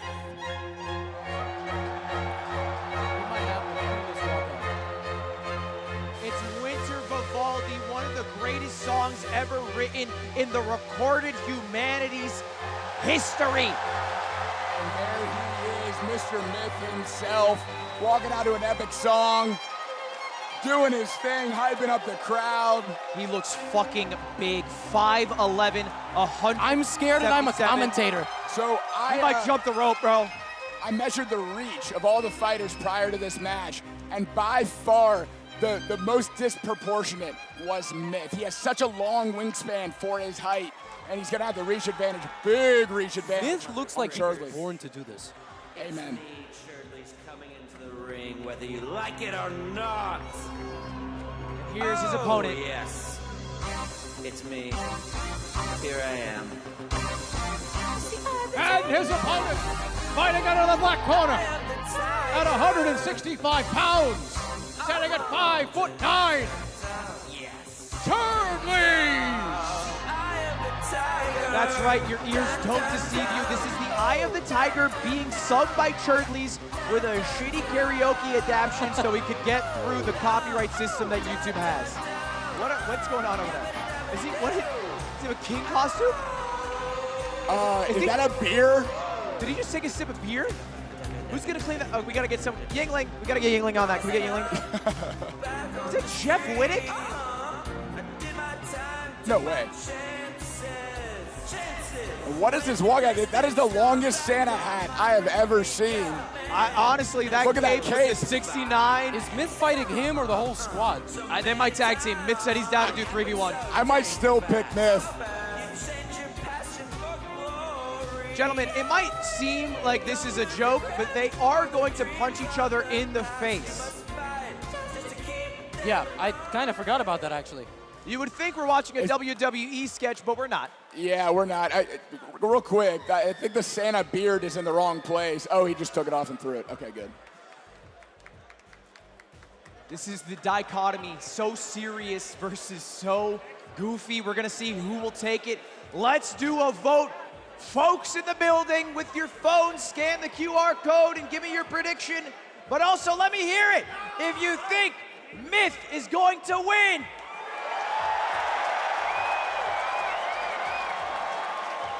And let me hear it if you think his opponent, Cherdleys, will take it. Prediction coming to us live now. We'll take a look. Hey, I think this might be the most lopsided prediction we've had tonight. No way. What is it? 80% in favor of Myth. Looks can be deceiving. The walkout can be deceiving. You never know. It could be. Maybe he's thrown off guard. I could see Cherdleys coming out and just like somehow being a chess grandmaster. Just like out of nowhere. Just like moving like Bobby Fischer. Yeah, aside from Or this just event, he's throwing like haymakers from hell. 1,300 rated. I don't know. We don't know. We don't know. Anything can happen in the ring, and I think BoxBox said it best in his interview. You train for so many months for these events, and then you just let your guard down on one punch. All of a sudden, it's over. Yep. Everything can change. You know what I'm most excited for about this matchup is listening to Levy try to commentate the chess. I don't think there's going to be any rhyme or reason to what happens. Yeah, I hope they don't break the board. That'll be a good. let's keep the board rolling. We saw that happen in one of the matches. And we do got one more match to go, so let's keep that board pretty. And before we jump into this one, I want to thank out our sponsor, Cash App. You can download Cash App right now because after our next card, they'll be giving away thousands of dollars that you can win with a little surprise, so stick around for the end. We got one more main event after this card, but let's not let this card be skipped over. Our penultimate match is a big one. It's Myth, it's Cherdleys. It's starting with chess. And for everyone who is unaware or just tuning in, a couple facts. One, you guys can watch this in multiple languages. Click the gear in the bottom right. We have a Spanish broadcasting team. They're doing an excellent job, and a French broadcasting team. Throw it on the TV. Dave and Busters around the world are listening to this, and so can you in as many as 3 languages. First YouTube stream to ever do that. So happy to have that. And then 2, you might not know how this works. It's 7 rounds. The first round is chess. Every odd number round after that will be chess. Every even round is boxing. 7 total rounds, 4 rounds of chess at most, 3 rounds of boxing, and we'll see who's the best. Alternating until there is checkmate or knockout. Whatever comes first. There's the bell for the first chess round. Myth with the white pieces moves first and moves his pawn to the middle of the board. Yep, E4. We haven't really seen a whole lot of E4 today. We've seen a lot of queen's pawn openings, and Cherdleys already going for a think. That's a bad sign. Oh, he's getting different angles, seeing if the angle of the look helps him figure out what piece to move. I think he's asking Myth for advice, but he's also the lowest rated player in this building outside of Cherdleys. Really putting a lot of thought in this first move, taking a pawn. Maybe Cherdleys. Moving in a square. Never hit the clock. Yeah, he does need to hit the clock. Oh, he does it. He gets it. He's breaking Myth's mental a little bit. Has Myth laughing. Maybe this is part of the strategy. Get him a little jokey, get him a little happy. Make him underestimate him. Oh, Myth Wow, defending the center pawn it. there. Okay. Playing defensive is Myth. This might be the shortest round in terms of moves that we get tonight. We might get about 4 moves on the board and a lot of face making back and forth. Yeah, Cherdleys just yelling to the crowd, what game is this? Good sign. Yeah, he asked me yesterday how the knight moves, so that was a fun conversation. He's moving.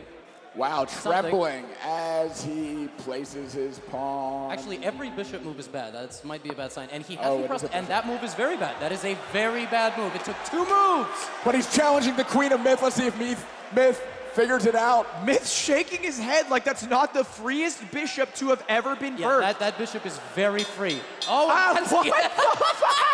Holy shit! Wait a minute. I feel like we just made Logan Paul and Floyd Mayweather play chess because one of them could not read. Oh my God. What? I believe they've wrapped it up and we're about to enter the boxing portion. I think no one can believe that the round is over. Yeah. You're good. Get up. Go fight each other now, right? Yeah, it's time to punch each other. He's telling us he can't hear us. That's the point. Yeah, you're not supposed to be able to. Take it off. Use the fists now.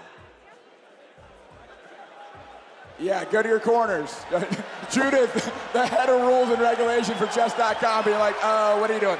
I feel like we didn't even end that round because it was over. We ended it because it was very bad. I mean, not for Myth. Myth actually did very well. Let me clarify. It does appear to me that Cherdleys is trolling. Yeah. Myth is not trolling. He's just not very good. All right? No offense. It's just the facts, and I feel fine stating them. Very true. Yeah, and those gloves are coming on. I don't expect the chess level to be the same as the boxing level in this one. Myth stepped on the scale yesterday and flexed, and he had the largest back muscles I've seen in like 6 months. He's big. He's a fucking big man, and I have to give him a shout out because he is my chussy brother on the stage. He was born with a defect called pectus excavatum, which affects thousands of us, men and women, whoever you are. That's why I actually couldn't box today. One punch, and it's like a Legend of Zelda weakness. It's like an Iron Man thing. It's like an Iron Man thing. Yeah. I just die. So Myth can't. You won't. You put in a little shiny thing. Yeah, no, that's my excuse. He's allowed to do it because he has like a stronger rib cage. Yeah, he's like reinforced it with steel. He's done some surgery. Yeah, I haven't done those yet. Bionic bones. He's got bionic bones. For legal reasons, that is a joke. That is not allowed. We scanned the bones. They're bionic, Levy. Okay. All right. Well, for legal reasons, it's a joke rescinded. And so, what does Cherdley have in his body? Does he have? He's a bionic. A fighting spirit. Okay. Now, Cherdleys is the only person in this fight with actual boxing experience. He was the main title card for this UK event run by Misfits. Boxing by KSI. He did Obey my commands at all not times. win that fight. Strike from here to here only. When I say stop, you stop. If I say break, you take a step back. Touch gloves if you want. Best wishes and good skills. Head of LA All right. Boxing official Andrew giving the rules. And about seconds out from starting the boxing round. Here we go. Ding, ding. For everything they lacked in the chess, I'm hoping we see them make up for it in the boxing. Ooh! Clean jab landed for both. Yeah, and very competent in both. Ow, body shot landed for Cherdleys. Another body shot. Cleaner shots coming from Myth. So. That was right on the button! And this is an even fight. This is so far very, very This 80% expectation for Myth to win, I think, came from how he looked in the boxing, but Cherdley's showing that he hurt him again! Cherdley has skills. Triple jabs. Another right hook to the body. That's Cherdley's go-to. He's landed 3 hooks. Oh, massive overhand right. Overhand right. Landing on the temple of Myth. Myth good. I like that head movement. I like the footwork. 50 seconds left. This might be the highest level boxing match we've seen tonight. Absolutely, yeah. Both these competitors are doing really well. It's equally scored so far. Myth with a quick cross to the body. Not doing much damage, but scoring a point. And there's a response. Body shot by Cherdleys. There's still so much time in the round. 40 seconds. Yeah, just over half. Tanks a few headshots to get a body shot. Myth is nodding at him. Sizing each other up, keeping each other's distance. Waiting for a move to counter. Another right hook lands to the body for Cherdleys, and then trading jabs. Right. The way they're trading jabs might be a double KO. Yeah. Oh, well, what an end would that would be. And the Myth, but Cherdleys coming right back at him. Woohoo! Myth channeling Ali. Yeah. Hands down, missing shots. Oh, Myth got him cornered. You got 5 seconds here. 5 seconds to make some moves, otherwise it goes back to the chess. Seconds out and time. Wow. Back to the chessboard. Hey, can we get Amon and Myth to box after? Yeah, Amon out of actually. his clothes, they're the same size, man. I mean, hey, why Amon Cherdleys is showing that he is here to fight. And let's take a look at the Starforge system replays. Obviously, some great hits landed by Myth, but Matt, tell me about what you saw in Cherdleys. Oh yeah, he's timing the quick jabs from Myth, and then he's coming over the top with big right hooks to the body like you just saw, and big overhand right. He's landing more powerful punches. Myth is landing more, but Cherdleys is doing some good body work, and he's also coming over the top, landing shots to miss chin and temple. He's also eating. He's eating. He took 3 hooks straight to the jaw. And he did not look like he was slowing down. He stepped forward after taking those. Yep. Cherdleys being knocked out in his last match is showing that he's worked on his chin. He can take a punch. And let's see. We're only a few seconds out from coming back to the chessboard. Yeah, and I'm so sorry to everybody watching. We do have to go back to chess. This is a chess boxing event. This is like now trying to watch toddlers put the square shapes in the round holes. Yes. Oh my God, man. And so mean. I do have to give a quick shout out to our sponsor who helped make this event happen, NordVPN.com/chessboxing. You can go to that website to get 3 things. 1, a 4-month additional discount for the 2-year plan. 2, a great place to get around region-locked content. Maybe you want to watch some anime, but it's locked to Nippon Des. Well, congratulations, you got Nord. Or 3, hide the activity you are doing from your internet service provider. Can I get a Flux Spectrum? One time for the 1. Thank you to Nord. And let's get ready to jump into our second chess match. Levy, tell me about what you saw from these 2 players in the first round of chess. Nothing. They both made 2 moves and one gave away 3 points of material. I mean, that takes a lot of effort. You understand? I mean, let's see if Myth actually takes it. Right, Myth We're still a move away. Yeah, Myth might still be in that level of chess where he goes, I'm under attack, I have to defend myself. And that happens. You go, oh, my queen's hanging. It's not. Now, the fact is, they have to make moves. They can't stall for the full 2 minutes and just box. The ref will count them down if she feels like they're stalling. And that's what Myth did. No. He didn't take the bishop. He defended. I had a feeling. feeling he was going to do that. Now, okay, he's not losing. It's just he's going from very winning to it's like Cherdleys stuck his and face out. Cherdleys insists on losing his bishop. He doesn't. And it's gone. And Myth, the gentleman, obliges. Enough times after you offer to take the check, you accept. Correct. Yes. He finally got the hand. And look, the fact of the matter is, if it's not decided by TKO, by a ref's decision, by a knockout, there will be a winner by chess. I will be so surprised if this match is decided by chess. It won't be decided by checkmate. It will be decided by time. Cherdleys is just insisting on not moving, by the way. There's 1 minute and 10 left. He might last another 2 chess rounds.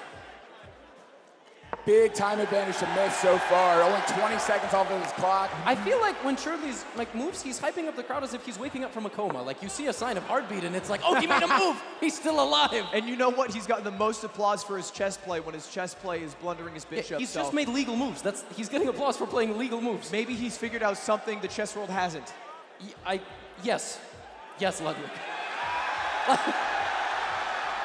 Now, I would argue it's cheating to point to a piece and then thumb up or down to a crowd. Correct. But I don't think it matters, and I don't think the ref thinks that either.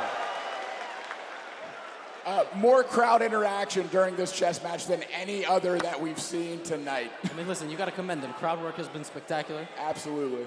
He's certainly a showman, and this is the closest to WWE chess boxing's ever been. That's true words. Jump off the top rope and crash over the chessboard and start throwing it. Round 4 chess. Yeah, we got a chair here. I hope not. Someone's going to jump in with a steel chair. We have 4 seconds remaining. Well, I was brought here for chess commentary, but I'm a boxing commentator now, so there you go. And there's the bell, chess round over. We are coming back to the boxing ring, gloves coming on, and we get to see these two go at it again. We've gone exponential, so first 2 moves, then 4, next time maybe 16. Yeah, and eventually the last one will just be a rook-king mate. Yeah, it'll be just perfect technique demonstrated. 100%. He's faking it still. Copium. I think so. Copium, for sure it's going He's going to show up the next chess game, play 30 perfect moves. And before we jump into our boxing round, the one that you guys are looking forward to, certainly our highest level boxing we've seen tonight, I have to give a big thank you to our main title sponsor, Fansly, who helped make the Mogul Chess Boxing Championship happen. You can sign up for Fansly for free content and see exclusive behind-the-scenes footage from this event that I've filmed with Yan the entire weekend. He's been cooking, so you guys should be eating when you go over to Fansly. Sign in with Twitch. A lot of your favorite creators are already creating content on Fansly. They have over 200,000 creators and an algorithm to help you find the next creator or content you're into. Fansly, check them out, and let's get ready for our next boxing round. Matt, give me a preview. Speaking of Fansly, Sky Table out of the ring, and boxing is about to be underway. What we saw in the first round was a lot cleaner shots from Myth. Nice jabs landed, nice straight shots landed. But we saw in a regular style from Cherdleys that gave Myth some trouble. Right hooks to the body, right overhands. What we're looking for in this round is to see whether that trend continues or whether they prepared something else for this round to get an advantage. Are you ready? Ref's ready to call it. Fight! 90 seconds, our second round of boxing has begun. We got to get up on our feet for this. Yeah, it's going to be a good one. This has been my favorite fight. Myth slipping. We saw shades of Ali, the way he was taunting, hands down. In that corner, yeah, looking like Ali, missing shots, getting just out of range, coming back with shots of his own. A shot to the body, landed for Cherdleys. Good connection. Oh. Nice jab. Stiff. Oh. Right over the guard of Cherdleys. Oh, the uppercut. Now, I'm excited to see the damage done. Because here's the thing. A tense moment. Nice counter, another flurry. Off balance. So but much Myth. Myth just did a Oh, look at the feet. Look at the feet. Ali shuffle. He's cooking. Big right hand lands above the temple of Cherdleys. Might be a little stunned. Guard is high. Myth goes southpaw here. Right hook lands to the body for Cherdleys. Not out yet. Still 45 seconds left. Half the time done. Ali a bit of showboating. That's, of course, Myth's first name, but he needs to connect to make some real damage if he wants to win this round decisively. Coming up on 30 seconds left. That flurry from Myth, the most action that we saw. A few more shots landed for Myth so far. Big right hand from Myth. Oh! Counter jab, right hook to the body, lands again. That is money for Cherdleys so far. Yeah, Cherdleys has been working that body. Good connections. 20 seconds remain. Way to dodge the swing there. Yeah, Myth getting the distancing, getting just out of range of that right hook to the body that Cherdleys been going to pretty much every exchange. They're both taunting each other, but we haven't seen a lot of action this round compared to the first round. They're very 10 slow. seconds left. Action for the end of the round. Let's see it. Cherdleys going for a grapple. Ref broke it up. Left. 2, 1, and time. End of the boxing round. We're back to chess. Quiet round.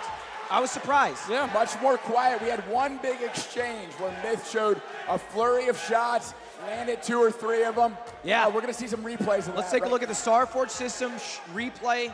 This is the flurries you're talking about? Maybe a bit earlier in the fight, a couple of jabs exchange landed. of jabs, and then I think this is the flurry. So here he comes. Yep. Honestly, both guys are very technical. Couple of blocks here. 1-1-2 coming in, cross lands right down the middle, and there's the flurry. And of course, this is Myth. His first name, Ali. A little bit of inspiration there. Channeling one of his heroes, doing the Ali shuffle, coming in, landing a flurry of punches. Good connections there to the 2 face. good lefts land right there. But Cherdleys seems like an immovable force. Yeah, he can take a shot, man. The Myth has real power on those punches. Cherdleys not only taking them, he's responding with shots of his own. He's landing that right hook to the body over and over again. And I've taken those, man. You get one of those on a kidney or a liver, you go down. So it only takes one from Cherdleys to maybe cause some problems for Myth. Yeah, a good body shot is what got BoxBox out of training for 2 weeks. He was in a sparring session. He just took a shot to the ribs, and he was out. Bruised ribs. That's what makes his win so much more impressive, by the way. Right. Here we are. Sitting back down at the board, headphones going on. And Judith from chess.com about to start the chess round. There's a real possibility that we don't see the third round of boxing. because Cherdleys has less than 2 minutes on his clock. He has about 1:40, if I remember correctly. The round is 2 minutes total. So if Myth plays quick enough and sharp enough, and Cherdley does that stalling, trolling tactic of hyping up the crowd for a rook move, whatever it is, he might just run out of time and lose. Yeah, but I think Cherdleys is not going to do that. I think he either understands it, or even if he continues to hype the crowd up, there's still too little of a difference between the match clock and his time. So here we go. We're about to find out. 20 seconds of difference. 20 seconds could make it. 21 seconds. So if Myth moves and takes longer than 21 seconds, we will see another boxing round. Feels like already he's taking up half that time thinking on his first move here. He's just getting settled. He's not in a rush. He actually wants to fight, I think. That's 100% true. I think if Myth wins, he wants to win by TKO or knockout. I don't think he wants to win off the ability of his chess play. Yep, and he... oh, wow. Oh, my God. Yeah, and there that we go. Motion. Very clearly what we are about to see. Another boxing round is all but guaranteed from these two, and I think that's what they both want. I have never seen a chess boxing match this underdeveloped at this stage in the chess game. This is also making history in a different way. They're doing the $1 Million Man slow motion. Myth is telling his opponent what to do because he wants to box. I don't think the chess ref has ever seen this. Cherdleys, make a move. She has the biggest smile on her face right now. Cherdleys has 19 seconds. He has to make a move. Did Myth press his own clock? I'm wrong. It's 1:06. Yeah. So I got timer stressed. had to catch up. But Yeah, I still, got stressed out for a moment. You know, he's playing this game, but the whole crowd wants to see another boxing round, right, guys? So he's got to stop stalling. The crowd is gonna work. Yeah. Myth is stalling now. Hey, during this cutscene, I can let you guys know that you can go to chess.com, and immediately when you sign up, you will have a chess rating higher than the both of these combined multiplied by 2. Shout out to chess.com for making this event come to life, and also thank you to Cash App, who have a big surprise after our main event, which is our next fight. Cash App, proud sponsor of this stream, and they'll have a lot of giveaways after the last fight, the next fight. Spoiler alert, lots of money. Lots of money. 8 seconds left in this chess round, and we are hoping to see a hell of a boxing round. Think about it, rather than just this being an actual chess game, this is just 4 minutes of rest for each fighter. Ding, ding. We are back to boxing. Each fighter rested up, recovered, ready to go at it again. Let's see if the same trend takes hold. Myth with fancy footwork and quick jabs. Cherdleys with overhand rights and right hooks to the body. Now, I don't think I'm wrong in saying that Myth would probably be disappointed if he left winning through chess. Correct. I think he wants to win, at least getting a knockdown, at least showing what he's capable of in the ring. Yeah. And I think Cherdleys, his entire game plan is built on winning in the ring because he gave himself 39 seconds with the final chess round of 4 minutes. I don't think he had a game plan. Well, the Santa costume with the beard and the dick, you didn't see that? Yeah, that's just, he's having fun. And that's one of the ways of living life. He's burning the boats. He's like, I got to win in boxing or I'm not going to win at all. Right? Exactly right. We're about to see our final 90 seconds. Again, 4 minutes of rest compared to most professional or amateur boxing events. They get a minute, a little less maybe. This is 4 minutes. They're going to come with full energy. Let's see it. Our final round is about to begin. Myth versus Cherdleys. Yo, let's get on our feet. Let's make some noise for the final boxing round between Myth and Cherdleys. Come on. And here we go. Clearly our most competent fighters. Oh, good jab starts out by Cherdleys. Big overhand over the top. Put everything into that overhand. There's a different energy level to the beginning of this round. I think we're going to see a lot more action. Clean jab lands from Cherdleys down the middle. You don't get enough. Right hand over the top. Oh, last chance to prove what you're made of in the ring. This is why you sign up to box. 70 seconds remaining. I'm impressed with Cherdleys' ability to find shots down the middle. He is finding gaps in Myth's armor that I don't know if Myth knew he had. It's a very tense moment here between the fighters. And they don't seem tired at all. 1-1-2 lands for Myth. Answering back. Crowd cheering for Myth. 51 seconds! Great side by Myth to find a different angle for his left hook. Excellent head movement from Cherdleys to avoid all those punches. Half the time has been melted away. It's their time now to prove themselves in the ring. Great roll under the left hook of Myth for Cherdleys. Let's see what they got. This is the last boxing round. 30 seconds left between these two titans, these warriors. It all comes down to this. Let's make some noise for the end of this round. Oh! Big connect from Cherdleys. Seeing some action to finish this one out. 20 seconds. Myth goes southpaw, looking for the right jab, left cross.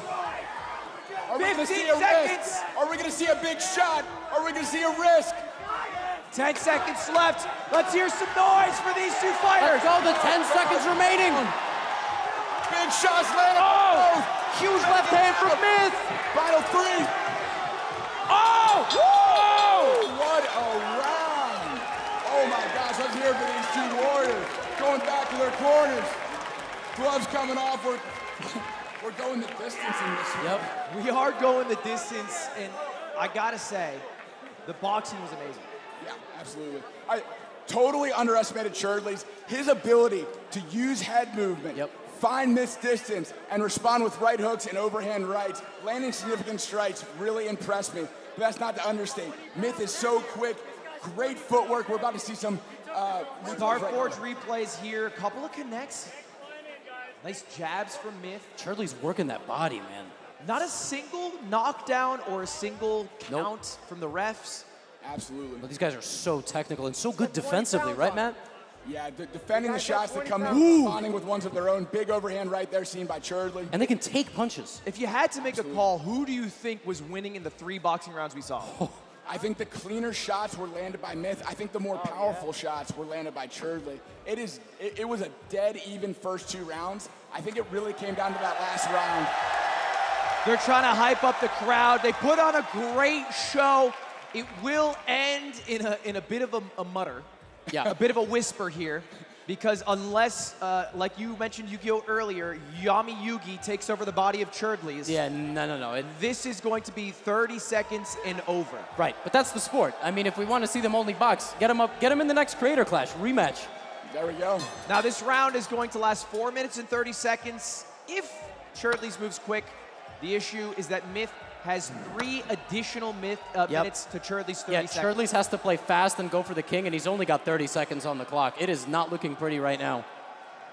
And you can see they're both breathing heavy. They're both smiling at each other because I think they know the result that's about to be announced. Oh, he takes the rook. This is just a formality because we have to close out the game. We have to find a winner. 15 seconds for Cherdleys and a rook down. It's looking like Myth is going to take this one on the 64 squares. 10 seconds Clearing left. openings in Myth's defense. Cherdley looking for one, but not finding it. And ladies and gentlemen, although, again, it's ending in a whisper, a fucking great 3 rounds of boxing between these two competitors. Action-packed. Give it up! Give it up for Myth and Cherdleys! Let's hear it. Cherdleys. Honestly, I would love to see these two on an official boxing card. Yeah, I was saying, get them on an official influence fight. Really even matchup. Them going 3 rounds, 5 rounds, I would love to see that run back for sure. I want to see one of these guys in Creator Clash 7 rounds against each other. I think it'd be a great fight. Yep. Myth certainly proved that with just the few months of training that he's had, he is capable of keeping up with someone who's at their 2nd official boxing match. That's right. Yeah, to do that in a debut against someone that already has that first fight experience is really impressive on Myth's part. He obviously trained hard, he looks great, very good footwork, very clean jab, and props to Cherdley. Cherdley being knocked out in his last match. Came back, wasn't afraid to take shots, trusted his chin, landed counter punches. Really impressed with both fighters. Yeah, I gotta say, Cherdleys put on an amazing performance. I don't think anybody expected him to be that good in the ring when the fight started. They saw Myth's walkout, they saw Cherdleys' antics, they thought this is gonna be a clean TKO. No, he had great shots, he had an iron jaw, it was a wonderful fight to see, and I'm glad we got one more event to go after this. Remember that crowd prediction? 80% so lopsided in favor. They were right, and for the wrong reasons. Exactly. Broken clock's right twice a day, I suppose.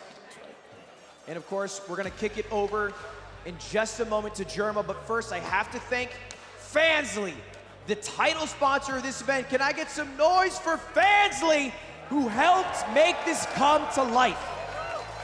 How badass We is this still table coming have our main event, but you can sign up for Fansly for free to see exclusive behind-the-scenes content from the Chessboxing event. Sign up with Twitch, see if any of your favorite creators are already there. Over 200,000 creators are on there, so I'm betting there might be one. Anyway, thank you to Fansly. The Mogul Chessboxing Championship could not have happened without them. And without further ado, let's kick it over to the myth, the man, the legend, Germa985. All right. So, ladies and gentlemen, in the 7th round, by decision of timeout in chess, your winner, Myth! A deserved win, both on the board and in the boxing ring. Yeah, all I can say about this is they need to play less chess. They need to just box. They got to get in an Cherdleys, official... come over here for a second here. Cherdleys, I mean, probably the best chess of the entire evening. But, we don't have to talk about that. Let's talk about the technical boxing, because that was impressive. Yeah, I had to pee the whole time. Do you think that helped? Yeah, it might have helped, but you know, it kind of hurt. When was the last time you urinated? What? When was the last time you urinated? They didn't have bathrooms in the back, so I couldn't pee the whole time. We have bathrooms. Fake news. That's what a Gatorade bottle's for. And I had a tummy ache too, so. He's got the excuses Well, lined up. a hell of a technical boxing match. You did a great job, although goes to decision with the time running out. But hell of a job. If you have anything else to say. I didn't get knocked out this time. It was kind of cool. I like that. Yeah! He's damn right. He's damn right. His last fight was a knockout within 30, 40 Myth, seconds. come over here. This one he proved his weight. You were the favorite. So how does it feel going into this with the favorite needing to prove what you're capable? I think so. It was a lot of fun overall. Yeah, I just had a really good time. And shout out to everybody that voted for me. That's fucking sick. Thank you. But yeah, and then also shout out to Cherdleys. He like came in. This fight wouldn't be possible if he didn't step up to the plate and get into the fucking ring. And he's the man of the arena. So big shout out to him. Round of applause to Cherdleys. Myth, you're a class act, and you get this belt. Give it up for your winner, Myth. Super deserved, a great fight. Let's give it for both Cherdleys and Myth. Massive respect to Hey, both men. I got great news for you, Matt. What's We're the not news? done, baby. Oh, baby. The main event is next, and we can see them warming up in the locker room, sitting down, feeling zen, is Eric PointCrow, and of course, his opponent, Offline TV's very own, the crowd favorite, it seems, DisguisedToast will duke it out after this quick commercial break. Do not go anywhere. We will see you soon. Hey everybody, Schlatt here. I love you. Head over to StarForgeSystems.com and pick up one of our awesome computers ranging from entry-level to top-of-the-line next-gen. Or you're dead to me. That includes you, Ludwig. You are not my friend. So what are you waiting for? Go to StarForgeSystems.com. Are you bored of the same old content? And see which of your favorite streamers are already creating adult content on Fansly. Additionally, Fansly has a whole algorithm dedicated to discovering new content and creators through the Fansly For You feature. Swipe and discover today at fansly.com.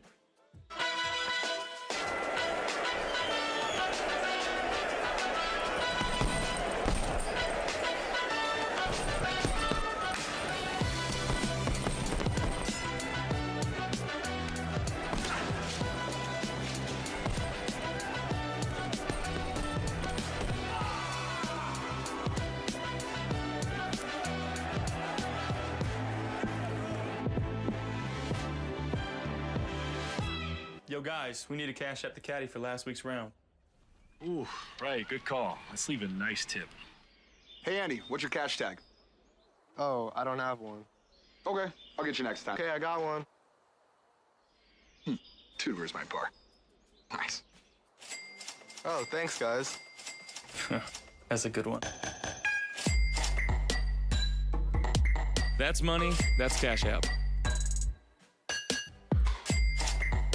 Hey, I just cashed out you my share for the camping trip. Yeah, here's mine. Mine too. Camping trip. Camping trip. Camping trip. Camping trip. Camping trip. That's money, that's cash out. Introduce yourself. I'm DisguisedToast. I play video games on the internet. Hi, I'm PointCrow, and I just do some crazy gaming stuff, weird challenges, and things in person that people wouldn't normally do. You're known for Among Us.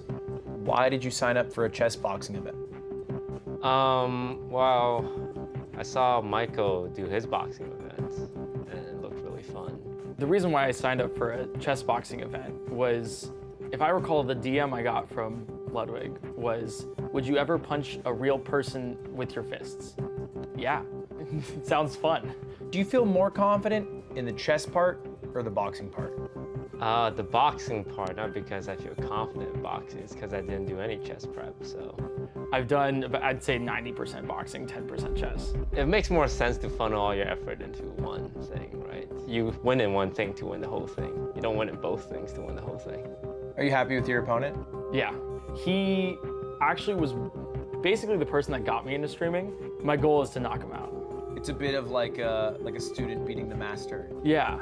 Is there anything you want to say to your opponent? Good luck. He messaged me. He said I inspired him to start streaming, so that was pretty cool. And now he's gonna beat my ass. And now for the final event of the evening, the main event. We're gonna kick it over to Germa for the announcement. Ladies and gentlemen, are you ready for the main event? Louder than that, louder than that. This is your main event. Let's go, go, go, go, go.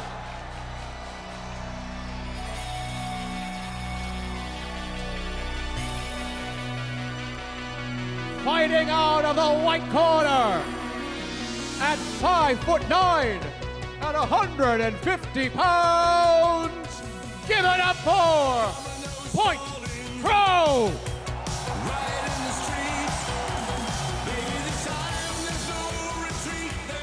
This is the main event. Toph, the clear crowd favorite of the night, but a tough opponent in PointCrow, a former collegiate rower, 5'9", 150, a 70-inch reach. He's been training hard while also doing some insane events. The live battleship with real ships and explosions, the IRL Mario Party. He's been working hard, both in the ring and off the ring as a creator. We'll see what he can do. He's looking fucking fierce. And in talking to him, he has only been fighting bigger fighters. Back to Germa for the next. Oh, here we go. And his opponent, fighting out of the black corner at 5'7", weighing 141 pounds, DisguisedToast. Toph, one of the first fighters added to the card to this event, eventually made the main card because of the fan favorite and also the work he's put in. 3 to 4 days a week for a few months now, walking out to one of the greatest songs from Millie Pichu, Last Cup of Coffee. I don't know if it's for him or for PointCrow, but that's what we're about to find out in just a few moments. It's going to be such a hype matchup, not only because they're two great competitors, but because of their history. The inspiration to start streaming coming from Toast for PointCrow. Fucking text, bro. That was out of pocket. Great friends. My God. Anyway, for the people in the audience, the prediction's on the screen. Take out your phone, scan the QR code, and predict who's it going to be. And let's hear it by your mouths. If you think PointCrow's going to win, let me hear it. Uh-oh, okay. If you think the winner will be DisguisedToast, let me hear it. Big pop. And the vote weighs in 63% favorite for Toast. About 2/3, a little under, are predicting he'll win, but he's got a tough opponent. He's got a tough opponent here. If we look at the tail of the tape, the way that their bodies line up, very close. Not a lot of edge to be gained there. Absolutely about the same height, just a slight advantage to PointCrow. About the, well, a little bit of weight advantage for Eric. So Eric had to go down. He was originally 160. Toast came up. We've talked about how it's harder to come up, but also when you go down, maybe you have a little less energy. You know, you lose a little bit of your power. The reach is similar, but the fact is they're also even rated in chess, about 600 for each, and that's where we're going to start. We got 7 total rounds tonight. The first round's chess, second round's boxing, and then it alternates until we have a winner by checkmate, knockout, TKO, timeout in chess. let's jump into it. Levy, what are you seeing on the board here? About to jump in?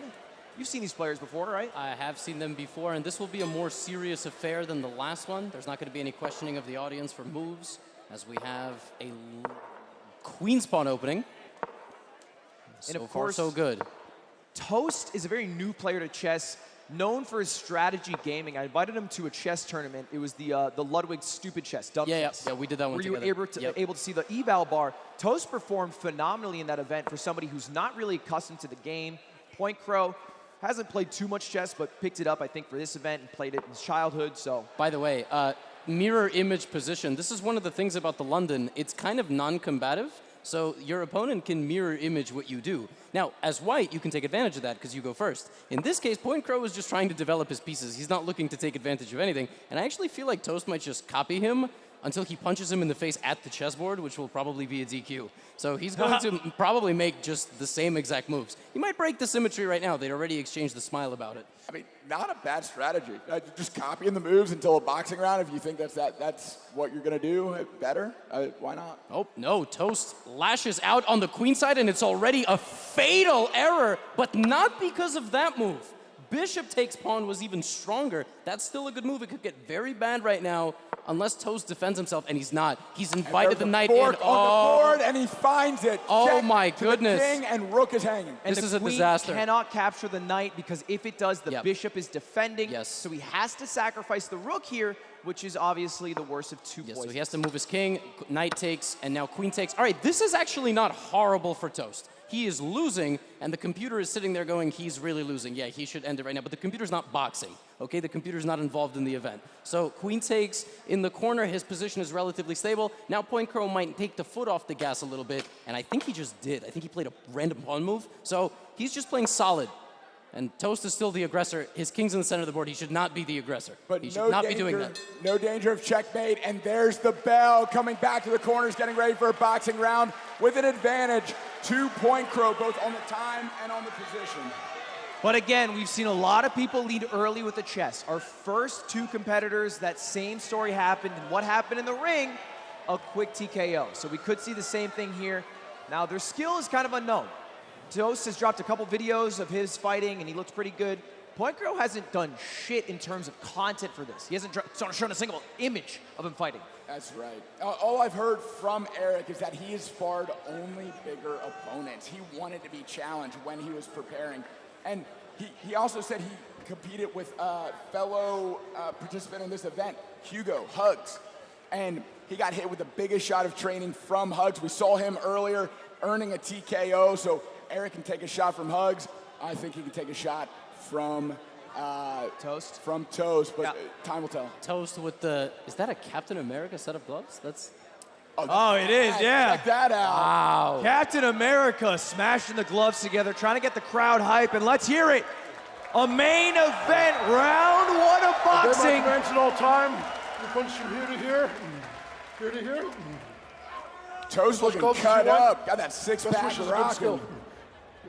And we are jumping into it. Hop into the corners. I'll stand up. Let's get on your feet for the final round of the night. The final match. There's the bell. First round underway. Oh. And fireworks already. Exchanging jabs. Cross over the top. Cross to the body. Cross back up top. Oh. And Eric. PointCrow all over way him. more shots. Oh. He just. And separation. Let's see if we get a stoppage. We do. The count begins. Toast will have 8 seconds to pull himself back together in order to continue. Now, we talked about it earlier. You get 3 stoppages per round. Otherwise, it's a TKO. You get 4 stoppages per set. That's for the right. fight. That's 1 for PointCrow. And Toast is trying to implement something his coach told him. A low blow. PointCrow a little below the belt on that. We got a nut shot. Oh my gosh. Toast will have as much time as he needs to recover, pull himself together, and be ready to go. Yeah, we just took a replay. The crowd not happy. That might have been 2 low blows. The first didn't find its mark. The second did. Crowd is upset at that. They're booing PointCrow. Toast gets as much time as he needs. Toast waving it off. Now, I will say, I believe these 2 competitors are wearing cups, if I remember correctly. Yeah, so safety gear is being worn, both helmets and cups. That doesn't mean that it doesn't hurt, though. It just means it hurts a little less. Sometimes the sack slips between. You know how it is. PointCrow tapping the dick and ball showing. I got a cut there. Don't worry about it, guys. All right, we're back into it. One warning for PointCrow with that low blow, and one stoppage to PointCrow for earlier. PointCrow getting close, trying to throw some jabs in a grapple situation. These guys are just throwing punches. Oh my gosh! Oh my gosh! In the clinch, both have one hand posted up on their opponent, the other hand going wild. It looks like a God of War Ragnarok cutscene. Fight! Still a few seconds in this round. I'm not exactly sure, maybe 10, maybe 20. PointCrow finding his entry into close range with jabs, and now going off with Toast back up against. Oh, is that the bell? Yeah, Toast swinging his way out. Not the bell yet. The ref's 30 seconds left in the round. A lot of time. We got to grapple. Ah, there we go. And That's there's the bell. time. Time a little bit wrong there on the screen, but that was 1:30 with the stoppage for the below the belt hit, and also the stoppage from Toast. That's right. The time to recover. The time was going, so we kept official time. 1:30 just ended, and we're about to take the gloves off, go back to the center of the ring, pick up the chess game where we left off. I mean, I think a good job by Toast there in punching back. Obviously, we've seen a lot today where someone gets a count, and then they just get counted again and again, and the ref has to call TKO. We didn't see that. No, he held his own after the first count, and so I'm excited to see how the second round of boxing goes if we get there. And PointCrow throws on the glasses again. Clark Kent, little Superman action. Clark Kent, you know, he's back in there. He's gonna. And let's take a look at the Starforge replays. This was from the boxing round. We're gonna see a few of the hits here.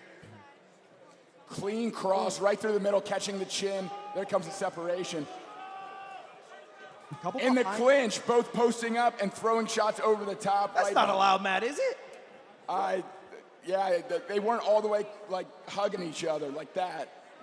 Couple body shots. Boom! Big shot lands over the top. Nice shot for to the Toast. face.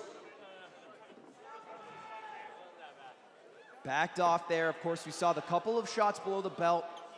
That doesn't count as stoppage, but it certainly hurts still. That's right. So one stoppage in favor of PointCrow and the advantage on the board, currently PointCrow's. Levy, what do you see in this position? Yeah, so just to remind everybody, PointCrow got off to a great start. He got a very, very good attack going, won a couple of pawns, and won a rook in the corner. He has a very big advantage. Does he have an advantage that's good enough to put him away in the chess? I don't know, but he's winning on both fronts right now. Yeah, it's looking really good. By the way, for everybody watching at home, you can see this match both in French, Spanish, and English if you click the gear in the bottom right, as well as all the previous VODs. They've been uploaded for your pleasure to watch as we get into our final match here between these two competitors. Yeah, so Toast has blundered his knight over here, but yeah, you see, PointCrow goes forward. And Toast forgetting. Yeah. He's forgetting the queen can take. Right. So when you were in check, you can either move the king with the knight or you can capture the knight. Those are the two options. Oh, don't take it. Oh, thank God. Can't capture it here because the bishop's defending. That was a tricky trap. Yeah. The Toast bishop is keenly here. aware. When somebody makes a move that dumb, it's not dumb. You know what's a great move Or right now? the Cherdleys. Bringing your queen right here to then dart into the black position. It could end right now. And I'm looking, and PointCrow has played that move. Ladies and gentlemen, that's checkmate. So right now, Toast has 1 minute to figure this out, really. Yeah. And maybe he plays it a bit slower. Maybe he plays it a bit slower. He's got a lot of time on the clock. He makes a move. He's reaching for it. No, I don't think he sees the mate, but that's a very tough mate because you got to realize the knight guards the queen and the knight is guarded by the bishop, and he's blundered it. Ooh, checkmate if PointCrow finds it. Wait a minute. One square away. Wait. He actually hasn't taken his hand off the queen. This is like how I play This is legal. You can hold it there, and he's hit the clock. It's now a legal move. It's not mate. Dude, that's how I used to play with my uncle. I'd just hold it there for an hour because he'd yell at me if I looked over. It's like slow rolling. It's like in poker. You play. They make a move, right? So you could see. It's stressing me out. Now Toast only has one legal move. He might actually think he's checkmated. And that's B7. B7 is the escape square. And he can play it slow enough that he's guaranteed another boxing round, which I think what he'd want to do here if he's aware of the total time. 8 seconds, 7, 6, 5, 4, 3, 2, 1. And we're getting another boxing round, ladies and gentlemen. Who's excited? Really? Toast has a lot to prove in the ring, Matt. From what you saw in the first round, you think it's possible? Absolutely. Toast showed great signs of knowing how to keep PointCrow at a distance. He landed one of the cleanest shots of the round with a right hand right over the top.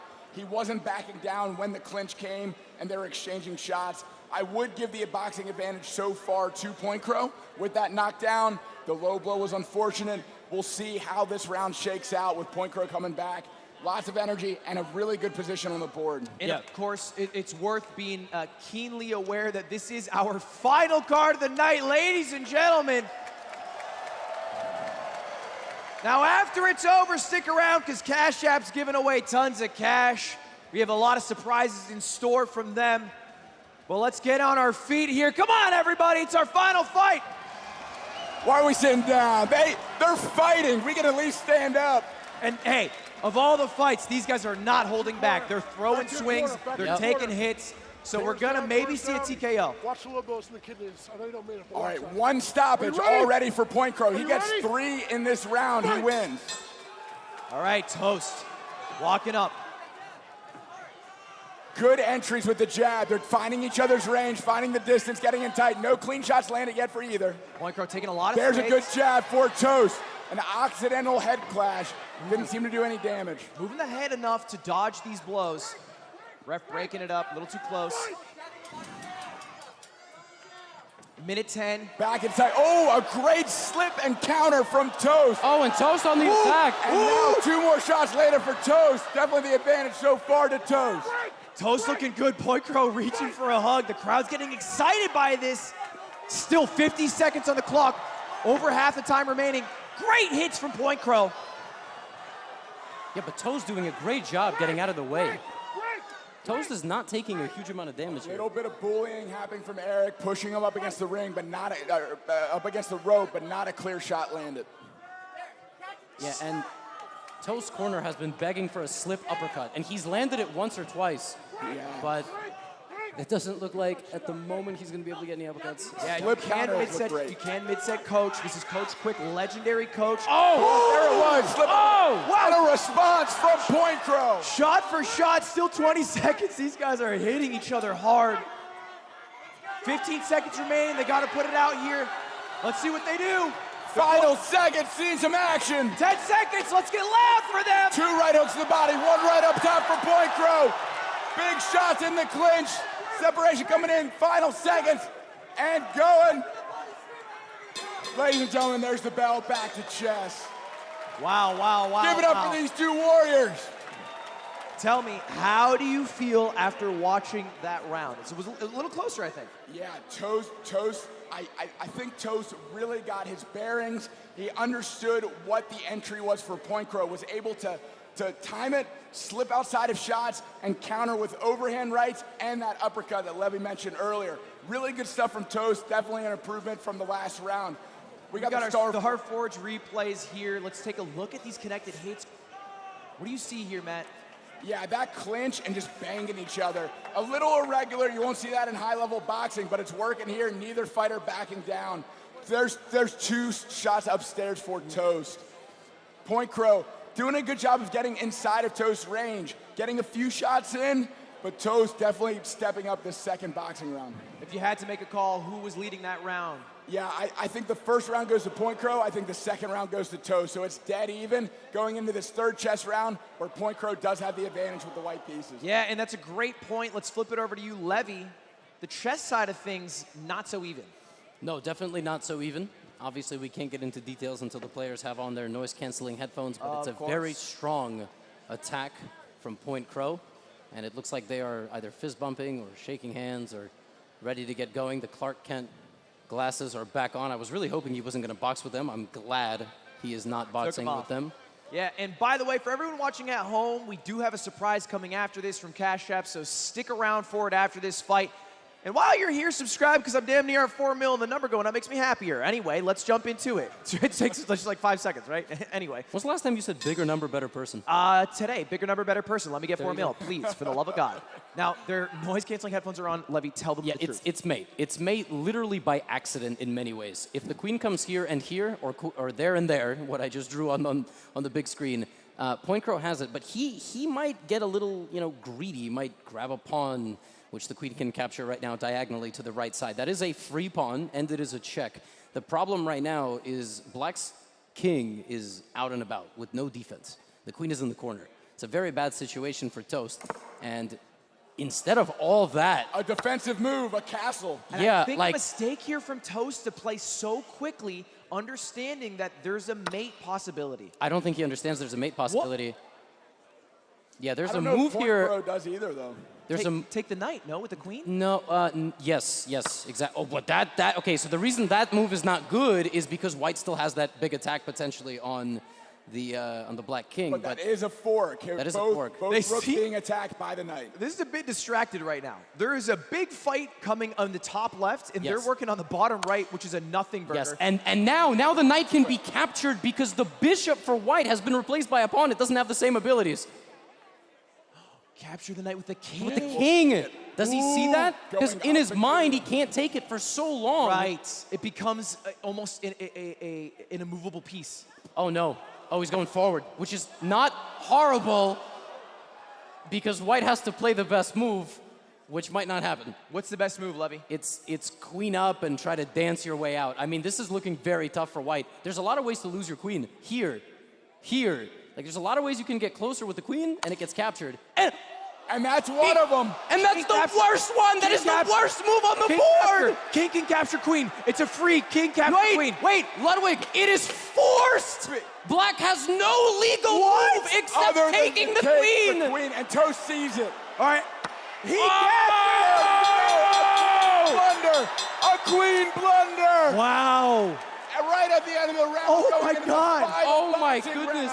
And what a shock to the mental that must be. That's the final move that they both made before going into our third and final boxing round. Holy shit. How did that just happen? God, I love low-level chess. I fucking love it. Yo, now it's do or die for PointCrow. He just gave away his advantage on the chessboard. He's got to come with fire and brimstone in this It's boxing over in round. chess. Like, it's over in chess. Hey, it's never over with these two on the board. And here's the fact of the matter. The main card is delivering right now. Yep. We had the early lead by PointCrow in boxing and chess. Toast flipping it around in both sports. Let's see how the third and final round goes. Does the tune continue? Does Toast take more of an edge? Does PointCrow fire back? What do you think? So back and forth, so exciting. Toast with comebacks in both boxing and now in chess. It all comes down to this boxing round, and if PointCrow can come at Toast, land some big shots, maybe force a mistake in the next chess round, or maybe end it in this boxing round. And to everybody watching at home, I got to say thank you to Fansly for making the Mogul Chess Boxing Championship happen. They want you to do two things. They said this. They said you have to subscribe to the channel if you're watching. I'm actually reading. You see this? Yeah, that's what it says. Legally, you have to. If you just scroll, it's 5 seconds. It's free. They're saying you have to. But also, they want you to sign up for free exclusive behind-the-scenes content of this event. You can see behind-the-scenes content of this event. You can sign up to Fansly for free. Make sure you sign up with Twitch. If you want to see any of your other favorite creators who are already creating content on Fansly, over 200,000 creators. Are you ready? Let me stop, because we're about to fucking fight, baby. Let's get on your feet, everybody. On your feet, make some noise. Final round of boxing in this event. It's Toast. It's PointCrow. PointCrow has to knock him out. Oh, no defense. All offense. Big hooks landing for both fighters. There's only been one count. It was against Toast. Andrew stepping in, separating and recontinuing the action. Minute 10 on the clock. He's got to go. Oh, wow. Body, a big shot up top for Toast. And PointCrow has to prove Good something. 2 jabs for PointCrow. That queen blunder is forcing this boxing round to be so important for PointCrow. That's right, PointCrow. It's all coming down to this. He's got to do some damage, or he's got to get 3 knockdowns, or he's got to knock him out. Jabs coming in, finding the distance. Toast gives one of his own. Good a little slip. wrap up. And separated again, continuing. We only got 40 seconds left. Halfway through the third boxing round. Oh, really nice step in. He hurt him. He's definitely hurt him. There's I see some blood. Face. There's blood after that shot. He busted him open. 27 seconds. PointCrow's got to make something happen. The chessboard's looking bad, so the brain's got to look He's got to good. rely on that right hand. And Toast grapples, hanging on for dear life. Time, we got blood on the nose. They're taking a look at it. They're taking a look at it. Toast has to prove that he's able to keep fighting here. He's going to rally here, pausing the clock. 13 seconds. Let's get loud, everybody. It all comes down to this for PointCrow. 13 seconds. 10 seconds remaining. Oh, right hand lands for Toast. Up against the ropes. Another big shot lands for PointCrow. 5 seconds. 3, 2, 1. And there Wow. in the round. Both damage for both players. PointCrow bloodying the nose of Toast, landing some big shots. Toast landing some of his own. And here we go. This Final is test definitely round. the most damaged we've seen someone be and continue to fight. Yep. So I'm excited to see how this goes in the final round of chess. Let's take a look at the Starforge system replays of that last boxing round. Round 1, you gave to PointCrow. Round 2, you said even, maybe Toast favored. Round 3, what's your call here, Matt?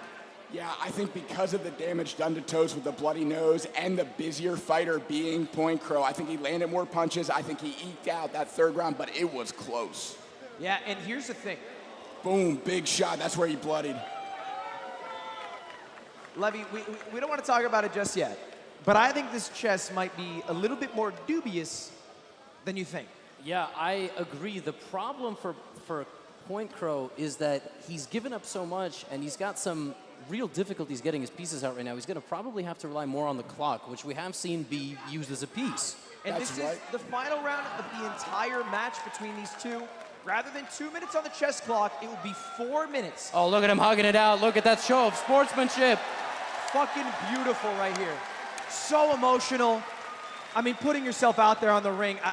Matt, tell me, is there anything like it? Love the respect, love the sportsmanship. These two are obviously great competitors, really going at it in the ring, but obviously love each other. Big hugs there at the end after the final boxing round, and now they're gonna duke it out with their brains on the board. And for Toes, the taste of blood in his mouth. I mean, seriously, when's the last time you played chess and you were bleeding because of it? After I watched Cherdleys a bit. Yeah, okay. Anyway, this is our final round. It's the 7th round. 4 minutes of chess And, will determine a winner. oh my gosh, dead even on clock. 144, 152.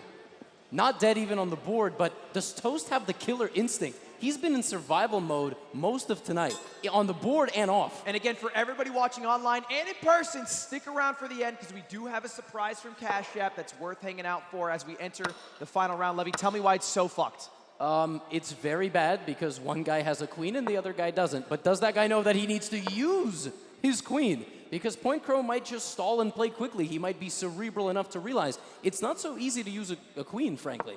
I mean, he's getting it in there, right? Like, there we go. Right, but it's also worth noting that he only wins if he checkmates or wins in time. Yes, and if pawn takes pawn occurs, it's very close to over. The queen can come down all the way to b1. Okay, he does that, that's also fine. Yeah, he'll get there slowly, but Yes. the fact of the matter is if it's a stalemate, it goes by boxing decision. Yes. Which, Matt, tell me if I'm wrong. There's a very bad chance we get this checkmate. That move one on the board. Oh, and he's ran his king, but queen can take the rook. It's very close to lost.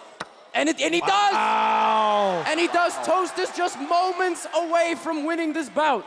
Again, if a stalemate occurs, Matt, who will win in your And the mind? queen can take that bishop, by the way. That's the right. queen can take everything. It comes down to rounds 1 in boxing, which is scored based Free off rook. of significant strikes. landed. And he takes everything. He's taken everything. Everyone's popping off, but I'm nervous. Because if he takes all the pieces, it increases the chances of stalemate. Stalemate only occurs if there's no legal move that PointCrow can make while he's not in check. Do not repeat the position 3 times. Don't repeat 3 times. I believe the way it works for this is that it only counts if they both agree. Oh, okay. All right. Well, I wish that applies for my games. King moves up a little bit, and I think there's mate. Oh my gosh, both. This is textbook. Coming in with the big power. Yeah. Rook coming Oh, to the it's final made. It's file. made in a few moves. Let's see if he's able to find it. He's gonna walk his king to the edge of the board with the rook and the queen. Yeah, rook b2. All right, he does it with the queen. Wait for it. Crowd's murmuring. Maiden one on the board. There it is! Toast! That's our first checkmate of the night. A fucking amazing main event. So much love to these two fighters. Toast, PointCrow.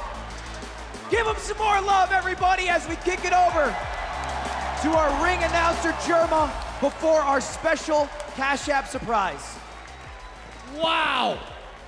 That was a slobber knocker, as they say. Aggressive, big brain, unbelievable. But in the very end, let's get the decision here, ladies and gentlemen. We're gonna move this away. Let's go ahead and do it right now. Your winner by checkmate, Disguised Toast. Let's hear it, everyone. What an incredible fight. So back and forth. Toast coming out on top. Unbelievable. That was amazing. Absolutely amazing. That was this sport encapsulated. Absolutely great effort by both fighters. Obviously a lot of love and respect between the two. Oh my God. What a show tonight. Let's talk to the competitors. Toast, I want to start with you. How do you feel, man? Talk about the emotions here. A lot going on. Mostly the pain in my head. But huge thank you to my opponent, Eric. What a champion, what a fighter. Humble in victory. Eric, what do you have to say? Dude, that was one of the hardest things I've ever done in my life, and I would have never, ever done it with any other person except for Toast. Mad respect to that guy. He's a real one. Oh my God, that was great. That was great. Yeah.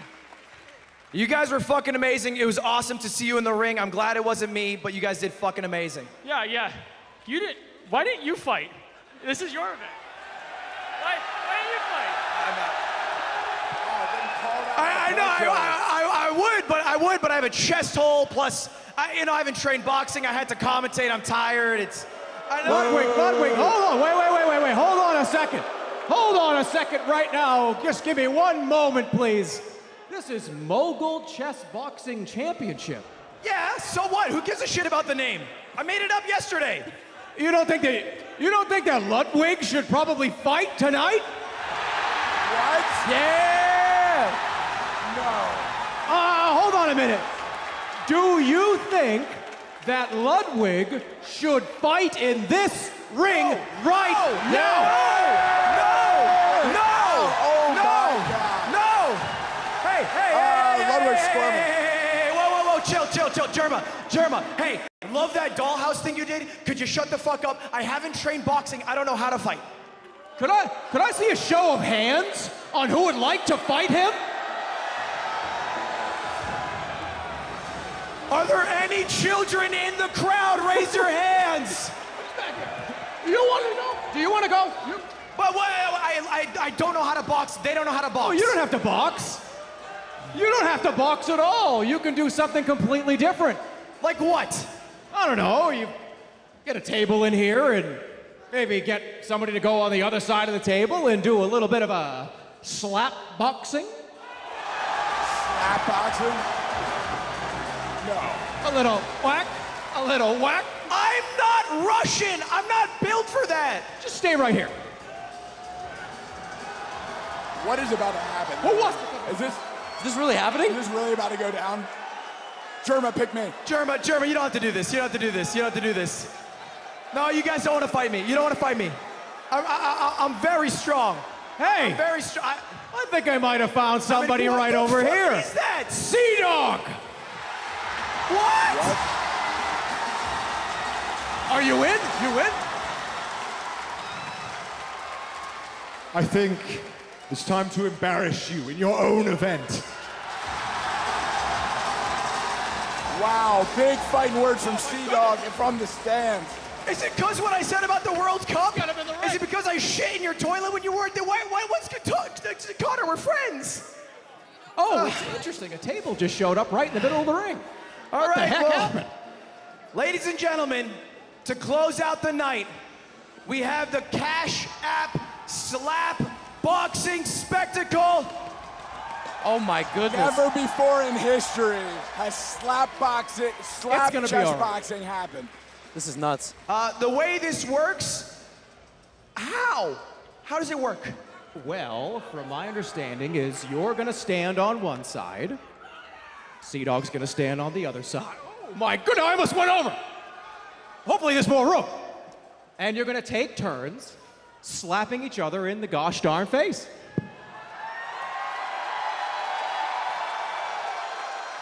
And do you need to play chess at all? Or And we're also playing chess too? do you want to play chess too? Oh, okay, that's great, that's great. You could play Connor, chess how if do you you'd like. feel? I think by the time we're done here, you're going to need another cat to save your channel. You're going to need more content. Your face is going to be ruined. Just do me a favor, don't hit the hair. Let's kick it over to our commentators as we start the chess slap boxing portion brought to you by Cash App. They're also giving away money if you want to drop your cash tags. Fuck me. Oh my God. What is happening? You got to do it again. Oh my. Are they really about to slap each other right now? No gloves, no wraps. They're just going to hit each other? Oh, we gotta, hold on a minute. This is crazy. Who's gonna go first? I want Connor to go first. Connor is gonna go first. Let's go. What? This is it. This is it. This is unreal. This is nuts. All right, so Connor gets first strike. I don't know if that's an advantage or disadvantage. What are the rules? I think they're just going to slap each other. All right. Sick. Oh yeah, maybe those are the rules. You hold the table, and one guy does a wind up. Okay. And he just takes it? Can he block? No, you have to just tank the punch. Now normally you. Oh! It happened. Slap directly on the cheek. Hitting the chin. I housed you. All right, get ready, Welshman. Get ready. All right. Second shot coming up. Ludwig. Winding up and slap goes the dynamite. I fucking missed, but next round you're fucked. Yeah, the way this works is we have 4 rounds of slapping and 4 rounds of chess. So let's get our chess official up here and jump into it. Fuck, you hit me way harder than I hit you. Oh God. Wow. Okay, so the slap happened. The headphones are going on, and they're about to play chess now? Yeah, they're about to play chess. I don't even know if I have the game broadcasted, by the way. We might just have a bird's eye view. I'll walk you through it as best as I can. This is an unexpected but welcome turn of events. Yeah, well, I know Ludwig competed in Pog Champs. He's got some skills. Do we know anything about Connor's chess? Yeah, he played it a lot when he was younger. They're about the same strength. In many ways, this matchup makes sense, including the slapping, because who wouldn't slap Ludwig? Okay. So, okay, the slaps are done. And the same hand that they just used to slap each other, they shook. How about that? And so they're setting up the pieces. They're getting ready to begin the chess round. And right now, drop your cash tag for a chance to win $500 from Cash App, who is sponsoring this slap chess boxing. Ludwig already breaking the rules like very heinously by doing alternate hand clock hitting, but I don't think that's being enforced. He might be a little dazed from the absolutely monster slap that was delivered on his face by his opponent. I do think the slap round goes to CdawgVA. Yeah, he definitely won it. CdawgVA is dealing with a Scotch opening right now. This is Ludwig's literally only opening that he knows, but he knows it pretty well. And actually a Scotch decline. Now Ludwig has absolutely no idea what he's doing. And the thing is, at this level of the game, CdawgVA is good enough to be solid, slightly worse, but still keep the game going. What is that move from Ludwig? Did he just move a random flank pawn? It's the slap. It's got to be the slap. Is that a pin on the knight now? Yes, it's a pin on the knight, and Ludwig blocks. Ludwig's position is actually, it's only slightly worse. If CdawgVA takes the knight right now with that bishop that he just moved out, he can take the center pawn. But he's twirling the mustache. He's actually getting his hand prepared for the slap. Yeah, those slaps were intense, man. But the Meteor one definitely going to CdawgVA, but I don't know. Hopefully Ludwig comes back with a little bit more oomph. Yep, 45 seconds remaining. Big trade coming up. There's bishop. If Ludwig plays queen takes bishop, he blunders his knight in the center of the board. So instead, he's going to take backwards with the knight. Wow. Caught it. Good job, Lud. Sophisticated move. That is yes. About 40% of the people. With a sneaky little look at the camera, knowing that he didn't get away with what he was going for. It's actually a very high-level game of chess, I got to tell you. Absolutely. Both guys developing, covering their threats. Oh, and then there's the knight out. Beautiful. Great development, pretty close in time. For a little bit of advantage for Ludwig. Yep, tiny bit with the white pieces. There's just 10 seconds remaining in the round. Nothing can go wrong. We're getting more slaps, folks. All right, a pin to finish the round. And time. All right, headphones are coming off, and slap hands are coming back out. Here we go. More slaps on the way. All right, who's your money on for this slap? Oh, I think Ludwig's gonna probably look for revenge. That first one was bad, and he realized that CdawgVA has very bad intentions. You know, I can attest, Ludwig punched me for charity once, and the first one was weak as shit. But the second one, he came back with a little bit more vengeance. I think I can see him coming with a little bit more power in the second round. Are they chalking up their hands? Wow. Oh, they have chalk? Oh my God, okay. I wonder why they have that, do you know? Yeah, less friction on the face, I guess. You don't get a cut, you don't bust up Oh, the skin. smart, okay. Ludwig smells like moisturizer. I've been around him quite a bit, like the last few days, so I think he'll be all right. No, but his skincare game is on point. Yeah. Here we go. All right, Oh, CdawgVA with the first slap again. One. Oh, my slap. That one hurt. You can see it all over Ludwig's face. Somehow, I feel like we're not as entertained as we were in the boxing. All right, Ludwig looking for revenge. I'm telling you, this one's going to be big. This one's going to be a full palm. It needs to be, because right now Ludwig's losing the slap fight. Yep.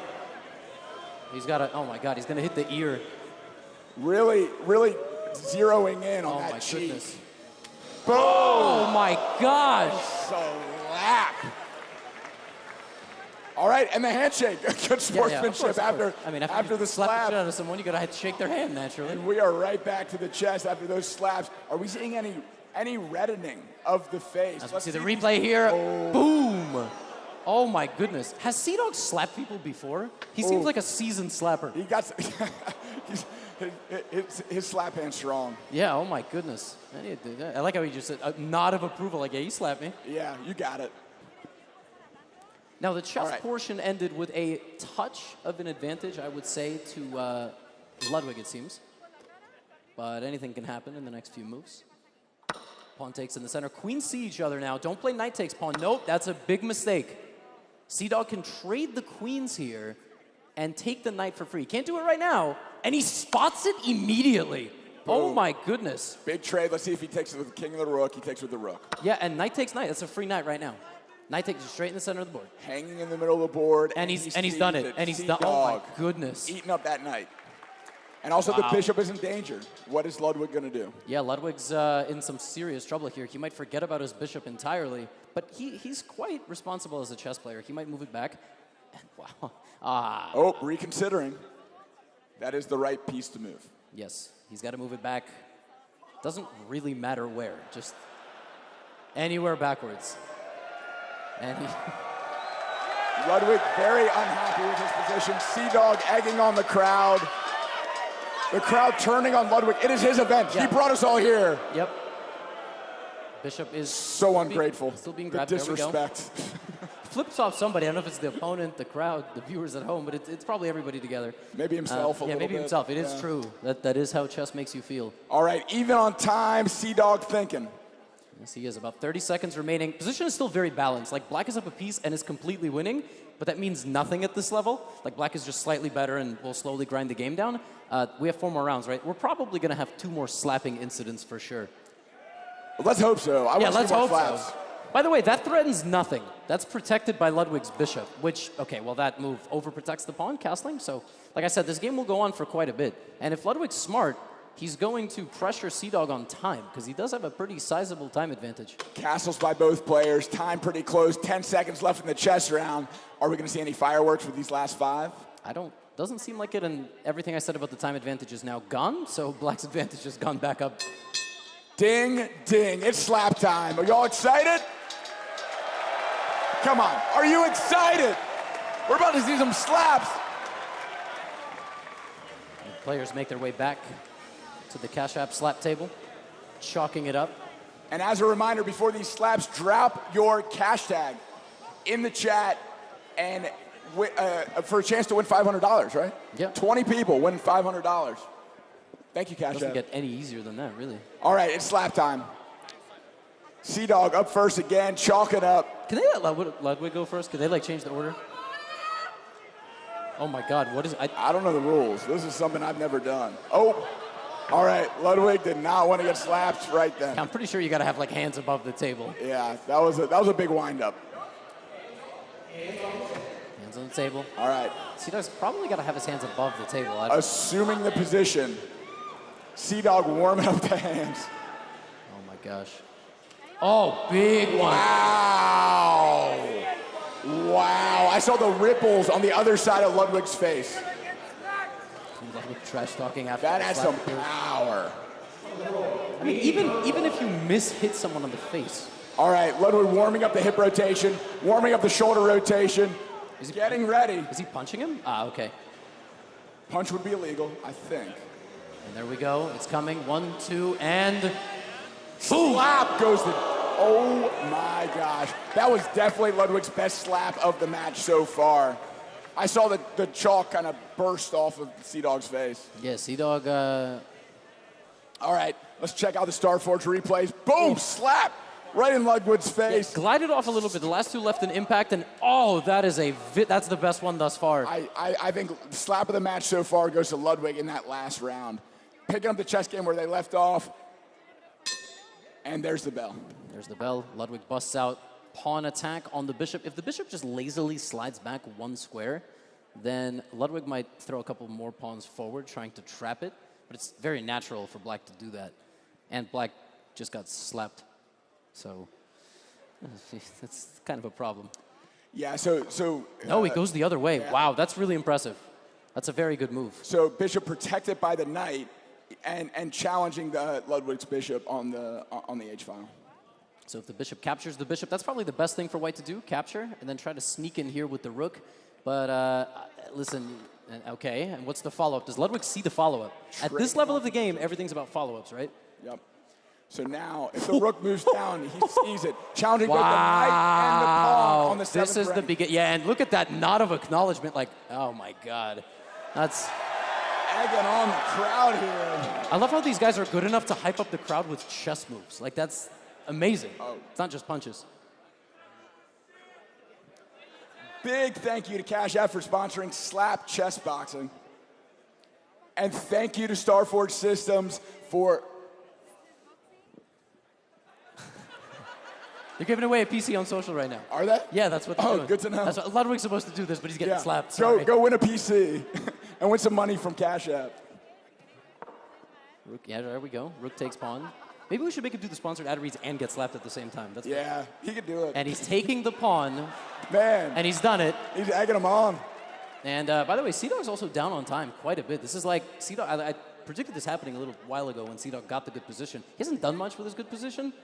And he's 15 seconds away from another slap and right back to the seat to continue to either do something or nothing. So big time advantage to CdawgV. Almost a minute on the clock. And 5 seconds left in the round. There we go. That's final move. Yep, ding, final ding. move of the round. Ladies and gentlemen, we're seeing another slap. Ludwig pumping himself up. Who's excited? This is the last slap. This is for all the marbles. This is for all the marbles. Are we going to see a slap knockout? Maybe at the after party. Yeah. But this is going to be, yeah, this is, what are they talking? Just slap each other. Chalking up, getting the crowd into it. CdawgV getting ready for his final slap. Is he going to make it count? There it is. Big windup coming. The anticipation is mounting. Oh my God, he's so that far hand away. is He's warming so far up. away. He's getting a little run up, isn't he? Oh.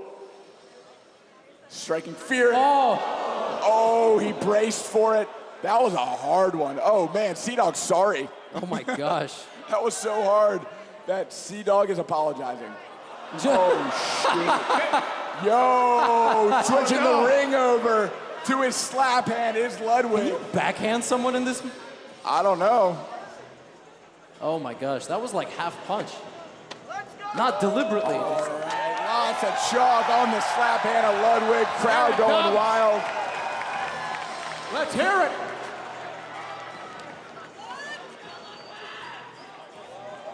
Last punch. Winding up, finding his target, getting psyched up.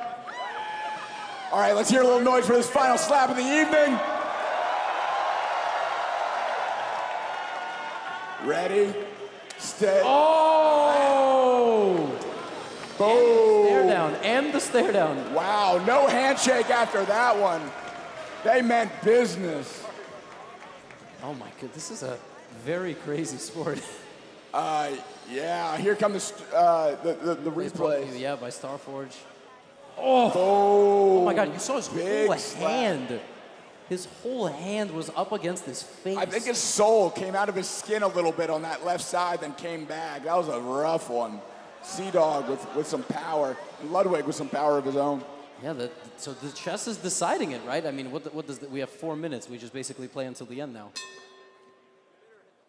One more look at that slap, and whack. Look at that chalk going everywhere. Look at that O face, ouch. Yeah, we're in chess now, and actually this move that Ludwig played is a very lazy move a couple moves ago, because this rook has very strong X-ray vision, and the second that this knight moves, could be a very bad sign for Ludwig, like if the knight comes here, for example. Right now he has to deal with this. This was a very, very bad move, I would say, to end the segment. And does Ludwig...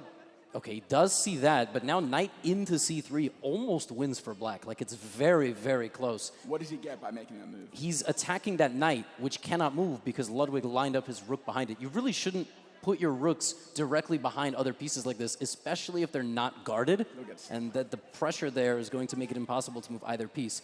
Does CdawgVA see it with a minute on the clock? No, he goes backwards. Now, he will have one more chance depending on what Ludwig does right now, but if Ludwig goes all the way back and defends his rook, which he didn't do, now knight c3 is very strong. No, he doesn't see it. Okay. All right, centering the rooks, challenging the rook that's in the center of the board. Yeah, I mean, you're up a knight, you should trade all the pieces, you do the math, at the end you will have a horse, and the other guy has pawns. The horse eats the pawns. It's a fairy tale, you should read it to children. And that move, actually, that move, by the way, that was just played, you can play that same knight capture. You can also play rook takes rook first. So CdawgVA might go, can I take that? And go, oh wait, yeah, I can. Yep. And he's looking, and I think he traded the rooks first. Ludwig has to take with the knight. He cannot keep himself pinned the way he currently is. He has to take with the knight. And he does it. He frees his rook, and now the other knight is pinned, but he has protection from his knight. Exactly right. And see, CdawgVA has the protected rook. That's very important. And the rook is protected. It's almost rook takes rook, checkmate in one, but it's not. It's very important. So you take the rook. Now it's 2 horses on the board, and knight takes pawn here for Ludwig. Knight takes pawn. Very easy move.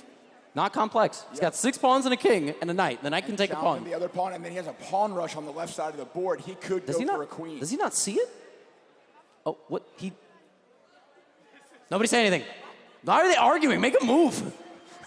What is he? Oh, he doesn't see it at all, I don't think. Yeah, he moves. He goes for the other pawn, and he's going to chase down that pawn by going to... still went for it if he took the first pawn. Yes. Okay, he is chasing it down. Yes. Now CdawgVA has to be aware. He's going to lose a lot of pawns here, so he's got to get both. Oh, that's a great move. It guards everything.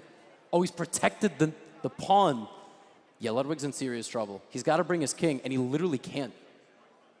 Literally can't. It is silent, so intense. Ludwig down on time and in a slightly worse position. Yep, knight comes back to the center. Uh-oh, here come the kings. This is the endgame. Knight takes pawn. Ludwig's pawns are collapsing. Oh, it's getting intense now. Quick moves, quick time hits. And knight is going to come in for CdawgVA to capture some more pawns, or the king is going to run in. Also, there's like no time. There's no time on the clock. 45. CdawgVA has 11 seconds. CdawgVA has 9 seconds. Oh my goodness. Ludwig has 20 seconds. Ludwig has to make a move. What is Ludwig doing? He's got to go. He's got to go. He makes a move. Oh my goodness. CdawgVA also has to make a move. They're just not fast enough right now, but Ludwig is taking twice as much time per move. It's check. He's avoided it. It's check. Oh, no, it's not check again. Here come the knights. Here come the knights. CdawgVA making the comeback. Pushing pawn. 4 seconds. 3 seconds for CdawgVA. Knight takes pawn. Knight takes pawn again. CdawgVA's going to run out of time. He's going to run out of time at this rate. Ludwig, 5 seconds, I believe, on the clock. 4, 3, 2, 1. Oh my gosh! And Ludwig loses. Ludwig has lost it on time. Oh my! Do we have an instant replay of that? We need a replay. Ludwig loses on the game by like half a second. Is it on Ludwig? No! No way! Wow! CdawgVA takes the first ever slap chess boxing match. Oh, and hugging it out like friends, like good sportsmen. After those slaps too, that says something. That's personal, man. With is personal. a fraction of time, you lose, unfortunately. Both mics. Germa, just give me the fucking belt. I paid 1.5 mil for this. Just give me the fucking belt. And your winner, CdawgVA! Hold it high, hold it high, hold it high. You played a great match. Thank you for purchasing this belt so I could own it. Thank you. Guys, shout out to Ludwig for making the best event yet!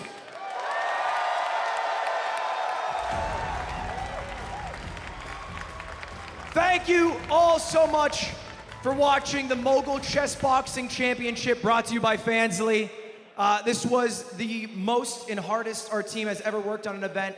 So thank you to all of production, JK Productions, the Mogul Moves team, the French broadcasters, the Spanish broadcasters, the English broadcasters, the runners who got people to their seats, the people who showed up in person. Thank you guys so fucking much. Thank you to the people who watch online. This was the coolest event I've ever been able to do, and I hope it was worth your time. Every time I do an event, that's it. I just hope it was worth your time. Thank you all so much.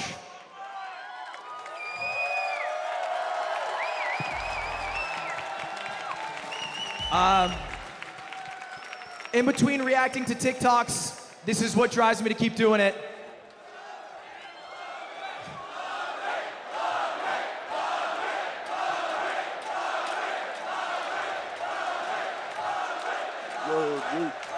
So, again, thank you. And I hope to do a lot more cool events in 2023 that are worth your time. Thank you all for watching. Have a great night.